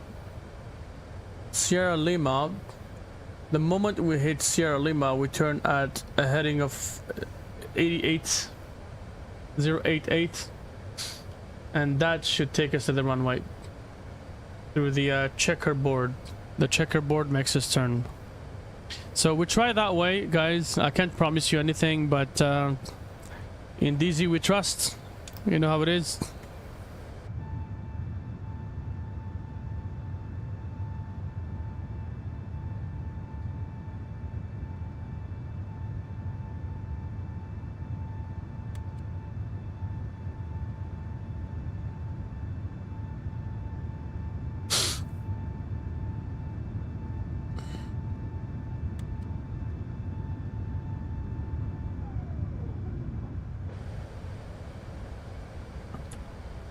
Okay, 7700. So far so good.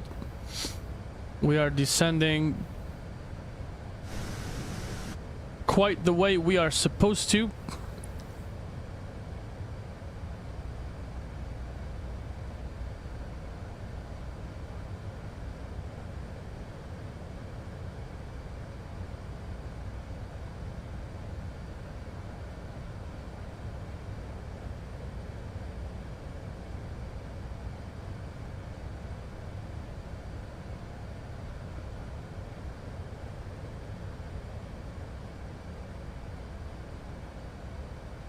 So we're going to golf.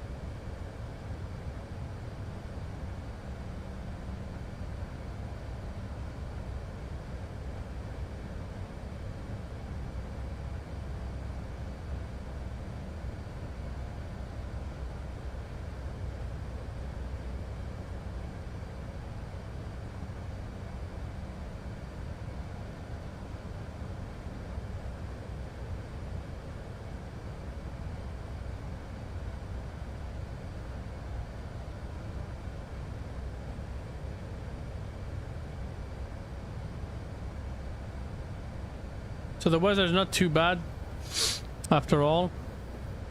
We check in and it doesn't look too bad.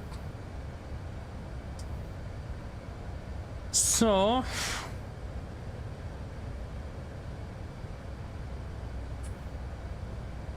radial 270. We're correctly flying right now at 270. So we're good.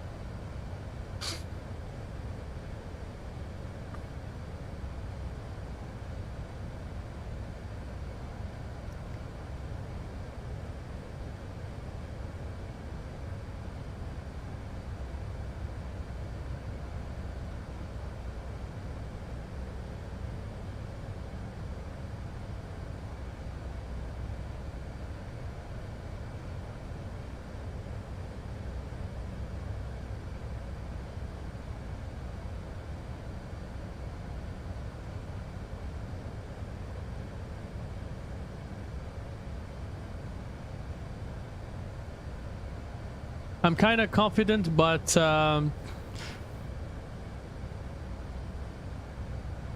it is worrisome. It is definitely worrisome. And you gotta pay a lot of attention to this because we don't have the proper charts. Navigos doesn't have the charts. Obviously, we're doing this for fictitious purposes.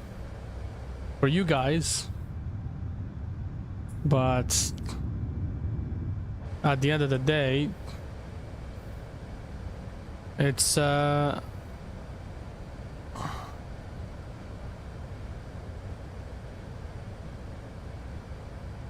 of tough.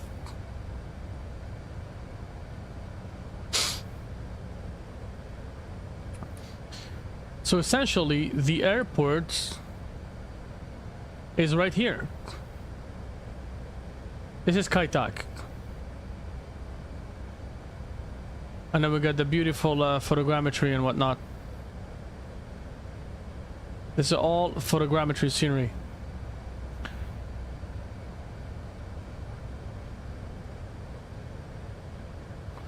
So we're gonna go down to 180 knots. Okay.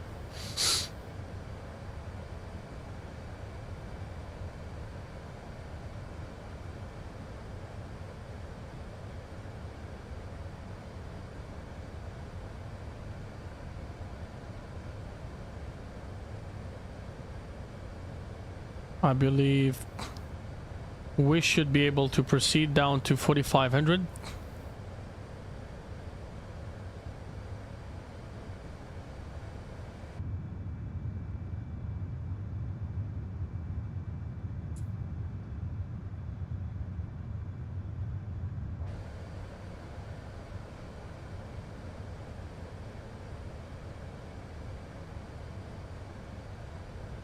The frame gen went crazy on us.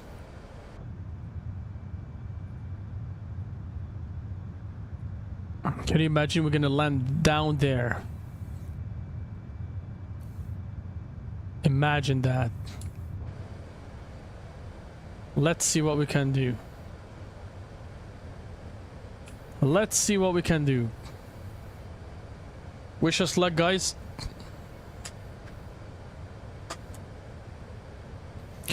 I'm gonna activate the approach mode. Approach mode. Confirm. There you go. That should drop the speed down to somewhere around respectable levels.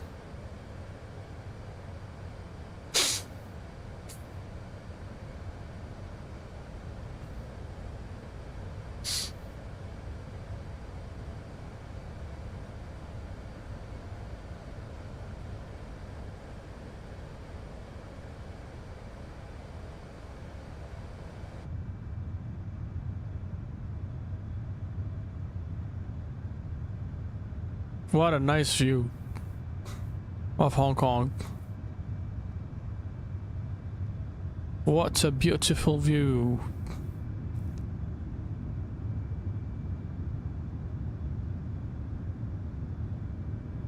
Really, really good looking, guys. It is worth every moment. Definitely worth every moment that we have spent in the skies, all the way from Seoul until we are here. Okay, guys.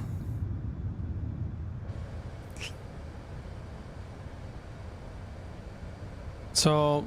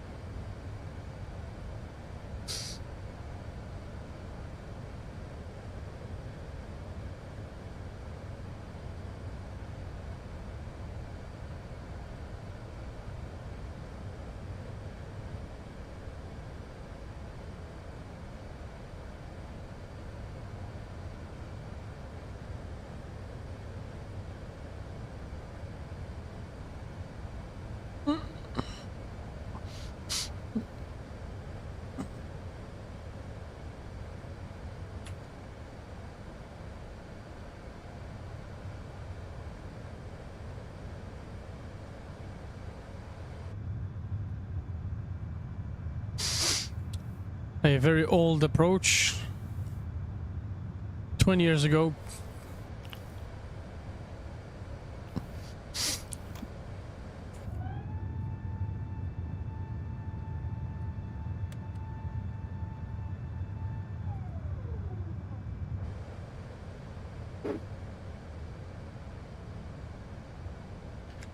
And that's our turn right here. We are 4,500.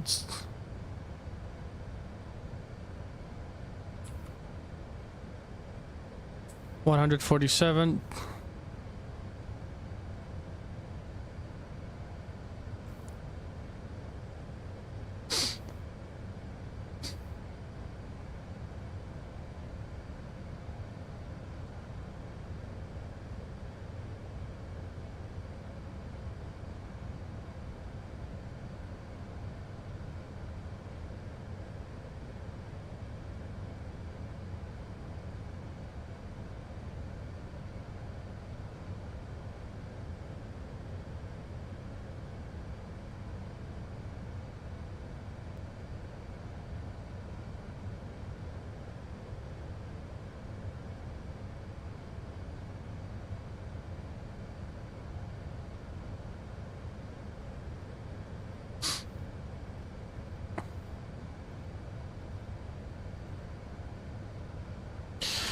We set ourselves to 1,000 and then we will do negative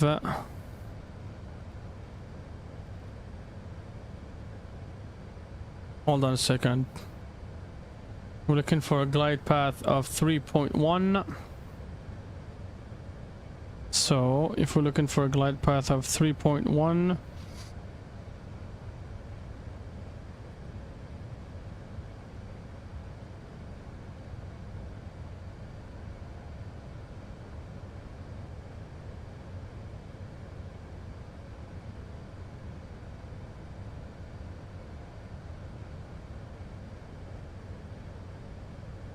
so we're going at roughly about 5 nautic miles per minute. So 3.1. 3.1 times 5 times 100. So 1550. Negative 1550 should be our glide path. We can do 1600. No problems. No problems.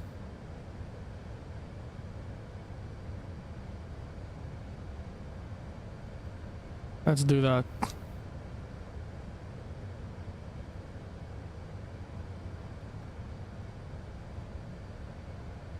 And the gear down. Flaps full.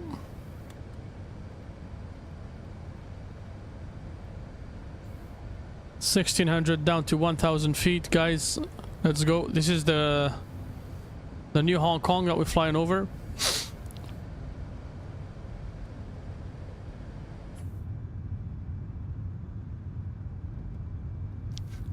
And the ground scenery here, the satellite imagery is so poor.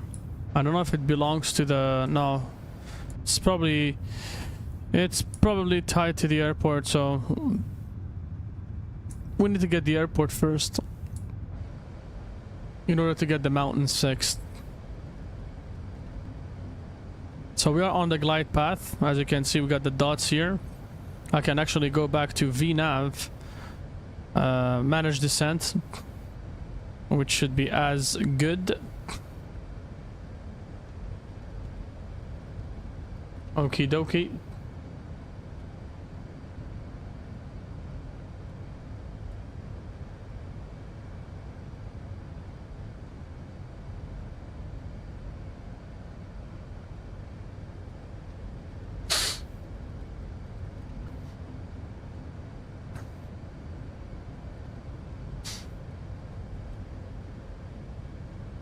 Let's see that, my friends. Let's see that. Happy New Year, Airbus guy. Happy New Year to you, my friend. Hope you're doing well. We're celebrating the New Year in action. Taking the A380 for a Saitek old school landing. It's my first landing at this airport. I've never done it before. So there's no available chart on Navigraph. So I'm doing with what I have. I'm checking on Google, and IVAO does have some of their charts, so I'm trying to look at that and see how everything is gonna go. It's pretty tough, but what can we do, my friend? What can we do? Happy New Year to you, man. If you haven't done so already, guys, go ahead and smash that likes button. That's gonna give us some extra likes for this video. Make it more visible. After all, not everybody takes on this challenge of flying an A380 into Saitek. I did not even know that this scenery existed before stumbling upon a random video of this airport. That is us.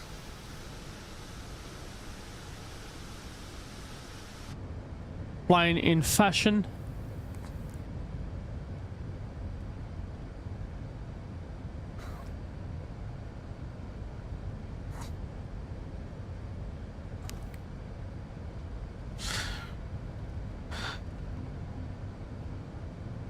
We're gonna be looking for the checkerboard in a moment.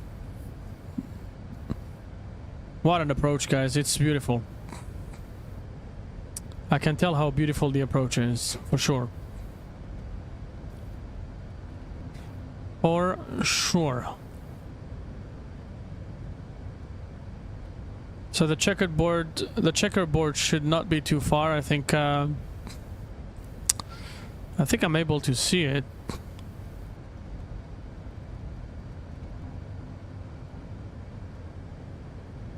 Imagine doing this approach at night. Oh man.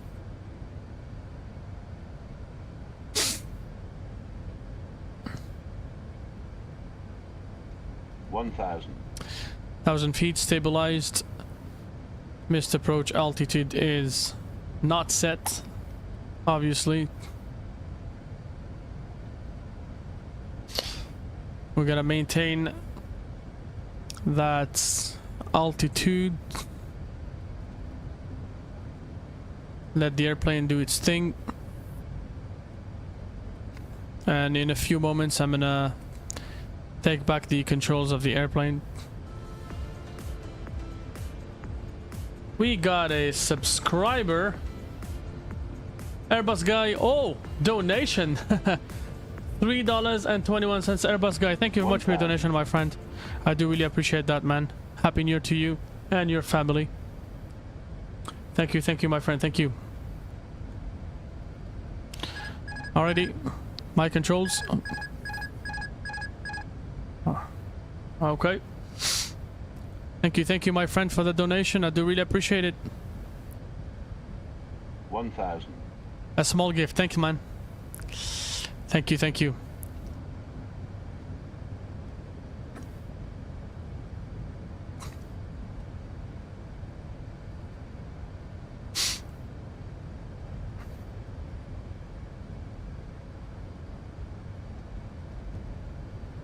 We're gonna try to maintain the altitude. We're gonna follow the VNAV profile as much as possible, as much as we possibly can. And now we're gonna start to descend very slightly, very gently. 1,000. Very nicely, 1,000. And we will be looking for. Don't mind the scenery. This is a mod. It's just the photogrammetrics of the scenery here. Let's see what we're gonna do right here.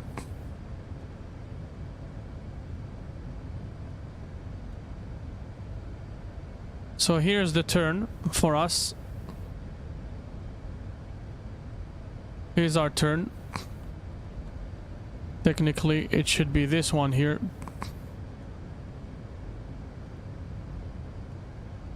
A quick turn, just like that.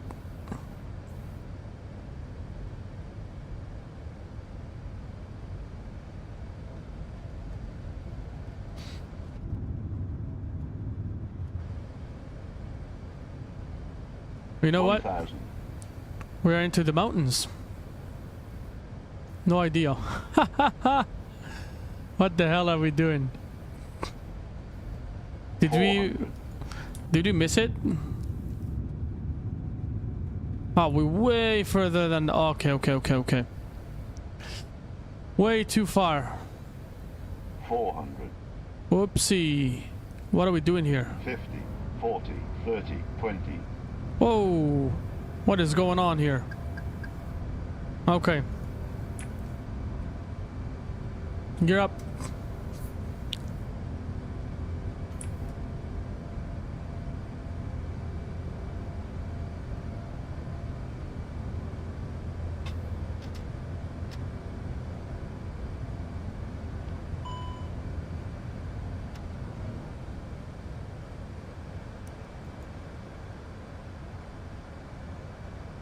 I swear, guys, I did everything I could, but I still can't find the airport. Where's the airport? Oh, it's right there. Okay, got it. Okay, let's do it again. Let's do it again. Gonna go again. 2,500. Present heading. 500 feet. Or actually, I should say 1,000 feet.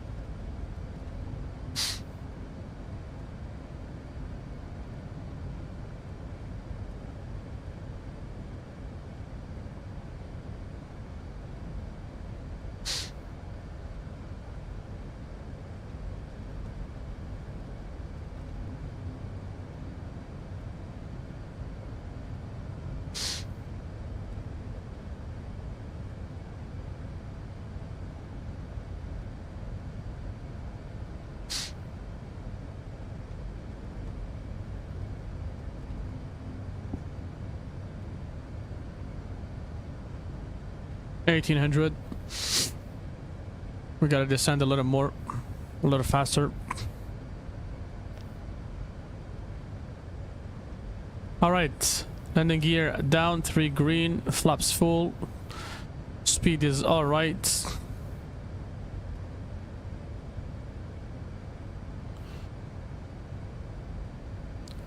I'm gonna switch the view to this one here. For the life of me, I'm looking at a checkerboard, but I don't see any checkerboard, honestly. They say that there should be a checkerboard, but I don't see anything. Don't sink. Don't sink. Don't sink. Don't sink. Don't sink. Don't sink. Don't sink. Don't sink. Don't sink. Don't sink. Don't sink. 1,000. Don't sink. Don't sink. Don't sink. Don't sink. Don't sink. Don't I'm gonna sink. cheat, guys. Hold on a second. Don't sink. Ay, ay, ay, ay, ay. What are we doing Don't here? sink. Microsoft. Don't sink. Okay, Don't one sink. second. Don't sink. Let's figure things Don't out sink. here. Everything is Don't going sink. wrong on me here. Don't Hold sink. on. Don't. We're cheating. Shh. Nothing to see here, guys. Where the hell is that runway?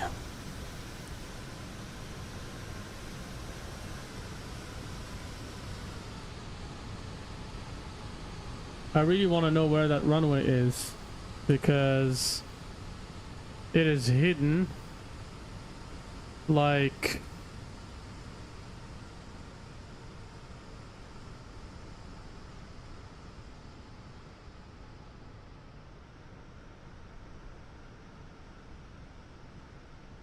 so the airport is right there.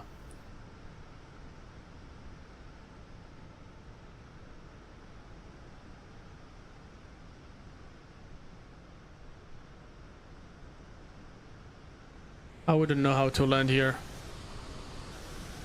Absolutely no idea how to land here. Be very honest with you guys. Don't sink. Don't sink. Don't Let's try sink. our best, but Don't sink. Don't no sink. idea. Don't sink. Don't sink. Don't sink. Don't sink. Don't sink. 1,000. Don't sink. Don't sink. 1,000. Without Don't charts, sink. it's very difficult. Don't sink. Don't sink. Don't And the sink. FPS as well. Don't sink. Don't sink. It's a stutter Don't sink. fest. Don't sink. Don't sink. Don't sink. Don't sink. Don't sink. Don't sink. Don't sink. Don't sink. Don't sink. Don't sink. Don't sink. Don't sink. 1,000. Don't sink. Don't sink. Don't sink. Don't sink. 1,000. Don't sink. Don't sink. Don't sink.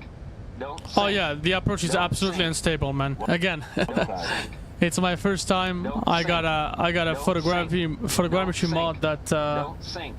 Don't sink. is Don't making sink. Don't is sink. making it a little glitchy. Don't I'm at sink. 25, 24 FPS. Don't It's kind of sink. tough. Don't sink. Don't sink. Don't sink. 1,000. Don't sink. See how Don't the sink. Don't sink. how the simulator is Don't really sink. not liking the Don't photogrammetry sink. here. 1,000. The Google ones. Don't sink. Don't sink. Don't sink. We do our best anyways. Don't sink. Don't sink. Don't sink. See, it's Don't glitching sink. completely. Don't sink. Don't sink. Don't sink. This is really the frame gen, Don't sink. the frame gen mod doing Don't sink. Don't sink. doing a whole lot of Don't sink. bad Don't things sink. to us. Oh, yo, yo, yo, yo. Don't sink. Here's the runway. Don't sink. Don't sink. Don't sink. Don't sink. Don't sink. Don't Oh, sink. yeah, yeah, yeah, yeah. The Don't simulator sink. is gone really crazy on us. Hold on. Don't sink. It shouldn't be this way at all. Don't sink. It's just Don't the sink. area here and the FPS and a whole lot of Don't sink. Don't sink.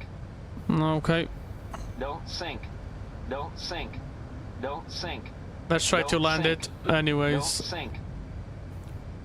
Don't sink. Don't sink. Don't sink. Don't sink. Don't sink. Don't sink. Don't sink. Don't sink. Oh yeah. Don't sink. Don't sink. Don't sink. Yeah, the frames are really killing it. Don't sink. Don't sink. Don't sink. Don't sink. Oh yeah. Don't sink. Don't sink. Oh yeah. 50, Don't sink. 40, 30, 20, 10, 5. Obviously, guys, obviously.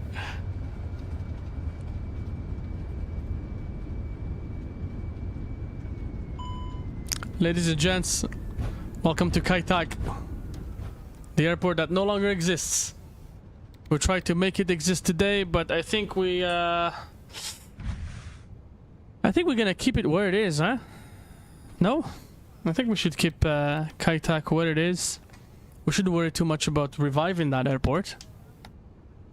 At least not on Microsoft, because the scenery is quite a piece of work. Look at how our frames are back to normal now that we landed. So there you go. You got your answer, I guess. Yeah, it is absolutely... Oh yeah, why do we have water here? Oh yeah, it's not flyable. This area is modded so much that it is impossible to fly here.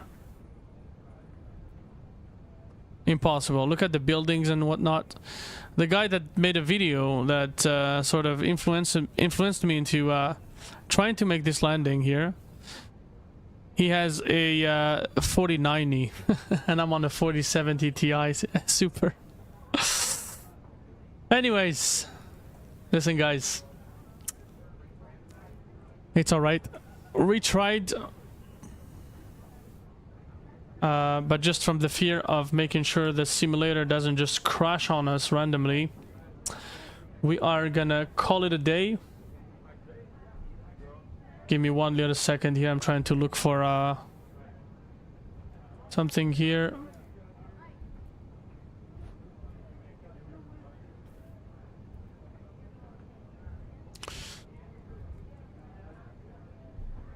Alrighty guys, upon these beautiful words, Happy New Year to everyone. It is 20 minutes to midnight for us here in Montreal. I do really apologize for the mess up here around the end of the stream.